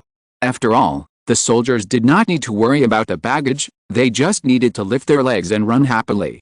But such a supply method is usually more suitable for mercenaries rather than regular standing armies. Because, in any case, when soldiers must put finding food and other supplies in the list of tasks, they are undoubtedly ranked the highest, and once soldiers are allowed to plunder, the so-called military regulations and military laws will become castles in the air. In the Battle of Flanders, Louvois followed the king's will and made sure that wherever the army marched, huge warehouses and convoys carrying baggage would appear there. The soldiers never lacked tents, blankets to keep warm, clean water and bread, so they were determined and energetic. Although they fought in many places, there was never a large-scale escape or mutiny, which was very rare at the time. Some even say that it was the Marquis de Louvois who created the army's logistics support system, routes, warehouses and markets, quartermasters and supervisors, and merchants accompanying the army, etc. But some people refute that these had already been created after the Crusades, but no one can deny that in the Battle of Flanders, the Marquis de Louvois' logistics support was indeed impeccable. After all, France mobilized more than 50,000 troops in this battle, and there were more than 30,000 troops along the king's route, including several sieges. Everyone knows that the problem of supply is that the more people there are, the more difficult it is to handle, and a static army is more difficult to handle than a moving army, but these problems were eventually solved by the Marquis de Louvois. It is no wonder that as soon as he returned to Paris, he became the Minister of War appointed by the king himself, successfully taking over his father's position, and there was almost no one in the court who could oppose this appointment. Another thing is that in this war, Sebastian Vauban finally came to the fore. When the war started, he was still a captain, and when the war ended, he became a general. He was the first to use the three trench tactics and the mortar ricochet tactics in this battle, and achieved considerable results. Interestingly, Lille and Brussels can be said to be the achievements of Viscount Turenne and Vauban. Their victory heralded the defeat of the enemy. After the war, it was Vauban who stayed in Flanders to strengthen the walls and fortresses for the new provinces and cities of France. Hundreds of years later, we can still see the stars and flowers left by Vauban in Flanders, especially Lille's 5-star bastion defense system, and Brussels has a double-layer wall with 6 petals extending out. It is also worth mentioning that there is a group of Bohemian women appearing in the army now. It has always been nothing strange for women who want to make money to follow the army. There have been more women following the army in the past. The Bohemians are also a famous cross-border nation. They advocate freedom and are unrestrained. They are pagans. The women in the caravan often have sex with others for money or on a whim, but these Bohemian women eventually became the prototype of field nurses. Before that, there were women taking care of wounded soldiers, generally for money or short-term affection, but not systematic. However, in the Battle of Flanders, although the losses of the French army were not very serious, what is amazing is the survival rate of the wounded in the army, which is as high as more than 70%, which is really surprising. The mortality rate of the wounded at that time was very high. Even in the course of the war, officers had to constantly recruit soldiers to ensure that the military strength was not too lacking. According to later research, about 1,000 Bohemian women joined the nursing and treatment team. Although the Bohemians have claimed that these women were hired by the king at the time, most people think they are bragging, but the International Nursing Association is strangely willing to admit this statement. Why these Bohemians appeared in Versailles is not known for the time being, but their work, formal and innocent, did change the views of some people. At that time, the chastity of unmarried girls was extremely important, so no one would be willing to send their sisters and daughters to the barracks. After the Battle of Flanders, the soldiers who received the favor of the nurses became their most staunch supporters. Later, their relatives and friends, under their persuasion and proof, entered the nursing school and finally became battlefield nurses. At first, only female nurses were seen on the battlefield. Later, nurses' white scarves and aprons, the clothes granted by the king to nursing staff during the Flanders campaign, also appeared in various sanatoriums and clinics. People were more willing to see young and gentle girls than the doctor's usual assistants, the rough butchers and barbers. There were many more places like this. There were even some funny and surprising places, such as the king's observation group that eventually became a routine. Marshal Vauban insisted in his memoirs that this was inspired and influenced by Viscount Turenne in the Battle of Dunkirk, while Viscount Turenne insisted in his memoirs that this was Marshal Vauban's self-behavior, a clumsy way of flattery, and had nothing to do with him. But no matter how they blamed and shirked each other, King Louis XIV would indeed appear on the battlefield in every major battle thereafter, carrying a telescope, sitting in a gorgeous tent, watching the entire battle like a grand drama. In the eyes of people today, this is a foolish and ridiculous act, because only soldiers and officers shed blood and sacrificed their lives, but at that time, the king's personal presence was the greatest encouragement to the soldiers and officers. Regardless of other things, every battle that Louis XIV watched on the battlefield finally brought victory. This may also be a confusing question, but compared with other doubts, it is nothing. Some scholars even believe that the records and documents written by people at that time may have been heavily deleted and modified, and cannot be regarded as historical facts, but can only be used as evidence and literary works for appreciation. The most famous of these is the book The Battle of Flanders, written by Pierre Corneille, in which he wrote, "When the glory of the Sun King shone on the city walls, the Spaniards inside cried like owls in the dark." Before the general stepped into the trenches, the city hoisted white flags, praying for a chance to negotiate. Before the army arrived, every city collected women's bracelets and men's forks to cast huge silver keys as a token of surrender. The king entered Charleroi like entering Paris. In the French military camp, a victory banquet was held every night, and even the most ordinary soldiers could drink coffee, wine and broth. The tents stretched for hundreds of miles, covering the entire plain. Outside the city walls, the fools of Flanders burned down the houses as densely packed as oysters, hoping to delay the king's advance, but their city fell completely before 7 days, and countless women and children left their homes crying. If these can still be believed by people, then the things described in another manuscript that was discovered 4 centuries later can only be said to be the playwright's weird imagination, because he not only described a series of strange things that happened after he entered Brussels with the army, but also wrote about werewolves, vampires and wizards. These were firmly believed to exist by people at that time, and now we all know that these monsters only exist in fantasy and nightmares. People in the 17th century certainly did not know that this manuscript was eventually sold for a good price at an auction, and that a movie was made about it. Pierre Corneille was born in 1606. He wrote his first play, Merit, at the age of 23, and later created a good play called Med. Even so, writing plays was not a career that a child of a privileged family should pursue. His grandfather was the keeper of the Normandy Parliament, and his father was in charge of the water and forests for the Viscount of Rouen. They arranged his future path for him, to become a lawyer and serve in Rouen's Water and Forest Affairs Department and the French Navy's Rouen Department at the same time. What these two did not expect was that Pierre Corneille would eventually be appreciated by the person in power. At that time it was still Bishop Richelieu, because of his talent in drama. He was once a member of the 5-member creative team under Bishop Richelieu. It was his talent in drama that Richelieu appreciated, but it was his talent that Bishop Richelieu disliked. At the age of 30, Corneille boldly wrote a drama, El Cid. El Cid was a real historical figure who had been exiled by the king, but was recalled for his meritorious service on the battlefield and eventually became the protector of the country and the ruler of Valencia. However, it was impossible to describe this character in detail and continue to follow the 3 unities of the time. As a result, while the play was very popular, it aroused the disgust of the rigid and stubborn Bishop Richelieu. Not only did he clearly express his displeasure, he also instructed other scholars and playwrights to criticize and condemn the play. At the same time, he also exerted tremendous pressure on Corneille. No, it should be said that with the status and power of Bishop Richelieu at that time, Corneille was not qualified to become his enemy. Corneille soon surrendered. After all, he was still his father's son and his son's father. He not only repented to the bishop, but also wrote 3 consecutive plays that strictly adhered to the 3 unities, China, Horace and Polyect. Although these 3 plays were excellent, they were all written to cater to the preferences of Bishop Richelieu, a tolerant monarch, a righteous citizen, a devout believer. Finally, he wrote A Death of Pompeii, which describes the struggle for power between Cleopatra, the Queen of Egypt, and her brother Ptolemy. Louis had seen these plays before he took power.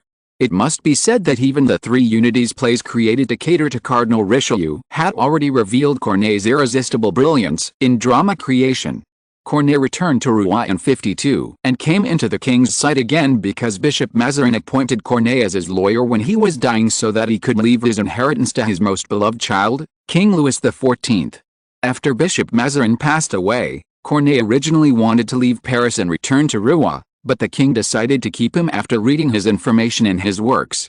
Although Corneille's plays after the death of Pompeii only focused on the twists and turns of the plots and ignored the creation of characters, Louis could see that this was more of a hidden resistance and a distorted venting after being oppressed. After the War of Flanders, the king had to start working on domestic ideological and educational affairs, and for most people who might not even know their own names, drama might be one of the best ways to establish the king's supreme position in their hearts. Don't forget, even those small plays with rough costumes and poor acting in the market were flocked to, not to mention the works created by people like Corneille. In order to let Corneille return to his past style as soon as possible and abandon the past dross, Louis XIV considered it and asked Corneille himself again, He allowed Corneille to join the army this time because he was already over 60 years old, hoping that a real war would enable this talented playwright to develop a broader mind and a keener vision. As for the three unities, the king was dismissive of it. The three unities are the rules that must be followed in 17th century classical tragedies.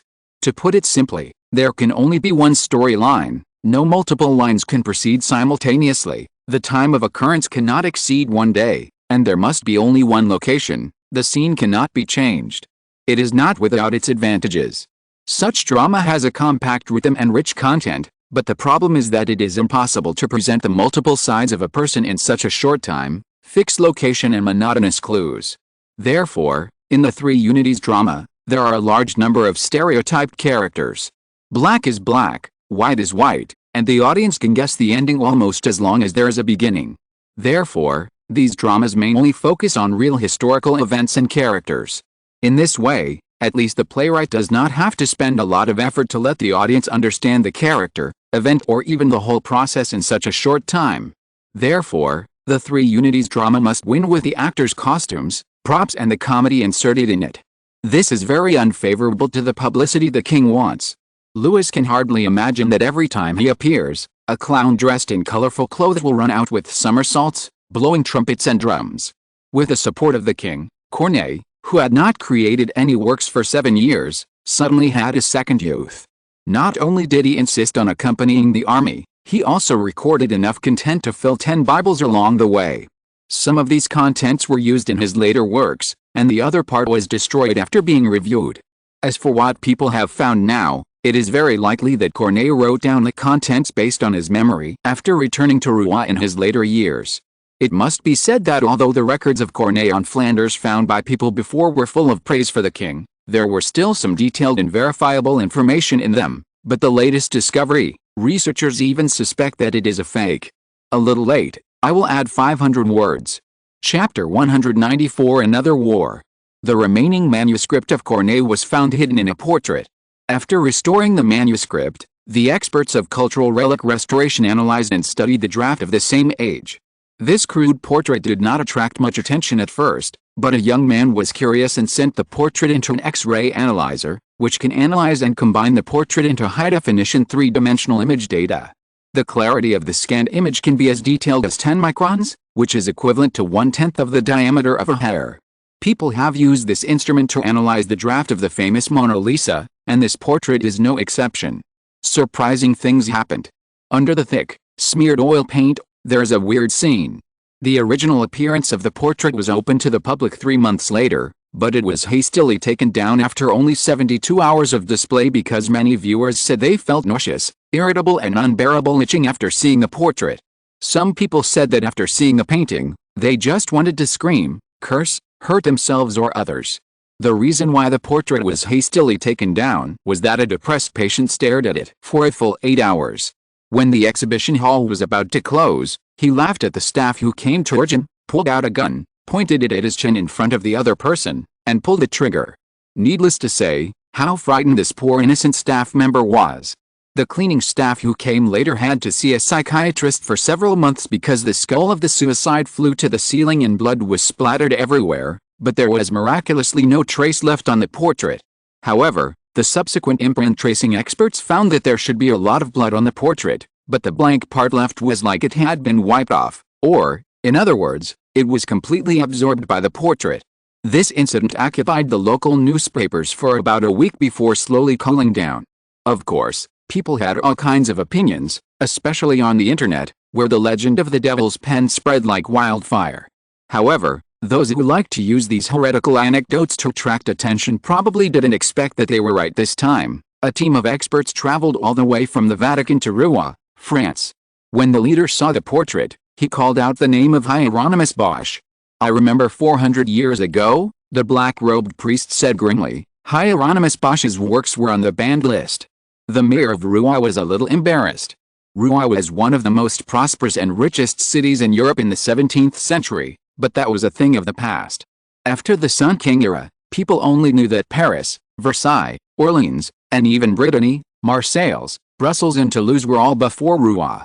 The only thing people can remember about Rouen is its history. Those magnificent buildings, gorgeous works of art, ancient culture, are what Rouen is most proud of and values. However, there is one embarrassing point, which is the son King Louis XIV, who, like his personal emblem, shone on the entire France for nearly 100 years. There are not many traces of this great figure in Rouen, and if we have to say something related to this majesty, it may be Pierre Corneille of Rouen. He was attached to Bishop Richelieu in his early years, but later because of his youthful vigor, he created the Cid, which made Richelieu disgusted. Although he finally succumbed, the oppression of an artist's creative nature by power almost destroyed him. He returned to Rouen after he ran out of talent. He achieved nothing for 7 years, but because he was chosen by Bishop Mazarin as the lawyer to execute the will, he was noticed by the young Louis XIV and got an opportunity. During the Battle of Flanders, Corneille was allowed to accompany the army. He witnessed the entire battle with the king, from Charleroi, to Lille, to Brussels, to Liège, to Luxembourg, and finally back to Paris. With the king's attention and indulgence, the muse once again returned to the elderly playwright. He seemed to want to make up for the 7 years he had wasted in Rouen. Day and night, he created 7 wonderful dramas that were far superior to the Cid in terms of artistry, innovation, duration and scale, such as Augustus, the Three Wise Kings, the Sage, etc., which are well known to later generations. Not to mention, he also collaborated with Molière and Lully, who were later favored by the king. The dramas they created are countless, although these outstanding works were later criticized by Jean Racine as flattery. But the problem is that this hero, who was regarded as a man who broke the 3 unities, was born in Rouen, but after his death, he was allowed to be buried in Notre Dame de Paris with the king's permission. On his left was Lully, on his right was Molière, and opposite was his mortal enemy Racine. Rouen could only renovate the master's childhood home and attract tourists in the name of the former residents, but these are definitely not comparable to the Corneille Museum in Paris. Whenever talking about this matter, the mayor of Rouen can't help but feel sad. Corneille went to Paris, and it would be fine if he stayed in Paris, but after he was favored by Louis XIV, he actually moved all his family and important things, manuscripts and notes, to Paris, leaving only some clumsy furniture in Rouen, and even Corneille's favorite desk was gone. The desk in Corneille's former residence was later filled with a desk from the late 17th century that they bought themselves. So, when they were renovating Corneille's former residence and accidentally discovered Corneille's secret and complete manuscripts and the drawing board containing the manuscripts in the wall, they wanted to use this to publicize it. Nothing is more worthy of people's curiosity than the undiscovered side of a deceased celebrity. As they expected, people flocked to see the manuscripts and portraits manuscripts. The mayor was still secretly sad when he couldn't help but be surprised. That's not the work of Hieronyme Bosch. The black-robed priest just glanced at him. The mayor of Rouen was heartbroken. Although the description of another war in Brussels by Corneille in the incomplete manuscript was ridiculous, the writing style of this master was unquestionable. He described the atmosphere, scenes and characters at that time vividly, as if they were right in front of him. If it was named a ghost play, I am afraid it would still attract a large number of audiences. Although psychologists analyzed it, this record was probably written by the playwright in sorrow, fear and great mental pressure after witnessing an extremely cruel scene to writer. Just like people often use the past to illustrate the present, these monsters and demons are just the embodiment of war. But these manuscripts have been sorted out and posted on the internet. It is no longer a secret, the mayor said.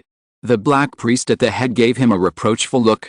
Fortunately, in the modern era where information is becoming more and more developed and people's imagination is becoming more and more unbridled, these plots that seemed incredible to people at that time were not so surprising. At most, people would laugh at them. It turned out that the master Corneille hundreds of years ago was also a fan of fantasy works. The mayor's resistance was of course useless. In fact, even if the French Prime Minister came forward, it would probably be useless unless their king, the descendant of the Sun King, was willing to condescend to this level. Louis XIV had besieged Rome 3 times, and the struggle with the Vatican was throughout his entire life. The amazing thing is that after Louis XIV, the relationship between France and the Vatican became more and more gentle and close. Corneille's manuscripts and Bosch's drawing boards were soon sent to the Vatican. Finally found it, hilarious. I said calmly, go call the cardinals, we will lift the curse tonight. At 11 o'clock in the evening, St. Peter's Square was empty, and the cathedral had already closed its heavy doors. The Sistine Chapel, this sacred temple, had been the site of nearly 300 popes who had been elected, but it was still brightly lit. Some tourists couldn't help wanting to get closer when they saw the colorful windows, but were kindly but firmly dissuaded by the Swiss guards in striped uniforms and the black priests. But before that, there were also popes who held secret private masses here, and the residents of Rome were not surprised. But if they could walk into the chapel, they would be shocked, because at least half of the cardinals in red clothes were there, and they were also the most important half of the Roman Church. It is no exaggeration to say that if the Sistine Chapel suddenly collapsed at this time, the whole world would be shocked. Fortunately, after the Sun King, Hilarius III retracted his thoughts and returned his gaze to the drawing board. This panel is one of the triptychs, the last one, belonging to the right wing at the end and the theme. Before it, there were two others, which had been carefully collected by the Church. Just like many secrets that cannot be shown to outsiders, these two panels, from the time they were put away to the time they were taken out, had never passed through the hands of mortals. It is said that it was a man named Eurasius who confiscated them. The black-robed priests held the two panels and came before the Pope and the cardinals, which was also before the altar. They were stood up and put together, as if aware of the return of their companions. The figures, animals and even trees on the panels, and even the light, all danced in ecstasy, with twisted lines, crazy smiles, evil movements and gestures. If a mortal was in front of it at this time, he would go completely crazy at the first sight of it, and the Pope and the cardinals began to pray softly. The black-robed priests followed immediately. They have lifted many curses, some of which are more intense and fierce than this one, but they are not more difficult to deal with than this curse. It is the last work of Hieronymus Bosch, and a sinful soul is attached to it. Nothing is more terrible than the polluted holiness. This is why many black wizards will intentionally hold masses in an evil and wrong way. Hieronymus Bosch almost became a priest, and he is a leader in this regard.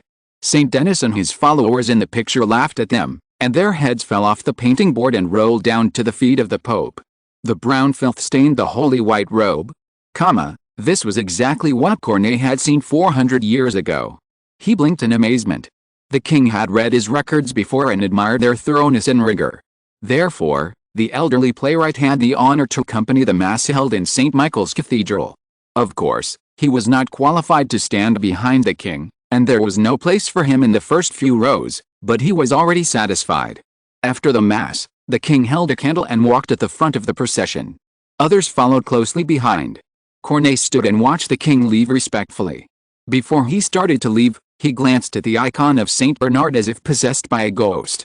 A sharp scream made everyone stop. The king turned around and asked, "What's going on?"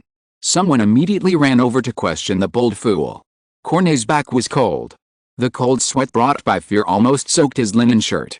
He almost said what he saw, but the frustration and pain he had experienced made him regain his sanity in time. "Sorry," he said, "a scorpion crawled over my foot." "May God bless him," the king said after hearing the report. Since the king would not pursue the matter, no one would blame or punish Corneille. Of course, there would be rumors and sarcasm, but this was the most common thing in the court. After being rejected by Bishop Richelieu, Corneille had experienced many such things and could tolerate them completely. Or rather, his attention was almost entirely on the horrible scene he had just seen. He saw the heads of Saint Denis and the two attendants fall from his hands. Saint Denis's head rolled far away on the smooth marble floor, like a dog following the king.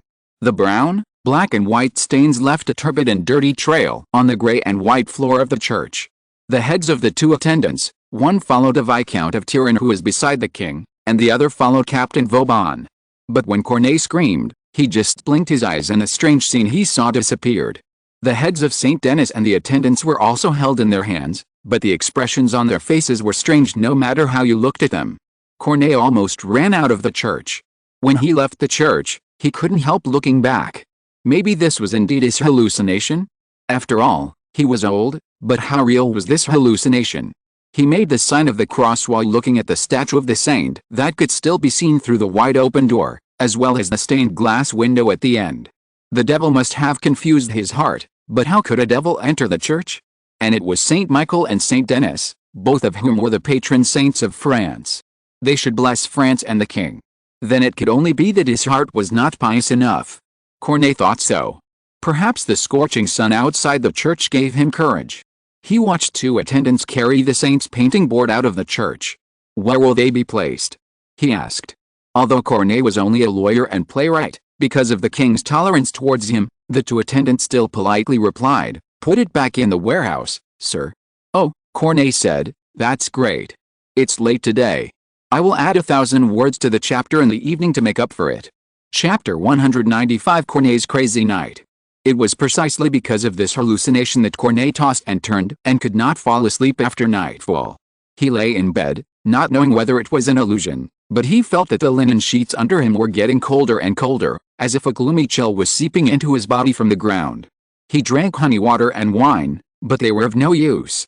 He was irritable and had to go to the toilet twice. In Paris he could enjoy flush toilets, a smelly fashion, but here he only had a chamber pot, and no matter how clean you scrub a chamber pot, there will always be a strange smell that cannot be wiped away. He sighed, lay down and sat for a while, and finally succumbed to his active nerves. He simply chewed a handful of coffee, lit a candle, sat at the desk, and began to record today's events. His records during the journey with the army could almost be called a diary. There were always so many new things for him to marvel at. While working attentively, the old man finally got rid of his inexplicable anxiety. The feather pen made a rustling sound on the king's paper, the king's new property, white, flexible, and fine, until the candlelight slowly dimmed. For a moment, Corneille forgot that it was late at night, and shouted loudly, asking the lazy servant to change the candle for him. The servant did not respond to Corneille. To be more precise, there was a dead silence around him. Corneille raised his head, and his heart suddenly tightened as if it was caught. He remembered that next to his room were the king's musketeers. Although these energetic young men had the characteristics of young people who were easy to fall asleep, they also remained quite alert because of their profession. This was what Corneille learned on the third day of living with them. A rude Brussels citizen, perhaps because he drank too much, actually threw stones at the window here. He might have thought that when the owls were already asleep, even if someone was awakened, they would not be able to run down so quickly to settle accounts with him, but he was wrong. Immediately, 2 or 3 nearly naked musketeers jumped down, holding sharp swords, and stabbed him into a funnel. Let alone running away, he didn't even have time to turn around. Maybe it was because these musketeers went out to have fun? Corneille comforted himself in this way, but he also knew it was impossible. Although these musketeers were romantic and amorous, they never forgot their duties. Just like in Lille, the king and his ministers, entourage and guards occupied an entire street. The king lived in the palace of Charles V, King of Spain, in Brussels. There was a huge square in front of the palace. On the left were the town hall and the market, and on the right were the court and the church. Now the town hall had been used as an arsenal and was strictly guarded by the army. All the houses from the arsenal to the palace were requisitioned, and no original resident was allowed to stay here, no matter how prominent they were before. The man killed by the musketeers was one of them. The same was true for the court and the church. Now there were only Catholic priests brought by the king from France and the church. It could be said that the king could sleep peacefully because he was surrounded by loyal subjects. Corneille was horrified. He suddenly remembered what the 2 attendants had said, that they would return the statue of Saint Denis to the warehouse. He did not dare to continue shouting. It might be only a few minutes before the candle was completely extinguished. If he stretched out his arms, the dim light could not even illuminate his fingers. Finally, the only light disappeared. Corneille stared at the door, hoping that the gaps would cast a reassuring light, but no, nothing. His eyes gradually got used to the darkness. The outline of the door could be vaguely seen in the darkness. At this moment, he heard a faint metal collision. The old man jumped up from the table and pressed his palm on the candle that had not yet solidified. But he did not even feel the pain of the burning. He rushed to the window with joy.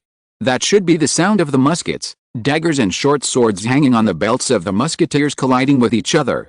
He pushed the window open and leaned down to look down. He could not see anything. There was a thick fog rolling under the window. He had never seen such a thick fog. It was like a sea of milk. In addition, the stones, doors, pillars, window frames and torches on the street disappeared.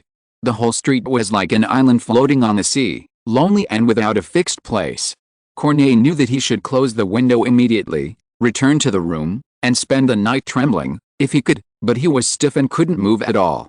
At this time, the sound of metal collision became clearer and louder. It came from the town hall, which was the end of the street. Corneille breathed rapidly, his abdomen was stuck on the windowsill, and his arms were supported on the buckle of the shutter. This was an uncomfortable posture. In his frozen vision, a little fire grew from small to large, dispelling the thick fog. Corneille thought it was a torch, but later he found out that it was a perfume boat. It was cast in the shape of a bird, with its wings spread out and trembling slightly in the air. From its pointed beak, it spewed red flames, and from its hollow body, it burst into dazzling light like burning white phosphorus. It swayed, and a smell of sandalwood and myrrh came to his face. But it was different from what Corneille smelled in the church and during religious processions. Although this smell was sweet, it was not pleasant at all, but nauseating.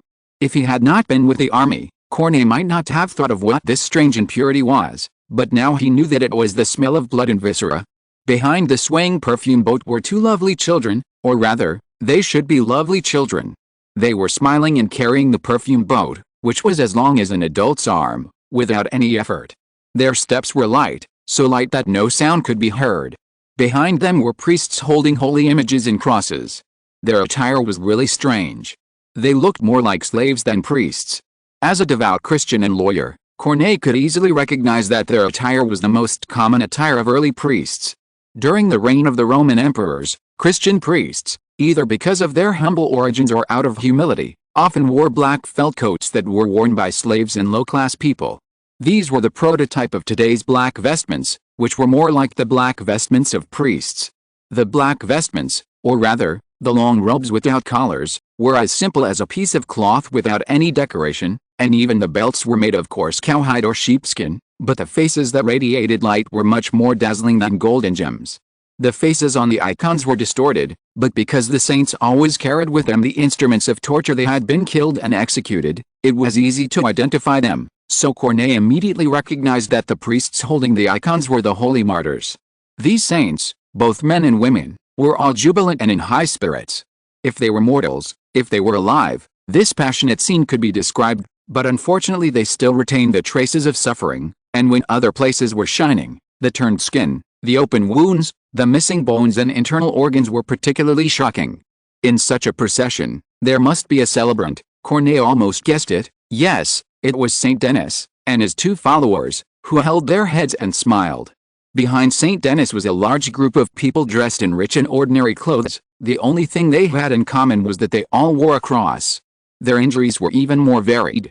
Some were beheaded like Saint Denis, some had limp limbs and twisted limbs. It was obvious that they were tortured on the wheel. Some were covered with tiny wounds. They were put in a wine barrel full of nails and rolled from the top of the mountain to the bottom. Some had bulging eyes and swollen tongues, which were hanged. Some had blood oozing from the corners of their mouths and dripping all over their bodies. The former were poisoned, the latter were drowned, and many had incomplete limbs. Their internal organs were spilling out, and their bodies were covered with the marks of wild beasts biting them.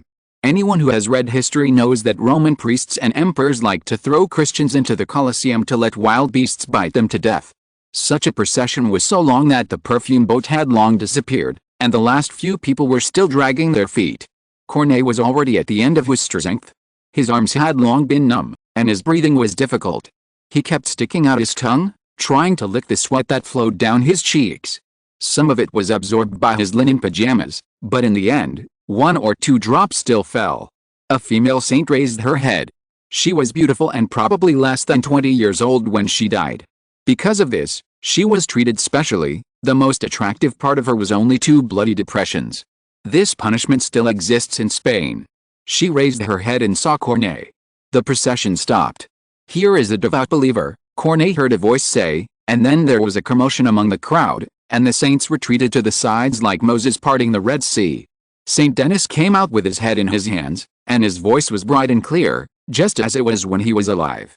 Corneille watched him raise his head to him, and the saint's arm stretched longer and longer, until he was face to face with Corneille. To be honest, if you don't look at the part below the neck, the saint's face is not scary at all. Although it is a little pale, his features are regular and his eyes are firm, just like any saint people imagine. As long as he doesn't smile, it's not the joyful smile of a believer who is about to be saved, nor the joyful smile of a pastor who sees others saved. It is an evil, yinksy, and malicious smile, like a swamp under a clear lake, a dark shadow under bright sunlight. "Don't stay here," the leader said, "you should be with us." Corneille heard a cheer from the group of people. The cheers were deafening. but the soldiers and musketeers on the street were still as dead as before, without any reaction. Corneille wondered painfully whether they were really dead. While he was dragged out of the window, his room was on the second floor, and the distance from the ground was not fatal, but for a 60-year-old man, he still broke a few bones. He screamed, but those people had no sympathy for him at all. In a daze, he was forced to change his clothes and a weapon was stuffed into his hand. Corneille was swept along by the procession and moved forward. Apart from himself, he did not see anyone else. The procession slowly gathered in the Place Royal. Corneille saw Saint Denis holding the head and walking forward again. He and several other people were also pushed forward. The gate of the palace opened silently. The soldiers who should have been guarding on the side disappeared. They entered the palace unimpeded. In the square building, Saint Denis went straight to the atrium where the king was, while his entourage went to the left and right wings. Corneille immediately remembered the scene he saw in the church where the entourage's heads followed Viscount Turenne and Captain Vauban. He also knew that the king trusted the two generals, so they also had their own rooms in the palace. Corneille was almost going crazy with anxiety. If the king was killed in the curse, France, even with the Duke of Orleans, would inevitably fall into irreparable chaos and decline. In addition, the two generals, one with outstanding merits and the other with a rising star, both had a bright future. If they died, France would not only be unable to seize Flanders, even if it wanted to hold on to the existing territory, it would become extremely difficult with only the Prince of Condé and the Duke of Luxembourg. Corneille didn't know whether his prayers were heard by God or any saint. He desperately followed a group of saints impersonated by the devil.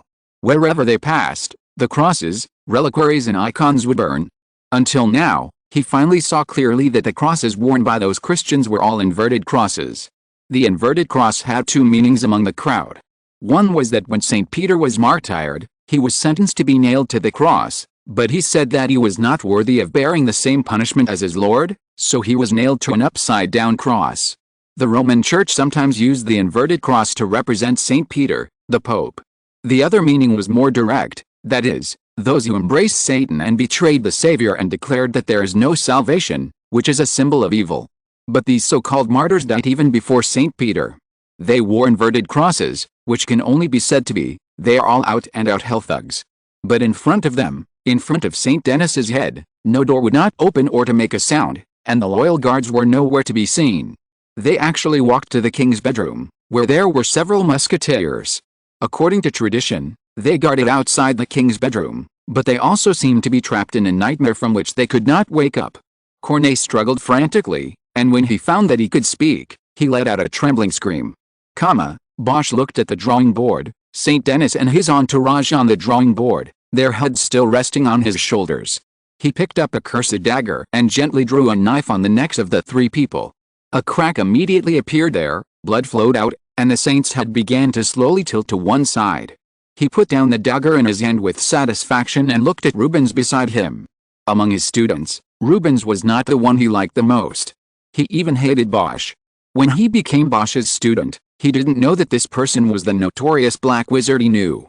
When he knew it, his life, reputation, and even his parents, wife and children were in Bosch's hands.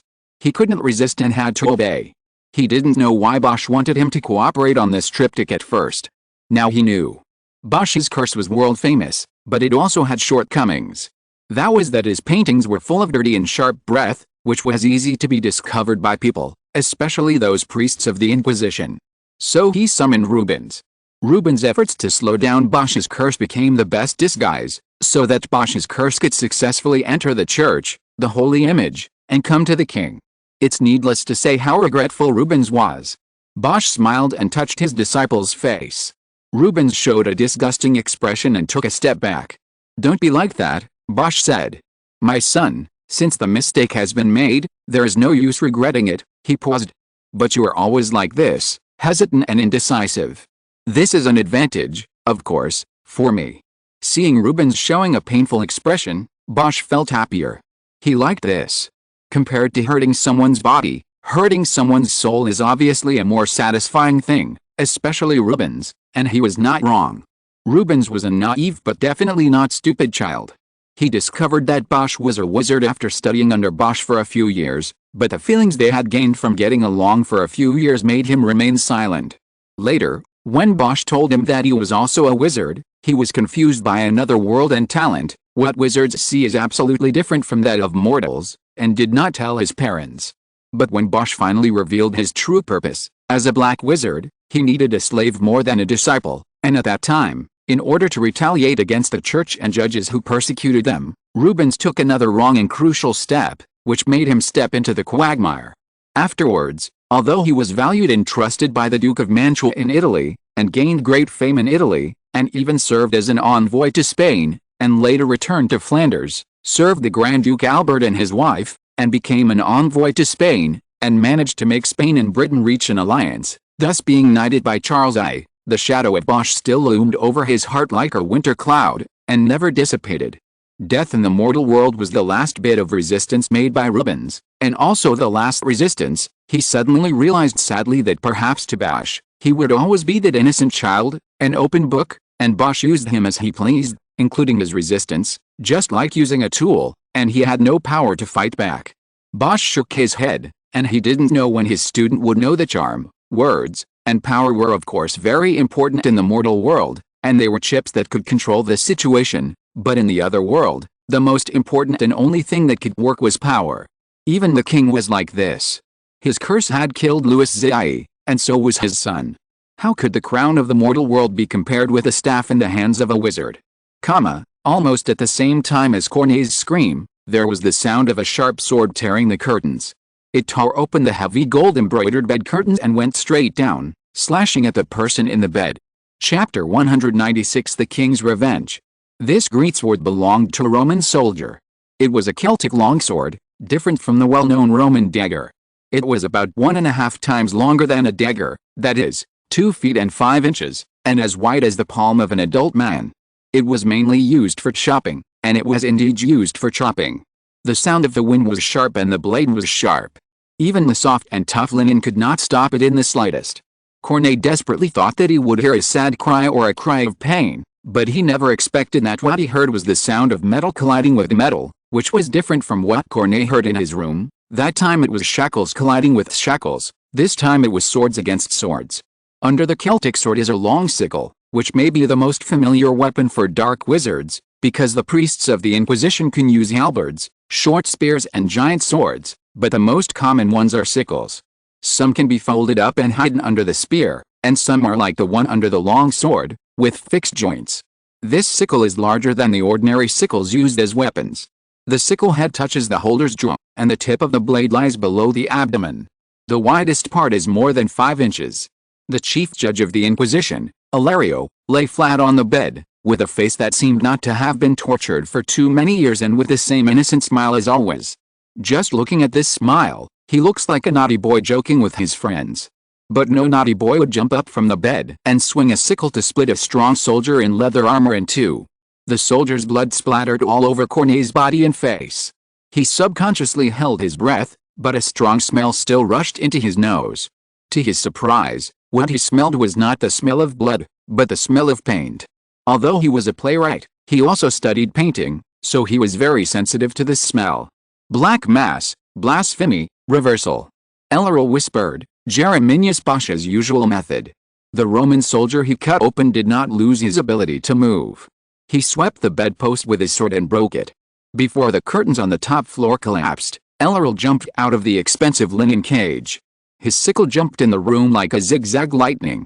When Elleril said the word black mass, the 3 saints behind the Roman soldier slowly fell down with strange expressions, their faces, arms, waists, a clear line of blood ran through them. When their bodies finally split, the broken holy vessels, that is, the instruments of torture during their suffering, were torn from them. His fingers, when it comes to blasphemy, the martyrs who uttered silent cries and rushed forward like madmen also follow the footsteps of the saints. When it comes to reversal, Elleril had already stepped from the bed to the door and nailed a head with a knife. This head was not even cut off by Elleril. It had been held in a pair of hands before, but it was not the head of Saint Denis. The Grand Inquisitor seemed to glance at the bedroom with some doubt. This room, which was once full of splendid, was now completely destroyed, and there were oil paints splashing everywhere like blood. Those things just lost their color, like a washed drawing board, revealing a simple but lifelike draft, but they can still move. How terrible a draft that can move is. Just look at our Mr. Cornet. He wanted to faint, but couldn't, and could only look at these wriggling limbs. But Elleril did not flinch at all. His eyes quickly swept across the entire floor, and then paused. A vulgar word burst out from his lips. Cornet didn't know whether he should pursue the matter or not. He was only concerned about the content of a clergyman's vulgar language, because what Hilario said was, "Where's the head of Saint Denis?" He also hurriedly suppressed his fear and went to look for it, but before he could do so, a twisting and swaying mutilated body suddenly jumped up from the ground like a burning earthworm. This seemed to be a signal, and more arms, feet or heads rushed to Hilario's position like a pack of startled dogs. Although the Grand Inquisitor's sickle was sharp, it was difficult to get rid of it for a while. No matter how pieces those things were cut, they would do their best to entangle this tricky enemy. This might only take a few seconds. Fools who deserve to go to hell. Irarius shouted, "Monsieur Cornet, go to the chapel to find Monsieur d'Artagnan. The king is with him. Go and tell them. Warn them." Cornet ran out immediately, leaving this strange scene behind. The corridor was still empty and the candles were out. He could only stumble forward in the dim light of the sky. As he ran, he blamed himself for neglecting exercise. The palace was not big, but on the way from the atrium to the right wing, he still felt like his legs were filled with lead. Fortunately, perhaps because they were alarmed, candles were lit in the chapel. Cornet pushed the door open with all his strength and saw the king. He didn't even have time to adjust his breathing before he shouted intermittently, "Your Majesty, Your Majesty. Hurry." He could not say the rest of the words, because he saw the king's eyes wide open in astonishment, and his back suddenly lightened. What happened next, Cornet would not know until the dust settled. The missing head, the head of Saint Denis, had been tightly attached to his back. He brought it to see the king, and as soon as it saw the king, it immediately flew up and bit the king's throat. Blood splattered everywhere. This was real blood, thick, with a unique sweet smell of blood. Cornet stood there. He watched the head of Saint Denis bite the king's head, brush past his side, and pounce into the darkness. Cornet thought that the scream he had made in the king's bedroom before was sharp and terrible enough, but now he knew that before the real despair, the sound that humans can make is much more terrible. His eyes almost fell out of his sockets, bloody tears flowed from his cheeks to his linen pajamas, and he screamed hysterically until a hand was placed on his shoulder, graciously absolving him of his sins. He finally fainted. The headless body of the king was the last thing left in Cornet's mind. At the same moment he fell into darkness, the corpse began to change. It shrank, faded, and finally turned into a doll that could be held in his hands. Louis XIV walked out of the anteroom. "Why is Cornet here?" "It's to make him a witness." Elleril, who had already dealt with the thing in the bedroom, walked in from the door. "Bosch is a guy who wants to see their will and beliefs finally collapse under his curse rather than causing others to suffer physically, because Louis XIV did not say the words, especially the noble ones. He is mocking us," he said. "At the same time, it will also make people think that you have committed some unknown sins, which is why Saint Denis gave you such a terrible punishment. Whatever he wants to do." At this time, the king's horse has been led over, and the king jumped in the horse. "This is the last time." At this time, Viscount Tyrrell ran over, his face still showing deep disapproval. "Your Majesty, that is a black wizard. Maybe he has helpers." "You should believe in our Grand Inquisitor," said the king. "I have listened to your advice, but sir, don't forget, that is my father, your king." Viscount Tyrrell sighed deeply. "I won't stop you, but you don't stop me." As he said, he also jumped on his horse and looked at Vauban on the side. "Vauban, stay here." The gate of the castle was originally open, and a group of priests and monks of the Inquisition surrounded the king and his generals, and rushed into the endless darkness. The cold wind passed through the king's hair. Yes, let reason speak. The king should not appear in this team and should not face a dark wizard. But Louis was tired of endless concessions to the other world. Bosch might be the most unscrupulous among wizards, but there were many wizards who arrogantly looked down on all mortals like him. Louis could certainly let Alalo hunt Bosch, but during the Battle of Flanders, he suddenly realized an important thing, that is, on the battlefield, the soldiers can only see their generals, a noble who has never been on the battlefield with them. Even if he is a king, even if he is respected, there will be an indelible gap between them. For these priests, like Alalo, the king is a benefactor to them, but if this situation continues, the other world, or the original other world, just a change of master. It will never be possible for them to see him, believe in him, bow to him, stay in the palace, and enjoy honor. On Bosch's triptych, St. Denis' head finally fell off. Bosch took a step back and happily admired his masterpiece. "Thanks to you, my dear disciple," he said, "you always bring me many unexpected inspirations." He turned his head and looked at Rubens. The light in his eyes was chilling. "It hurts me to abandon you, I swear, this is the truth." Rubens stared at his teacher. His heart was calm, as if he had anticipated such an outcome on the first day of betraying the Holy Spirit. Bosch's fingers slid gently on his face, and the sticky oil paint slowly seeped into the latter's skin. He felt his face tightening and wrinkling, and his bones creaking. He was like the characters depicted by Bosch on the canvas. He completely lost control of his body, staggered to his feet, and came to the triptych. His fingers were trembling and cramping, but he could only slowly sit down again and face the canvas. The king is dead. Fortunately, the king survived. Those priests of the Inquisition who followed the king would soon come here following the scent. Bosch could have left with him calmly, but he seemed to want to leave it once and for all. Hieronymus Bosch was dead, and Rubens, Bosch's face should have changed as well. He could continue to exist with Rubens' face and body, his identity. Compared to Bosch, Rubens was more trustworthy than his mentor even in the other world and among the dark wizards. After Bosch arranged everything, he turned and left, leaving Rubens in his room. Rubens was the only one in this gloomy castle now. He didn't know where Bosch had returned to. Rubens sat in front of the drawing board. He knew that when the priests of the Inquisition saw a black wizard casting witchcraft, they would kill him immediately without any hesitation and then burn everything here. He tried to move his fingers, but just like Corneille at that time, he could not move at all. Rubens closed his eyes, then opened them. He stared at a pigeon on the picture. That was his painting. He stared at it for a long time. The pigeon suddenly moved its little head, then spread its wings, flew up, broke away from the drawing board, and flew to his shoulder. But it was too small, almost as big as a thumb, otherwise Bosch would not have let him go so easily. Rubens could not speak or make gestures, so he could only command it with his mind. The pigeon flew to his nose, and after hesitating for a long time, it began to peck at Rubens' face. The pigeon's beak was like a needle tip, constantly pulling the wrinkled skin, bulging fat and complicated hair. Rubens' own skin had been tightly attached to the oil paint under the effect of witchcraft. Doing so was tantamount to peeling himself off bit by bit. He closed his eyes, his expression of pain was obvious, and tiny breaths kept coming out from between his lips.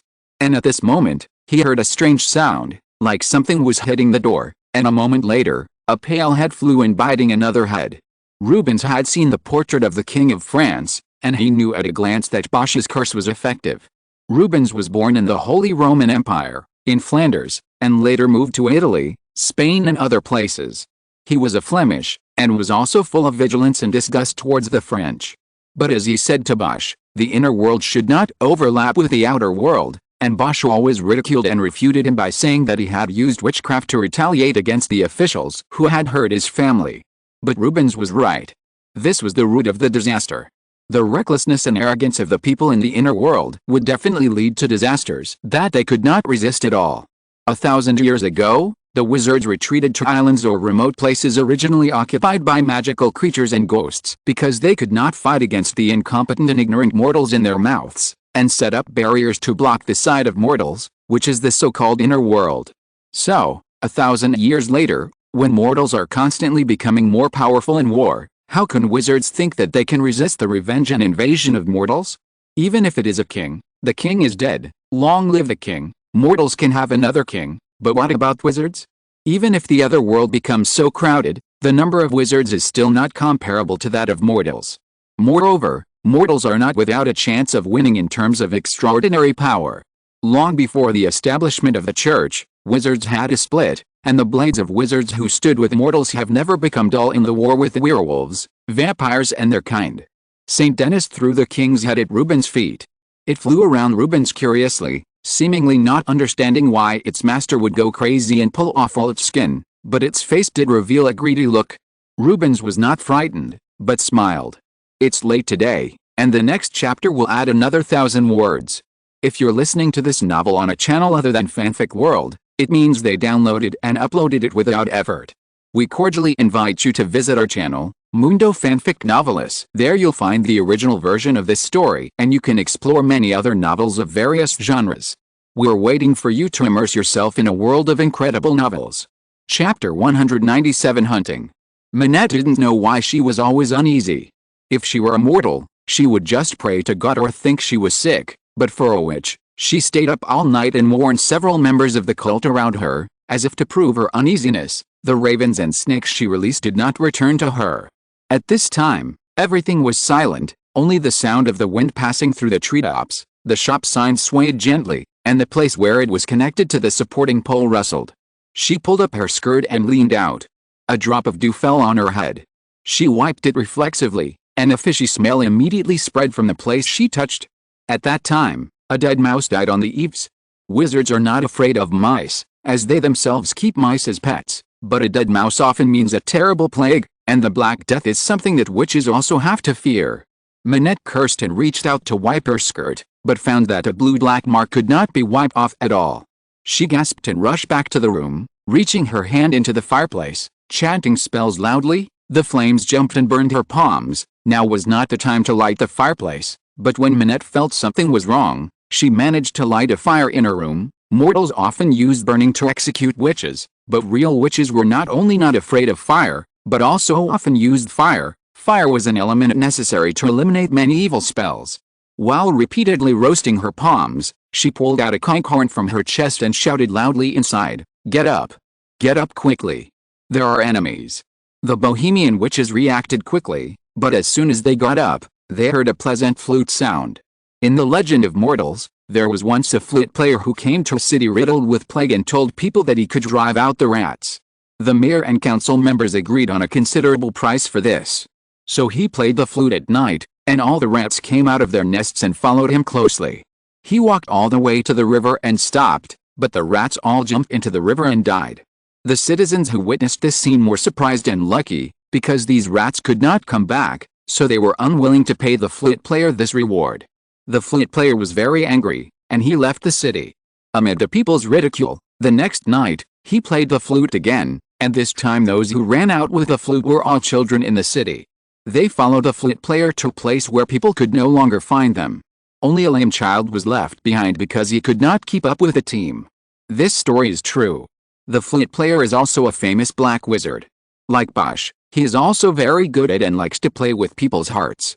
With his means, the citizens will take out the last copper coin in their pockets with just a little punishment and warning. But compared with money, he would rather see people's flesh and blood separated and regretful. The ending of these children, as long as the parents, I am afraid they will not have the heart to listen. This spell disappeared for a long time later, perhaps because the Black Death spread, and the rats, as the culprit, became the focus of the church. The wizards put away such means, but tonight, they appeared again, first one or two, small things with bright eyes, dragging long tails, erecting their bodies, ears standing up, as if listening to some moving music, and then dozens, hundreds, and thousands of them, and these are just those that came out of the town, and more rats are running from farther away. Manette stretched out her hand and pulled the broom, then flew out of the window. She saw the streets were crowded with black rats, which made people tremble all over. In the distance, a baby was wailing, and then it turned into a woman's scream and a man's roar. Manette made a few gestures, and the witch beside her rushed out like a fly. Her flying tool was a huge iron pot, which was also one of the means of transportation frequently used by witches. It was safer than a broom, but the target was also larger. But in this kind of thing, the iron pot was better than the broom, because the rats climbed up the walls, window frames, doorposts like a tide, and jumped towards the witches. There was a crackling sound outside the rapidly rising iron pot, and they were so strong that they almost smashed themselves into meat patties. A few mice almost bit Manette's skirt. She rushed up with her broom, and then searched in all directions with several other witches, trying to find the person playing the flute. But not only did they fail to find him, they also encountered several wizards riding nightmares. The fire, ice or spikes they cast made the witches fall from the sky, including the witch riding the iron pot. Manette watched her being devoured by the mice and couldn't help shedding tears in pain, but she still remembered her duty. "We must leave here immediately," she shouted. "Tell the sisters, we have to leave, these are dark wizards." The remaining witches immediately turned around and rushed to the town of Waterloo. It was originally quiet and dark, but now it was in complete chaos. The rats had completely engulfed every building. The wooden doors that humans used to defend themselves and wild beasts could not stop the rats' sharp teeth. With a heart-pounding crackling sound, a huge hole would soon appear in the solid door. In a hurry, people used grease, wood chips and fabrics to ignite a wall of fire to block the rats' attack, but these abominable creatures seemed to feel no pain or danger. They rushed forward fearlessly, and the flames burned their hair and bodies. The burning rats were like a group of people with legs. The flames of the fire rushed at people desperately. Even if they fell to the ground, the fire was dispersed by them. The weakened fire was crushed by the rolling rats. Humans retreated again and again. They overturned wine barrels, tables and chairs, and burned the stairs. This greatly slowed down the attack of the rats. After all, rats could not jump that high, but loud screams were heard in the room immediately, because rats were coming down the chimney. They came out of the fireplace without a fire. Fortunately, not every building and every room had a fireplace at that time. After paying the price of blood and flesh, people huddled in several tightly sealed rooms, gasping in pain and despair. In addition to the original residents, the people in the town of Waterloo were women and children from Brussels, and French soldiers injured in the battle. They were here entirely because of the king's kindness, but now it seems that this has become their death warrant. You know.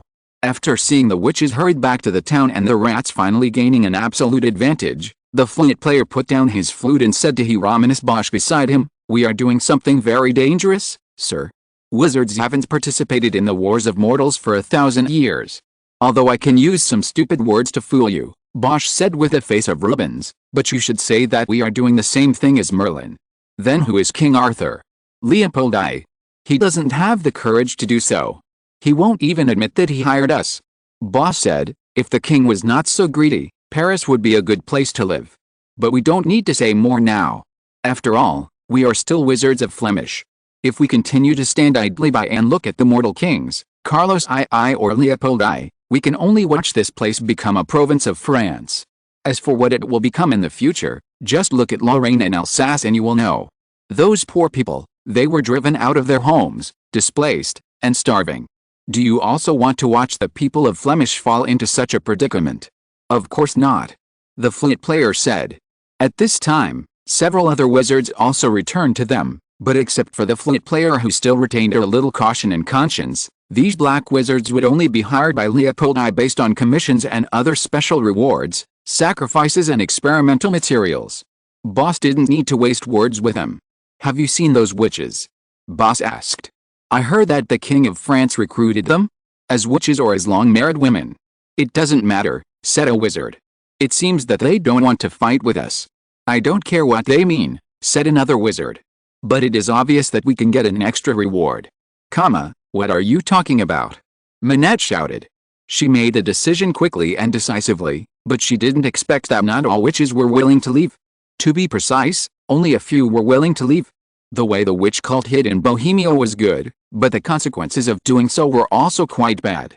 Bohemians were a group of extremely free and uninhibited people.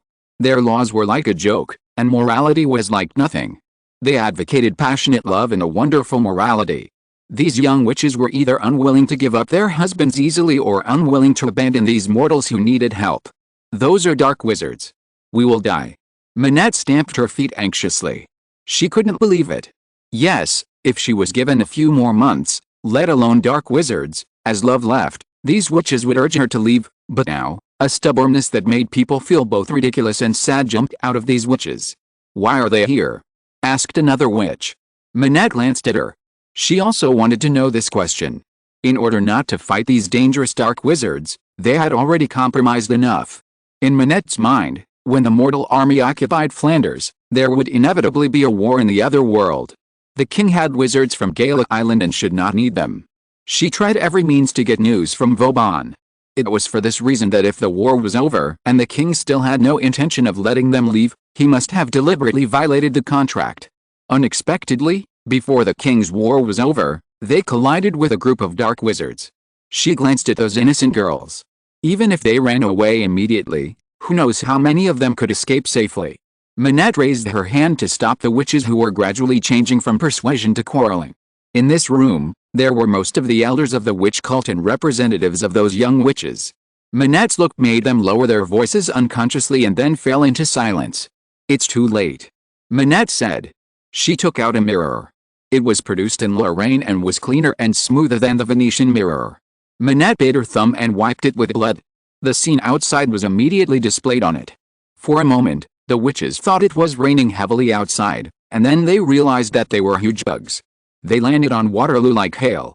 Now, let alone brooms, even iron pots can't fly away, unless they can leave from the fire and water like the wizards on Gala Island. But there are not many people here who are strong enough to do so. Manette can, but she will never leave. These witches were all selected by her personally. Both the king and Ilario thought they would face a fierce battle, but when they stepped into the semi-abandoned church, they saw only a triptych of curses and a black wizard with blood all over his face. This made Ilario's sickle slow down for a moment, and in this pause, Rubens was able to let him see his own eyes clearly. Under the torch, those eager eyes looked at the triptych. The head of St. Denis rolled at his feet, biting a doll's head in his mouth. Because Ilario came too fast, it could only hide in the painting, but who was Ilario? He retracted his arm, and the sickle that was originally swung towards Rubens swung back to the lower left, breaking the left side of the painting board in one stroke. A sound that ordinary people could not hear was heard as the painting board screamed in two. The chief inquisitor then saw that there were two St. Denis on the painting board, two pairs of followers, soldiers, believers and audiences, all glaring at him. Almost at the same time, countless shadows that should not exist. It was as if the people in the picture suddenly came into reality. Their shadows jumped down from the wall, and hundreds of arms grabbed towards Erasius, the king and others. The king took a step back and drew his musket, but Viscount Tyrion was even faster than him. However, there was one person, no, two people who were faster than him. Existence, a blue-black kitten jumped out of the king's coat pocket, and while in the air, it became bigger than a lion. There was also a headless little doll, which fell upside down from the king's boots to the ground, and ran straight to St. Denis, who was cut in half by Elalu, and pulled its own head back from his head, and while pressing its own head on, it jumped and greeted those filthy things with joy. Even though the cat had grown bigger, its movements were still very cute, of course, only to the king and his people. For those creations of black magic, it was a cruel and greedy predator. It would hold down a shadow, bite it, and then swallow it into its stomach. The hammers, swords, and sickles used by the priests of the Inquisition could tear them apart, but they would soon merge together again, just like the ones in the king's bedroom, or even more difficult, because they seemed to have no substance, but the cat could catch them just like catching a slow-moving mouse, and if the cat ate them, the black shadow would not be revived. The doll seemed to have no interest in these shadows. It would catch one and tie it into a knot, just like people tie knots with cloth, and then either throw it to the cat or to the priest. Forget about the cat, the priests had mixed feelings when they received such a gift. They looked at Ilario, but the chief judge just shrugged indifferently and cut a knot thrown at him with a knife. Louis had time to look at the man standing motionless beside the triptych. He raised the torch slightly and found that the other person had a pair of calm eyes. With a bit of relief. A few minutes later, with the help of the cat and the doll, the priests of the court finally dealt with these troublesome shadows. Ilario pretended not to see the cat jump back into the king's pocket, and the doll sat happily on the king's shoulder. He walked towards Rubens, looked at the latter for a while, and stretched out his hand. "Holy water," he said, and a priest immediately handed over a silver pot. Ilario took it, paused for a moment, and slowly poured the clear liquid inside on Rubens' head. Having his skin torn off bit by bit was already a form of torture. Rubens could still hold on when his own pigeon did this to him. When the holy water slowly flowed from his hair, he convulsed in pain. However, the effect of the holy water was immediate. The stubborn oil paint flowed down his face. Although it was covered with scars, it was obvious that this was not Hermine's Bosch. "But he is also a dark wizard, Peter Paul Rubens," said Ilario, a disciple of Bosch. Rubens knew that he was also on the unknown list of the Inquisition, and was not surprised. Bosch left, not escape. Ilario was a little disappointed, because this time the king could be said to have used himself as bait. They almost succeeded in Dunkirk, and they could certainly repeat the same trick in Brussels, and the prepared king and the chief judge Ilario had been waiting for them. Judging from Bosch's hobbies and the way he was good at cursing, the most likely one was his forte. Many people were like this, strangled by the people and monsters walking down from the picture, blood dry, or infected with a plague, and occasionally they would leave the drawing board, and before the sunlight and water could crack and melt their bodies, They could move like humans and animals, like Louis XIV, who might have been caught by the hoof of his mount by the fishman in Bosch's painting, causing him to fall off his horse. Leaving, Rubens said quickly, he led a group of wizards to Waterloo. Waterloo. The king asked immediately, what are they going to do to my soldiers? Chapter 198 Bosch's last night. I thought I would be the first person to use wizards on the battlefield like soldiers, said the king. This sentence made Eurasius, who was right beside him, feel a chill in his heart. Obviously, Louis turned to him and smiled. The emperor and the king are both third types of people. Probably no one could understand this joke at this time. Louis said no more. He had such courage and boldness. There was no reason why Leopold I, who was of the same age as him, would shrink back.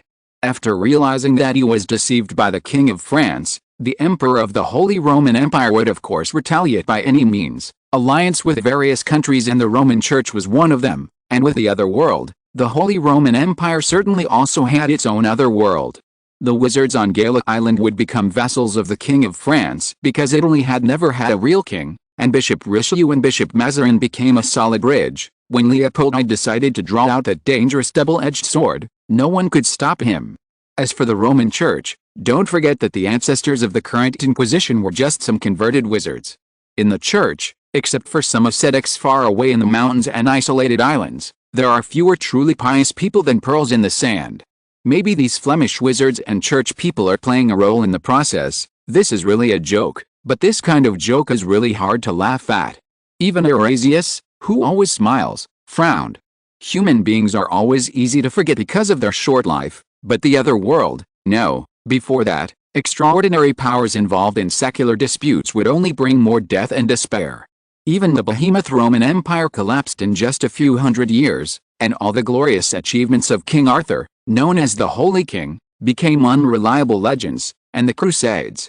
The blood on the armor collected by many nobles and famous families has not been wiped clean. It is a good thing for wizards to escape into the other world for ordinary kings and for themselves, but wizards are also human beings and have all the weaknesses of humans. Those Bohemian witches are also at Waterloo. A wizard from Gallic Island rode forward and said. Now everyone was looking at the king, waiting for his decision. Viscount Durin. The king shouted, I will not abandon my people. Yes, your majesty. Viscount Durin immediately leaned over to obey. He was immortal. Before, he was as dim as dust in the ranks of wizards and priests. He just didn't want to endure the king in danger while he was in a safe and comfortable place. Unexpectedly, in just 1 or 2 hours, he would be able to use his skills. The wizards looked at him with mixed feelings. Although they admired the courage of this mortal, they still felt contempt for him when he drew his sword in the face of the black wizard. But as long as the king gave the order, this general with white hair and a hunchback was like a gem that had been wiped off the dust. Under the sun, he emitted a light that people dared not look directly at. With my artillery, the king said, with my rangefinders and observers, with my guards, even if the entire Waterloo plain is set on fire, I will ensure that no one who dares to harm my soldiers or my people will escape. Viscount Durin took the order and left. The king looked at the wizards on Gallic Island. To be honest, the original mission of these wizards was to kill the members of the witch cult after the war. Without the mastermind, the Bohemian witches could be truly used by the king. Even if they were not used on the battlefield, the king's academy and factory would need a large number of wizards, but no one expected that the Flemish black wizards led by Boss would think of attacking Waterloo. However, there was nothing strange about it. First, there were only wounded French soldiers and a small number of local residents here. If their miserable deaths were exposed to the army, it would undoubtedly be a big blow to the morale of the French. Second, there were also women and children from Brussels here. Although they were all Flemish, Boss would not mind a little bit of human sacrifice. It would be a pleasant thing to be able to use this to humiliate and slander a king, even if he was dead. But no one thought that things would turn out like this. The king used himself as bait to lure out the dark wizard Boss, who had always been hiding very deeply. Boss, for the first time, did not stay in his own seclusion, but replaced his disciple Rubens' identity to recruit dark wizards and snipe the defenseless Waterloo. Rubens also left a backup. Although he failed to leave in time, he also revealed Boss's intention to the king and priests who followed him. You should have a way to stop the wizard from escaping, the king asked. The wizards of Gallic Island hesitated. Of course they did. Although there were not many wizards who walked through fire, water and mud, in the inner world, the major families had been fighting for so long that there must be such targeted spells. And even if he didn't do it, the monks of the Inquisition next to him must have it. After all, the magic defense of the palace and the king's residence was almost completed by them. The wizards could only assist from one side. The king boldly kept them by his side, letting them compete with each other, and also made them lose the capital to threaten the king. And, the king said, if those witches, if they are helping my soldiers, then please don't be stingy with your kindness. When Lady Milady reported to him, the king didn't believe it, because these bohemian witches were frivolous by nature and hated being restrained. What could a joke marriage contract mean? The king just wanted to prove to the soldiers, the generals, and all the people in the world that medical care was necessary and important, but if they could really stay with their husbands, then the king was willing to recognize them as his own people. The wizards of Gaelic Island bowed to the king, and under the watchful eyes of the monks, they summoned huge owls. These feathered guys who were croaking, their hair stood up when they saw the monks, but under the soothing of the wizards, they finally stopped their threatening calls and flew into the sky with the wizards. We will escort you back to Brussels. Ilario had been waiting quietly, and now he asked, or, Waterloo. If it was Viscount Tyrone, Vauban, or Condé, they would never say the second choice. The king smiled. Of course it's Waterloo, he said. Then what about this person? Ilario asked. You just said that he is also a dark wizard. The king said. Well, Ilario nodded, at least 17 lives will fall on him, although some of them cannot be said to be completely innocent. Then there are innocent people too. The king said. Reuben's face showed obvious guilt. He was very young at that time and was suffering from the death of his always loving father. He was not very clear about the consequences of his curse. He just poured out all his anger and sorrow on the drawing board. These paintings did not lose their effectiveness after losing their original owners. After destroying 3 families in succession, they were found and burnt by Rubens. This was one of the reasons why Bosch was able to keep a firm grasp on him. If his identity was revealed, not only him, but also his father, mother and sister, as well as his wife and children, would suffer great shame and even be avenged by others. He admitted that he was cowardly and shameless, but today was probably the time for him to pay the price for his long delay. Please, he said with difficulty, please, you can execute me as you wish, but don't tell others. Rubens is already dead, his body is rotting in the deep earth, and his soul is wailing in hell. I can't find any reason to forgive you, said the king, glancing at the triptych. You were cursing a king with your teacher before. Please believe me, I didn't do this willingly. Rubens looked at the young king with mixed feelings.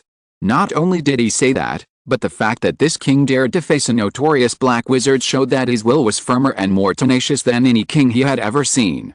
And according to the priest, this king was using himself as bait to hunt down Bosch, for his father, for his country, and for his people. You won't allow any black wizard to stay in Flanders, right? As a king, he needs to give up a lot of things, the king said, just as he would complain to the Queen Mother that his ministers were too concerned about his bed curtains, but he would still try to appease them. But there are some bottom lines that a human being cannot lose. He has been to Gaelic Island and seen the gorgeous side of the other world, as well as the absurd and cruel side. But for the dark wizards, sometimes they don't even do it for the sake of casting spells, becoming powerful or seeking money, but just to kill and torture others at will for their own pleasure. Beasts, the king will never forgive them. Not to mention these dark wizards, even the current Gaelic Island and the Colosseum have gradually become sparsely populated. The king's conscription has taken away most of the young wizards, who have been imprisoned on this island since childhood. Even under the effect of magic, this island looks much larger than it actually is, but with the growth of population, this island is no longer as rich and peaceful as before. They can only use the most basic living space granted by the major families, bread, bloody fights, and wine to numb themselves. Well, maybe contempt for the outside world. People feel pain when they see people who are better than themselves, and feel happy when they see people who are inferior to themselves. This is an indisputable fact and nature. There is nothing to refute.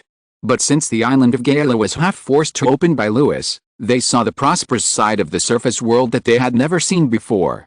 There were no lords who levied the heavy taxes, no stupid and dirty peasants, no cunning and despicable merchants.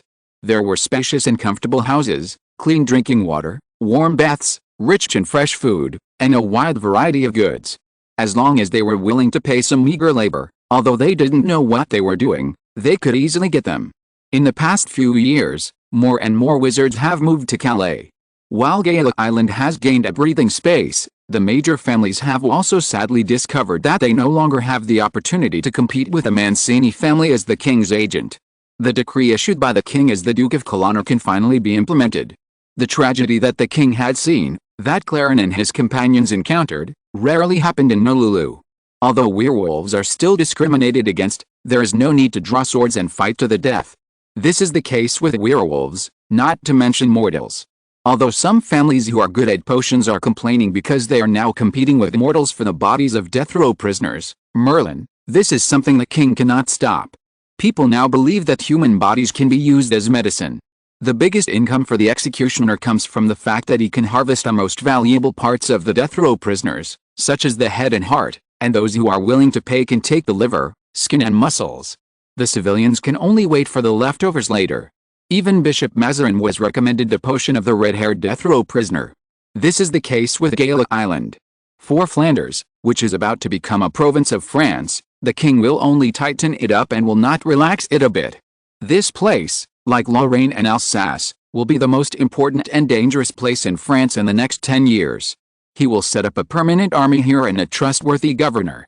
If those black wizards are allowed to continue to stay in Flanders, it is undoubtedly putting a poisonous snake on his chest. In that case, Rubens said, "Your Majesty, please give me a chance to atone for my sins." As he spoke, the wound that had just solidified split open, making the originally beautiful and calm face look like a devil that had just crawled out of the cracks of hell. "Let me go to Waterloo with your priest. I have been with Bosch the longest." Bosch always found various ways to torture this extremely talented but always unruly student. "I know his methods better than anyone else. Even better than Bruegel. Maybe this is why people say that your enemies always know you better than your friends." The king looked at Ilario in silence. "Okay, Your Majesty." Ilario said, "I will watch him. The drawing board cannot be burned." At this time, a monk came to report. "Because the curse is not over yet," Rubens said. Sure enough, Saint Denis, with 3 pairs of eyes in the painting, was still staring at the king. "What if Bosch died?" Eller asked. "It would be even worse. This is his last work. His soul will be attached to it. It will take a longer time for the magic on the painting to completely dissipate." Rubens rubbed his neck with difficulty. Bosch blasphemed Saint Denis. He did not continue, but everyone present knew that Saint Denis was the patron saint of France. He protected France. Even if Bosch's black mass only stole 1/millionth of its power, it would be extremely difficult. Should we say that fortunately there is only one Bosch? The king said, "Then is there no way?" He did not necessarily have to give up his bed every day, and there was also Amon's blood doll. The favor of the head of the Smithy family was not so easy to owe. Not to mention, if the curse of Saint Denis followed him back to France, then there was no telling what kind of rumors there would be in the court. Just like the cause of Louis XIV's death has not been made public to this day. "You can't bring it back to the church either," Erasius said calmly. "The church would be ecstatic and make a big fuss. I will take it back, that is, the other world, I will seal it up, and prayers and holy water will continue to consume the magic power on it. When it's over, you can also chop off my head," Rubens added calmly. "Let my blood splatter on this painting." This painting was a collaboration between Bosch and me. He glanced at the king. "Although I tried my best to make up for it, it seems to have become his disguise, but it doesn't matter. Once my soul enters the painting, I can fight him, so that the curse will last even shorter." "Perhaps it will be a good ending for you," said Ilario, glancing at the king. In fact, this was Rubens' disguised plea to them, seeking peace after his death with his soul that could never rest, so that his reputation would not be tarnished and his descendants would not be ashamed. "Although this was not very fair to the innocent victims, I promise you," said the king, "but you have to leave another will to compensate the descendants of those victims." "I have already done so, but it may not be enough," said Rubens, "but I know the collections of Bosch and his disciples, and I will tell you all." "I hope so," said the king. When they left, the king looked up and saw a ray of light in the sky. "That's Waterloo," he said. "Yes," said Ilario. Waterloo. This unknown little town was on fire. The fire blocked the overwhelming flying insects and rats. Separated by this burning wall were the witches, soldiers, residents here, and the women and children of Brussels. When they left Brussels, they cried loudly, But it was hard to say whether they had a glimmer of luck or secret joy in their hearts. Who knew that they would not come to a safe Garden of Eden, but to the big mouth of the devil? Look, what did they encounter? Rats, flying insects, wizards, fire. Even if an angel came down from the sky with a trumpet and announced the arrival of the end of the world, they would not be more horrified. The witches held the materials for casting spells tightly, and Manette and others in the lead held the staffs. These were given to them by the Duchess of Colonna after they surrendered to the king. At that time, they felt humiliated, but now they feel extremely lucky. Without such a staff, they could not light such a fire. Chapter 199, Waterloo is remembered in a different way. Rats have sharp teeth, and flying insects are omnipresent. The witches can only use fire to block them for a while, but not for too long. Some witches held the hands of their husbands. Fortunately, the soldiers who stayed in Waterloo were all injured in Brussels, and some witches and soldiers stayed in Lille. There were about 300 witches here, and the number of soldiers was even less than that. As for those mortals who stared at them with fear and disgust, the witches were not stupid enough to do so. They could be said to have helped and saved them, but later they would definitely say that the king had reached a pact with the devil, and they were the best evidence. The fire separated the witches from the black wizards, and on this side of the fire, the people of Waterloo and Brussels distanced themselves from the witches and the French. Manette just sneered and didn't care. As the power of the flames gradually weakened, the dark wizards emerged from the shadows one by one. You could say they were too arrogant, or you could say they were trying to put more psychological pressure on the witches. French witches were more famous than male wizards because of the Saint Joan of Arc. In the case of Joan of Arc, French witches and male wizards had a disagreement, and the male wizards left in anger.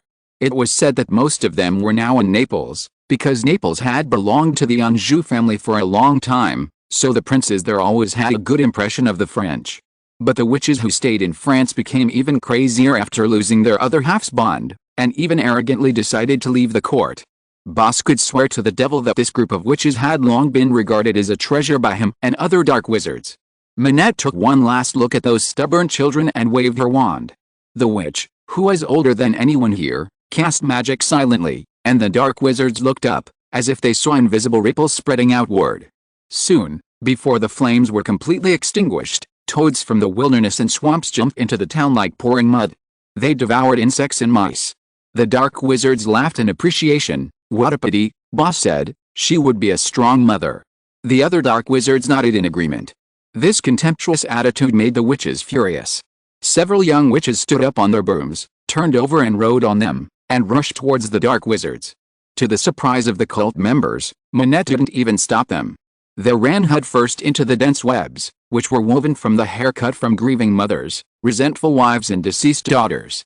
The webs caught them tightly in an instant, and the thin hair embedded in their flesh. From the outside, these tiny scars were almost invisible, but they made them wail loudly and uncontrollably. A black wizard whispered a spell, and the hair that was entangled in their fingers suddenly tightened. With screams that were not human voices, the fingers of these witches were all strangled. The thin, pale fingers moved on the ground, like maggots, and crawled back to the witch camp. "Look," Manette replied, "this is the Black Wizard." She had described the horror of the Black Wizard countless times, but these young witches never took it seriously. They complained about why they couldn't leave France, and complained that she surrendered to the king. Now they refused her orders and were unwilling to leave their lovers. They don't even need a witch. Without fingers, there is no way to cast spells. All they need is a production vessel, a fresh material for casting spells, a sacrifice. Some witches cast resentful eyes at Manette, but Manette was unmoved. If she didn't break the fantasies of these children, they would only be completely swallowed up by these black wizards. The black wizards did not cast powerful magic, but only to prevent them from gamble everything and damage their future property. Manette didn't notice a mortal, or did notice but didn't care. It was a soldier with shaggy hair, hastily wrapped in a colorful coat, but from his tall figure and the fact that he was wearing pumps instead of boots, he could tell that he was a grenadier. He stretched out his arm and tremblingly picked up the finger that had been stiff since he returned to the witch. God, that finger was still wearing his grandmother's ring. Yes, not everyone among these people has frivolous selfishness. For these soldiers, especially the Versailles people, they were just homeless and wandering refugees 10 years ago. They did not have the inexplicable self-confidence and arrogance like the Parisians. He never looked down on those bohemian women. They could at least remain loyal to their husbands during the marriage. Even if what they had to do required them to witness a man naked countless times, anyone who had been taken care of by them would not have such evil thoughts. Although they were despised and pagans, there were people who seriously considered the future of both of them, and this grenadier was one of them. He was one of the first few people to capture the Brussels fortress. Captain Vauban remembered his name clearly and promised to reward him and promote him after the war. At that time, he would bring his wife back to Versailles. As long as she was willing to convert to Catholicism, her past sins would be forgiven after baptism. They could live happily in the house given to them by the king. When he went to war, his wife would raise his children and take care of the fields and livestock at home, even if, he already knew, even if she was a witch. No one thought that a mortal would dare to rush directly onto the battlefield of wizards. The attention of the dark wizard and the witches were all on each other. The grenadier put the broken finger to his lips and kissed it, then resolutely ran towards the dark wizard who was holding up his hands, slowly and leisurely tightening the silk thread again and again, causing the trapped witches to scream again and again.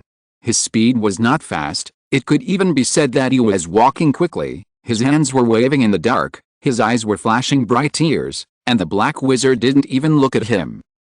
What can a mortal do? But maybe within a second or two, a heavy clay pot hit his arm violently. When he let out a cry of shock and anger, the clay pot suddenly exploded when it fell to his waist.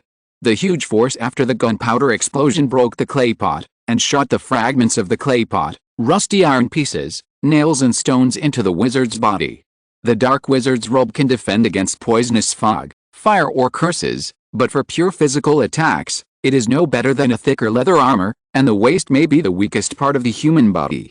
And the soldier had already rushed over, holding the bayonet removed from the musket, and stabbed him in the chest. The dark wizard, who was used to being avoided, feared, and begged for mercy by mortals, did not understand what was happening for a moment. A huge pain swept through his body. He lowered his head and saw a sharp dagger stuck in his chest. He heard the witches crying and a sharp voice shouting a name. The mortal raised his face illuminated by the firelight. It had been completely corroded by the vicious curse that the dark wizards had to use, but he could still speak. He said, "Oh, so you can bleed too." All the wizards present were paused for a moment, as if something incomprehensible had finally happened. Manette caught a glimpse from the corner of his eye that a group of soldiers were standing up from behind the witch.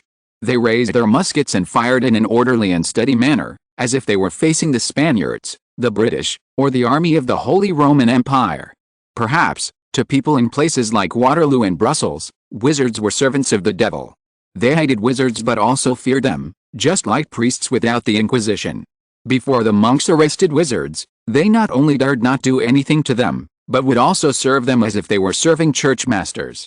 But among these injured soldiers, there were many who had guessed or confirmed the true identities of these Bohemian women. After all, these naive witches did not hide their specialness. Just like the scene the king had seen, witches sprinkled salt on the bed of soldiers bitten by snakes. This happened from time to time. Most of the king's new troops had received basic education from priests and were not so ignorant.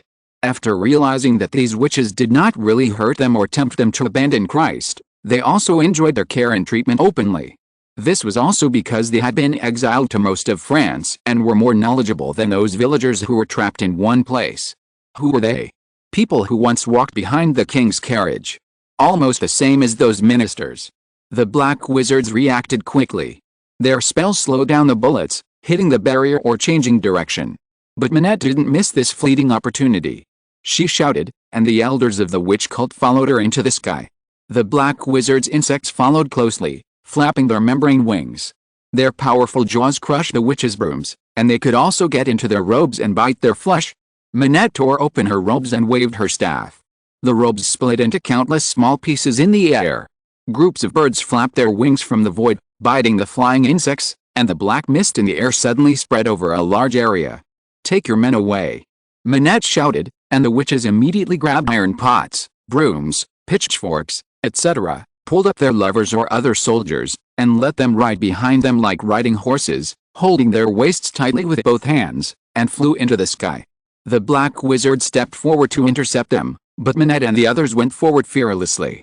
They were unwilling to fight against the black wizards before because the number of witches was really worrying, and their magic was also lost a lot in the displacement. But if they could not retreat, Would they just surrender? Damn it! Manette cursed and dodged a crackling electric current. She saw a witch next to her falling from the broom, but she had no time to rescue her.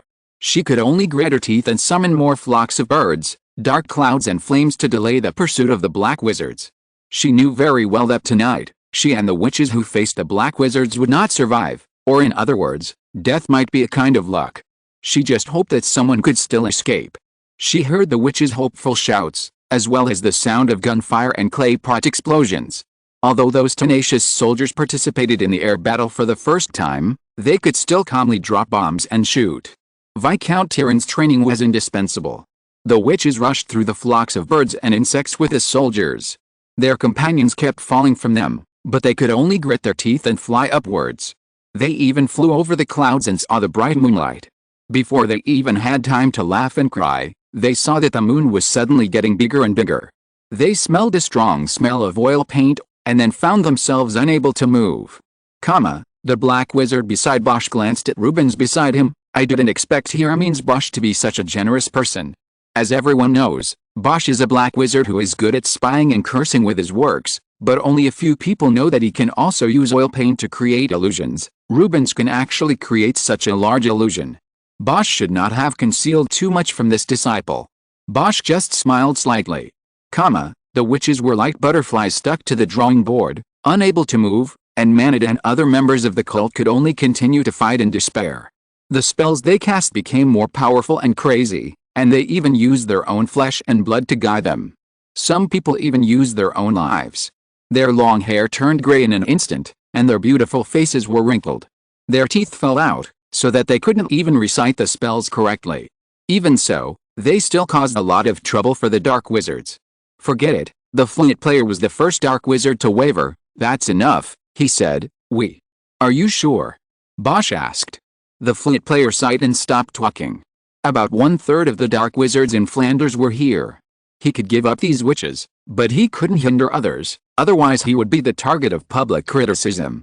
Bosch probably didn't know that this was the last chance for the dark wizards to escape unscathed.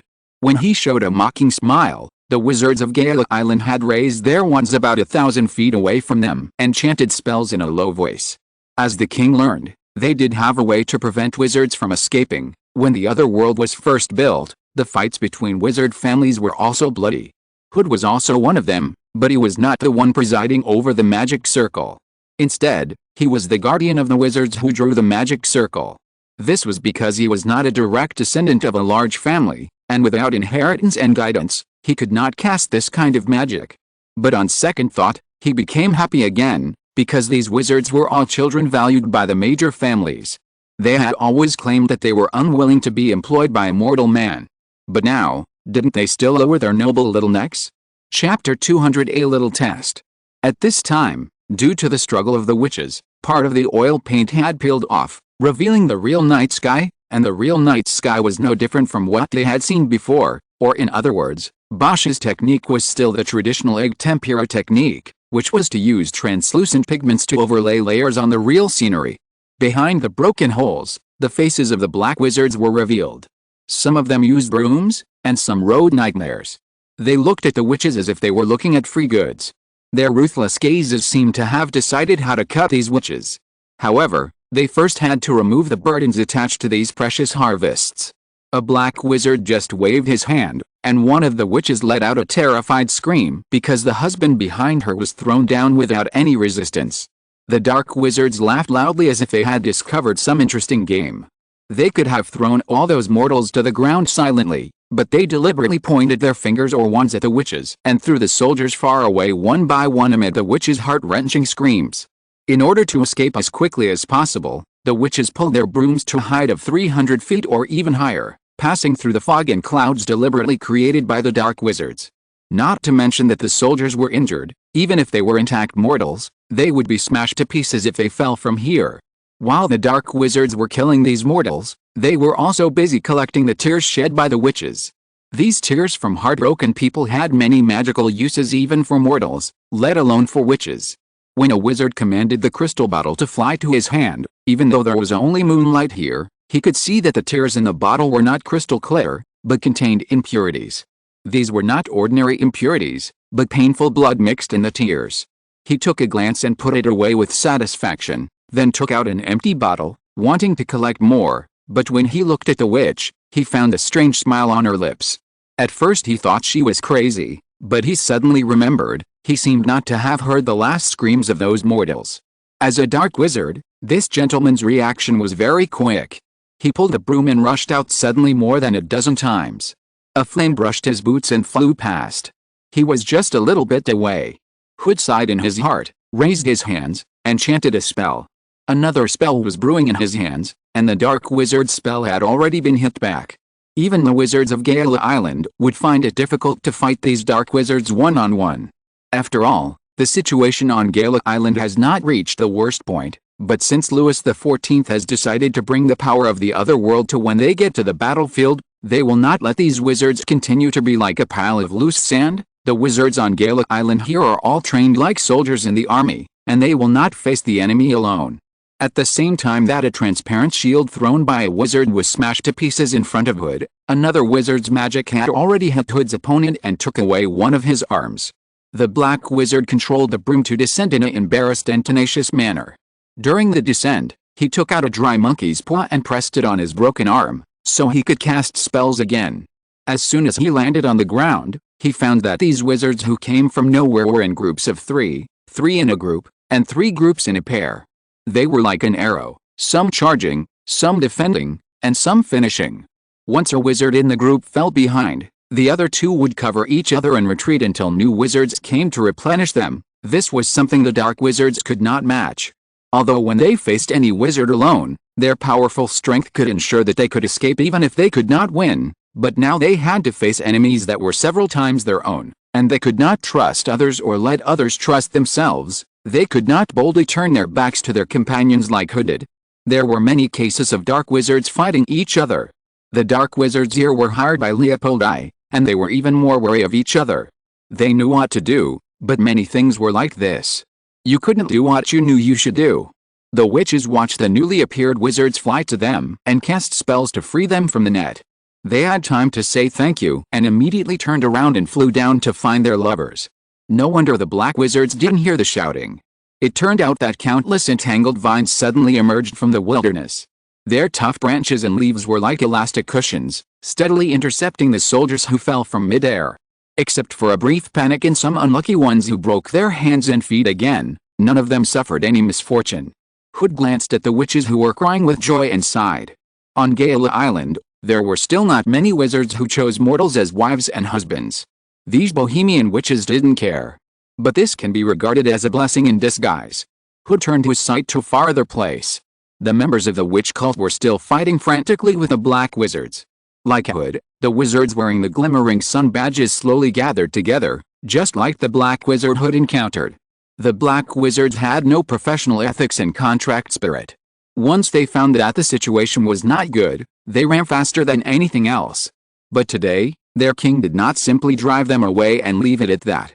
Even if there were not all the black wizards in Flanders, they could be said to be a force that should not be underestimated. If they escaped, whether they were hired by the enemy in the future or hated the king, it would be a very troublesome thing. Hood and other wizards raised their hands tacitly.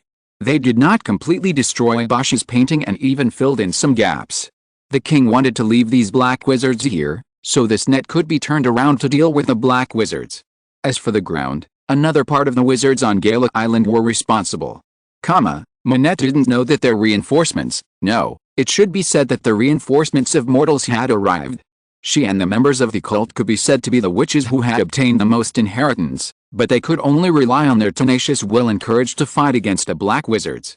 The black wizards believed that it was only a matter of time to get them, and they were unwilling to be injured by the beast's final counterattack. But as time passed, several black wizards led by Boss began to get impatient. In front of the rolling black magic, the members of the cult kept falling, and finally only Manette was left. Manette dragged her feet and hid behind a high-back chair. She was hit by a withering curse, and her whole foot shrunk into a dry stump, and it was still spreading upwards. She gritted her teeth, cut off her foot from the knee, and then burned the wound with flames. The severe pain made her unable to suppress it even if she chewed aconite. She watched her blood condense into a small lake on the ground and began to recite the last spell. She didn't notice the relief on the backrest chair. Saint Madara suddenly squirmed, and the long hair that was used to wipe Jesus' feet came out from the back of the chair and hung down, like a poisonous snake, and suddenly tightly wrapped around Manette's neck. Its power was so great that it even pulled Manette up from the ground. Manette pulled out a knife and tried to cut it off, but she could only cut off a small handful of sawdust every time. Boss didn't go over. He waited leisurely, just like every time he cursed. His saints always brought him a lot of rewards. "Did you hear anything?" the flute player suddenly asked. The flute player, a rare black wizard who was willing to respect some rules, just like he had taken all the children from that city and traded them to other black wizards. But first of all, the city was unwilling to abide by its previous promise. His flute could drive flying insects and mice, and was particularly sensitive to the movements of these small creatures. Although almost all the insects and mice had been driven away or eaten, he still felt a little uneasy. "It's a group of mortals," a black wizard sneered. "Their general wants to come and fight with us." The black wizards laughed in unison. If a group of monks from the Inquisition came, they would still be vigilant, but what could mortals do? Dark wizards can distort the trajectory of arrows or bullets, disrupt mortals' vision, change the color and quality of the air, make dead things move, and make a mortal fall dead instantly. The black wizard who was killed by the soldier before was mercilessly ridiculed. They all thought that if it were them, they would never make such a stupid mistake. Then they saw an extremely bright white light. The artillery in the 17th century was still muzzle-loading artillery, that is, from gunpowder to cannonballs. They were all loaded from the front of the barrel. There were 3 types of cannonballs: solid stone bullets, solid iron bullets, and hollow iron bullets filled with explosives. But at the end of the 16th century, a rare type of shotgun shell appeared. This type of shotgun shell was cylindrical, with a tin or thin iron sheet on the outside and round iron balls inside. When it needed to be fired, the gunner had to first put in a silk gunpowder bag, a wooden cartridge case and a shotgun tube. This type of shotgun shell was only used to attack dense formations because of its low power and short range of a single iron ball. However, because artillery was inconvenient to move on the battlefield, even the most rigid officers would not order soldiers to stand in neat rows facing artillery, so shotgun shells were not used frequently. With the help of the wizards, these 6-pound cannons were quickly transported to Waterloo, and the gunners didn't even know that they were going to attack some dark wizards. Under the surveillance of the eyes sent by the wizards of Gala Island, the king had a certain understanding of the situation in the town, even if he didn't know it thoroughly. Those dark wizards did not take mortals seriously. To them, the original residents and the women and children of Brussels were just a group of frightened rabbits and chickens. After the witches fled with the soldiers and the elders of the witch cult headed by Manette faced the dark wizards, they kept moving the battlefield and were already some distance away from those mortals. If shotgun shells were used, the king would only have to abandon Manette, but the dead could not speak, and even if the witches could summon Manette's soul, she would have nothing to complain about the king. The final battle between the dark wizards and witches was in the small church in the town.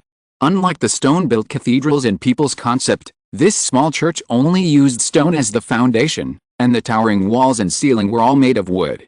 Although the people here did their best, it was still shattered in an instant under the bombardment of the cannonball.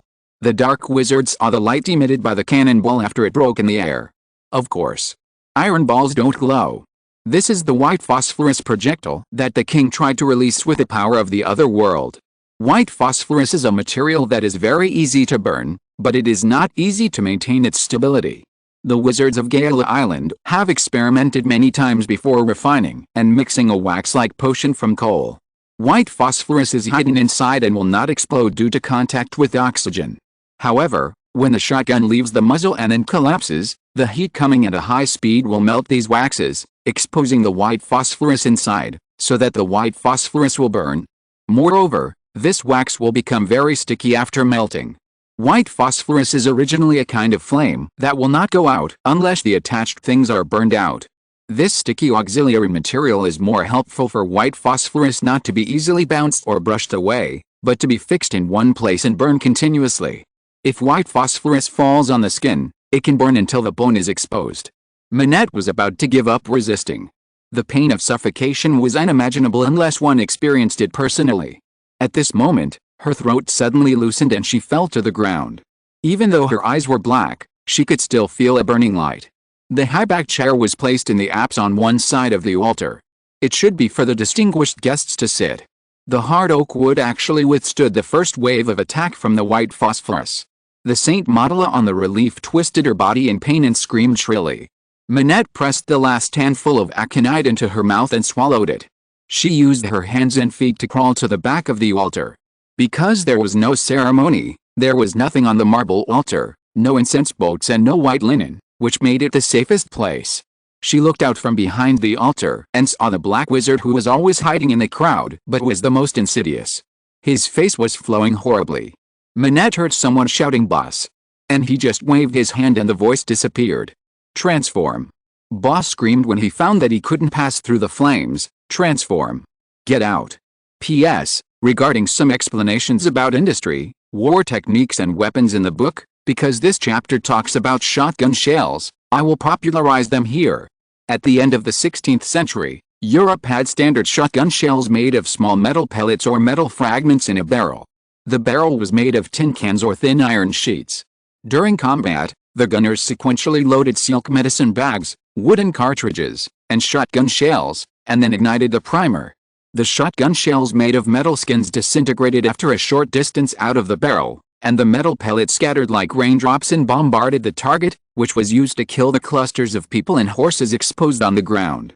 Because the shotgun shells scattered after leaving the muzzle, the effective range was short. Here, with the help of the wizard, Louis managed to add white phosphorus to the shotgun shells to enhance the power of the shotgun shells. While ordinary stone bullets and iron bullets could play a role in city walls and dense formations, they would continue to bounce after landing, especially for cavalry formations, which were very lethal. But for wizards, it is only possible to use it in this special situation. It requires the cooperation of other wizards to compress their range of activities to a very small extent, or to induce them to gather together. What Louis is testing here is whether mortal weapons have enough lethality against wizards, and the final trump card is still the Wizards of Gaelic Island. After that, let's talk about revolvers and steam-driven ships.